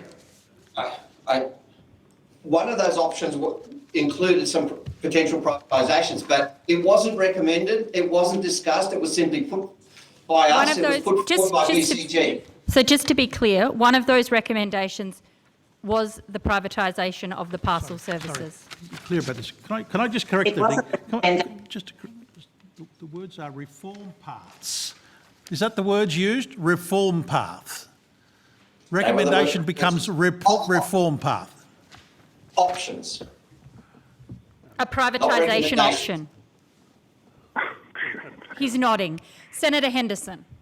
Thank you very much, Chair. Look, I want to go, Mr Di Bartolomeo, to your evidence of the 13th of April, where there was one of the key issues in dispute between yourself and Ms Holgate was whether Ms Holgate, on the 22nd of October, agreed to stand aside. She said she did not agree, and you gave evidence, and in some questioning with me, that she did agree.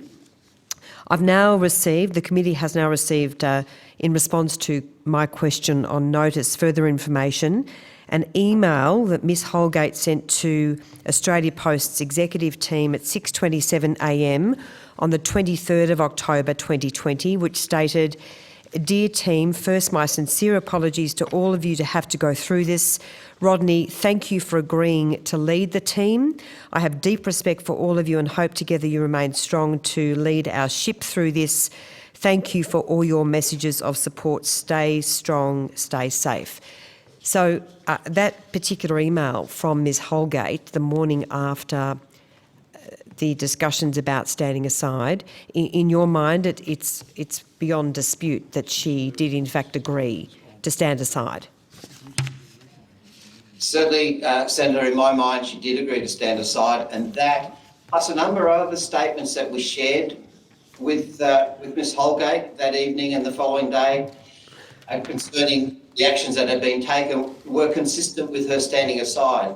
It was only some 4 or 5 days later that she raised the question as to whether she had agreed to stand aside. So just going now to an email that she sent to an Australia Post employee, copying in the Acting Group Chief Executive Officer and Managing Director at 3:57 p.m. on the 25th of October 2020, which included the following statement: "As I step away from the organisation and let Rodney," referring to Rodney Boyce, "let Rodney lead." So again, there is written confirmation that Ms Holgate was clearly stepping aside in favour of Mr Boyce. Is that correct? Correct. Could you table, or could we have a copy of the full emails, please? Senator, we'll arrange for copies of those to be Thank tabled. you. We may redact Look, some this is- personal information, though. Mr Di Bartolomeo, this is no reflection on you as chair, but I am disappointed that those emails weren't available on the day that Australia Post was giving evidence. It seems there's some document management issues at Australia Post, because if we had been aware of those emails, we would have been able to obviously clarify this matter very quickly on the day, when it's obviously very clear that Ms Holgate did agree to stand aside. Point taken, Senator.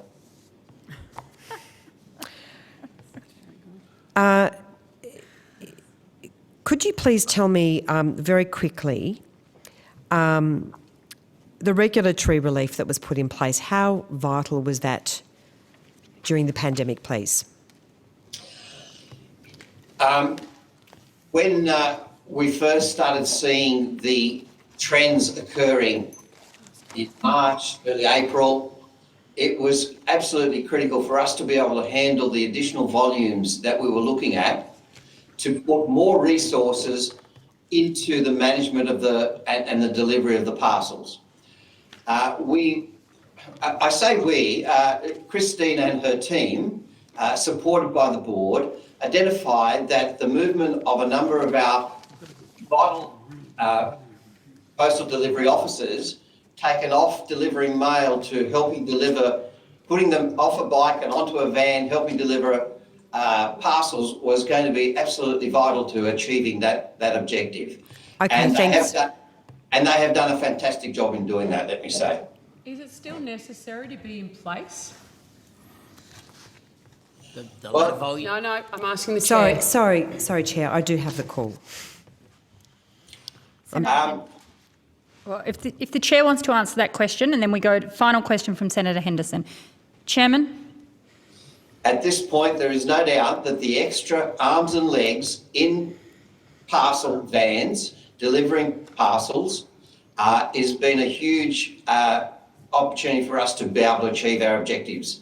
And those parcel volumes have declined only marginally, but basically we're at record volumes and have been at record volumes ever since March of 2020. Thank you, Chair. Look, I've got a couple of quick questions. The first one to you, Mr McDonald. Ms Holgate made some claims in relation to Australia Post providing her with forged phone records. Did you do so? And what steps did you take to provide accurate phone records? Thank you, Senator, for your question. No, certainly we did not provide forged phone records. The phone records... To be fair, I think the evidence that we got was that they were incomplete. She didn't say they were forged, they were incomplete. So just to be clear about that. Well, I'll take that on notice. In terms of my recollection, was that she suggested that they were forged. She'd had one side of them given. Sorry, Anyway. sorry, Mr McDonald, if you could just finish that answer. Thank you. So the phone records that we obtained from Telstra were outgoing calls from the number that was used by Ms Holgate at the time. We provided those records to her. There were queries from her about the incoming calls, and there was an explanation relayed that those incoming calls weren't available from Telstra. In response to an email from Ms Holgate questioning those records, she asked for validation of those records from Telstra. I can't remember the terms in which people put it, but similar to an affidavit. So following that, we went back through our IT department to ask Telstra to provide those records in a sworn fashion, which is what they subsequently did, and they were then provided to Ms Holgate directly by Telstra. Just wanting to Senator ask Henderson, about one final question. Mr Deladarkis, who worked, and I'll direct this to you, Chair. Mr Deladarkis worked for Australia Post and he left rather suddenly. Could you just explain the circumstances of his departure and whether he may have been involved in leaking any information that he held on behalf of Australia Post?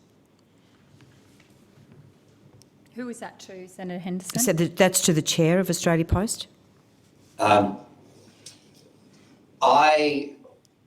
Obviously, as chair and the board, we don't make decisions about who the CEO would like to either appoint or terminate.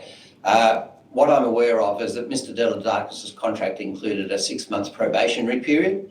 And in my discussions with Christine, she made it clear to me that she saw no value in maintaining and continuing on with Mr. Deladakis' contract, and therefore took the opportunity under his contract to terminate the contract before the 6 months was up. And was there any issue in relation to any leaking of any information that he may have held?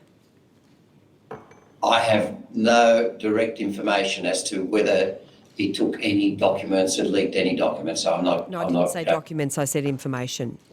Do you have any direct or indirect information? Well, he clearly had, in the 6 months, he was part of the executive general management team, the senior management team, and obviously had access to and knowledge of lots of things that were occurring at Australia Post at the time. Thank you. Senator Kitching, I just want to clarify, Mr. Ronaldson, you did make an assertion in relation to Senator Kitching earlier. I'd like you to reflect upon that and consider whether you'll withdraw it. A point of order, Chair. Can I make... No, there is a point of order. What and is I'm your point of entitled order? The point of order that was raised... Hang on, I can't hear two people speaking at the same time. There is... Senator. Hang on, and in fact, hang on. I did mistake that Mr. Ronaldson... Excuse me, I have the call. I've asked for the call first, Senator Kimberley. Senator What I'm Kitching. asking for is Mr. Ronaldson to treat... Chair, could I just make my point of order, please? The point of order is that Provision 193, Part 3 of the Standing Orders does not relate to witnesses.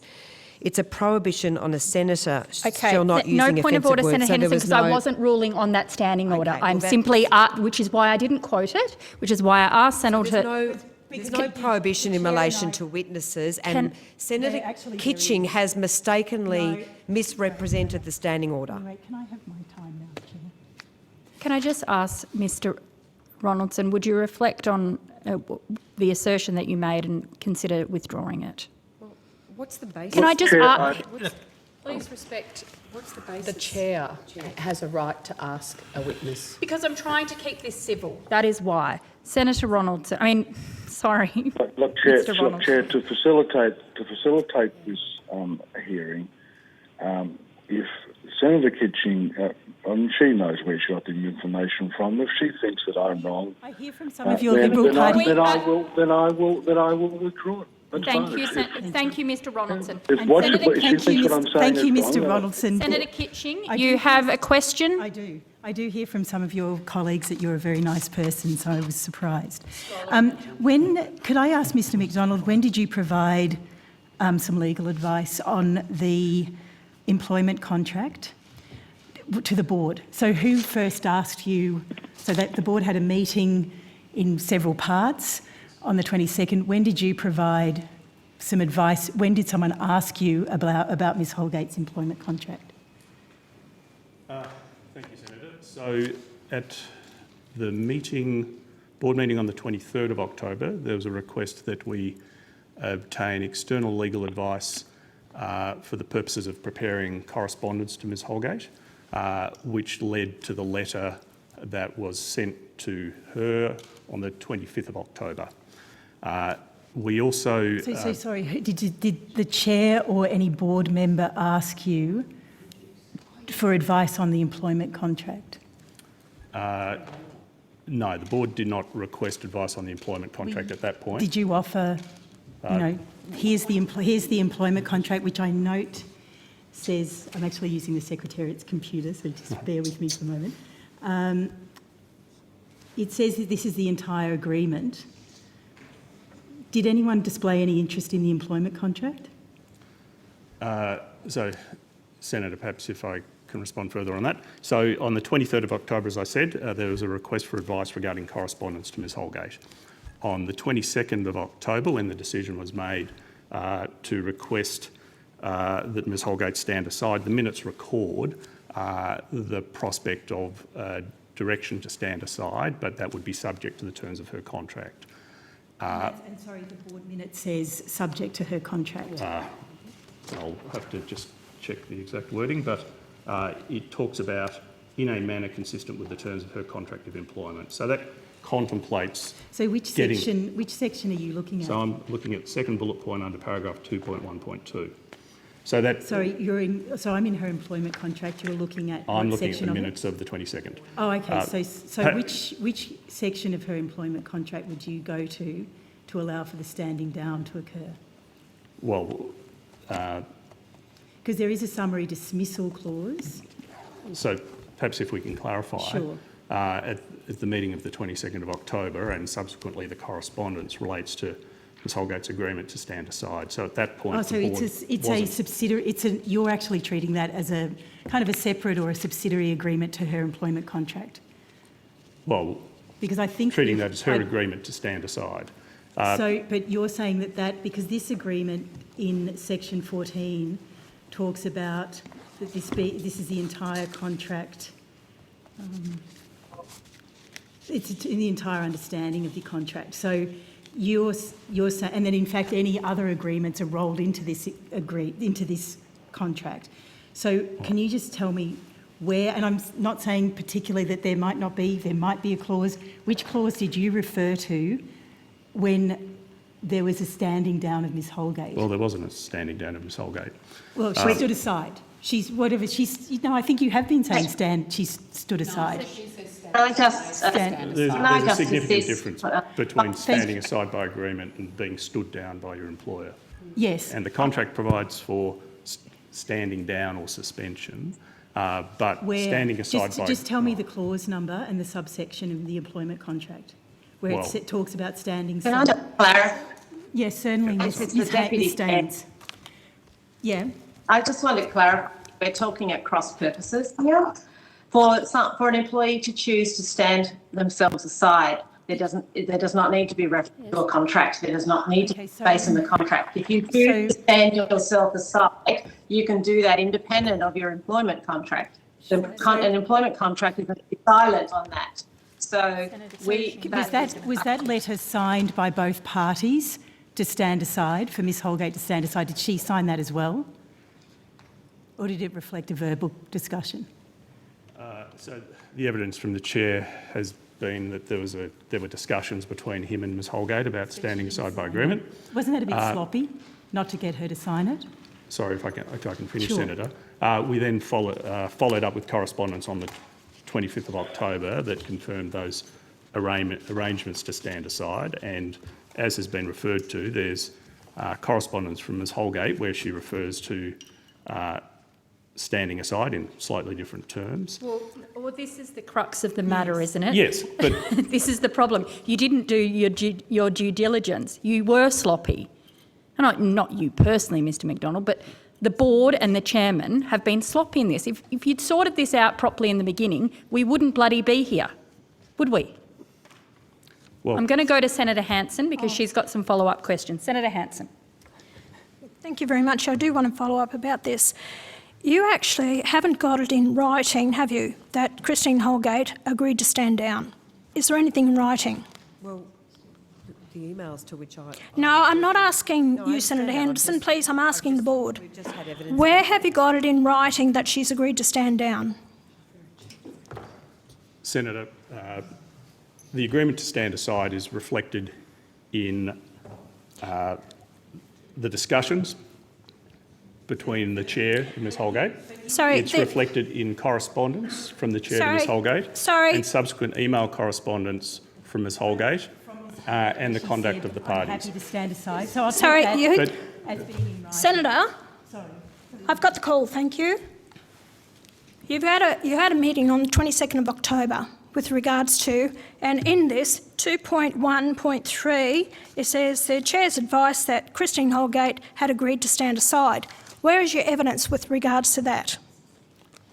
The chair has given evidence to this committee regarding those conversations, and I've referred You to the board? No, I'm talking to you. You weren't at the board meeting, so I'm going to ask someone who was actually at the board meeting that night. Well, perhaps if I can... Ms West, you were there at that board meeting that night on the 22nd.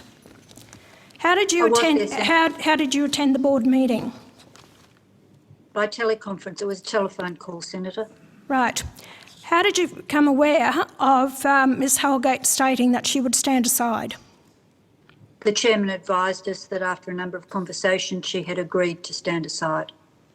Are you aware that Ms Holgate's evidence is that she never spoke to the chair at all at any time from the time of your board meeting, from 4 o'clock to the closure of your board meeting? I did hear her say that, Senator. I obviously was not party to either conversation, so I'm not in a position to comment on that situation.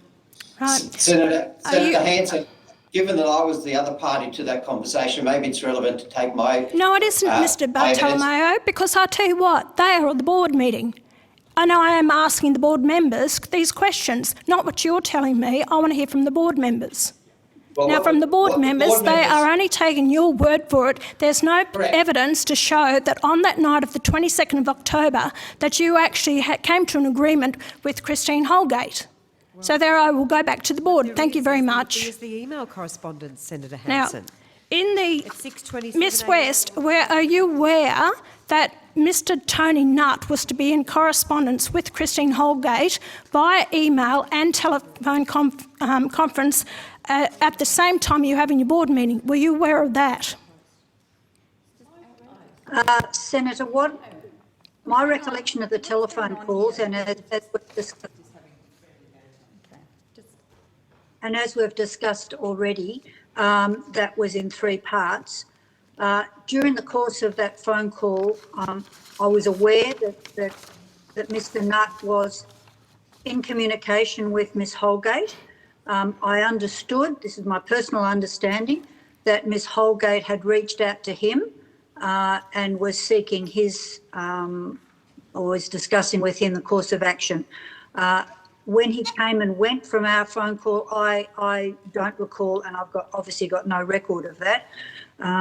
So yes, I was aware that there were conversations going on between Mr Nutt and Ms Holgate. Can you please explain to me then, if the chair advises the board, now the meeting went from 4 o'clock via teleconference, from 4 o'clock till 6:20 when it closed down, is that correct? It finished at 6:20? All right. Why? Then I want an explanation. Why was Christine Holgate still having email conversations with Tony Nutt? There was one at 6:03 p.m. There was one here at 5:49. I have done nothing wrong. I welcome an investigation. I have offered to the chair to take 2 weeks annual leave to enable an investigation to be conducted promptly. There was another one at 6:41. This is after your meeting had closed. She still says in this one, I have done nothing wrong. I welcome an investigation. I have offered to the chair to take annual leave to enable an investigation to be conducted promptly. Why would Christine Holgate be still putting that in an email at 6:41 when your board meeting finished at 6:20 and she still states, I have offered to give annual leave? Who's telling the truth? I can't comment on that. Our meeting had completed at that time. Well, I tell you what, I've got the minutes of the meeting here, and boy, they look like they're sanitised. And another thing too is these minutes of meetings was drawn up by Mr MacDonald. No secretary, but only the reflection of what the chair told him to put in the minutes. There is no voting, there's nothing. I've actually conducted board meetings myself. There are no voting, who voted, how they voted, especially appointing Mr Boys. Now, I don't know how you conduct your meetings. There is no signed document. Where is it signed off by the members of the board? Is this a true reflection? Have you seen the minutes of these meetings? I have, Senator. You have seen them? Sorry. Yes, Senator. Yes, you've seen the minutes of the meeting. And do you agree with the minutes of the meeting? Do you believe they are in full, or do you believe they've been sanitised? No, they're full and true record of the decisions made at that meeting. Well, it wasn't a signed copy, so that concerns me. Mr Bartolomeo, can you tell me, Final question, Senator Hanson. Have these minutes been signed off on? So perhaps I can answer that, Senator. Those minutes have been signed. The copy I have in front of me is signed by the Chair. And those minutes were confirmed by the board at their meeting on the 29th of October. Right, the last question. In the employment contract 10.2 it says you may terminate, this is to Christine Holgate, you may terminate your employment at any time by the provision of 6 months written notice to the Australia Post. But you didn't give her 6 months notice, you just disregarded her employment contract. If you go to 14.7, the entire understanding, 14.7c, it says no oral explanation or information provided by any party to another affects the meaning or interpretation of this document. So basically, accepting her letter of resignation was in contradiction of her contract with you. You should not have terminated it. You weren't allowed to because it was 6 months. Senator, can I answer this question? This is information I've already provided at previous inquiries. What it was that we received a letter of resignation from Ms Holgate. She wanted the matter dealt with that day, as you quite rightly expressed.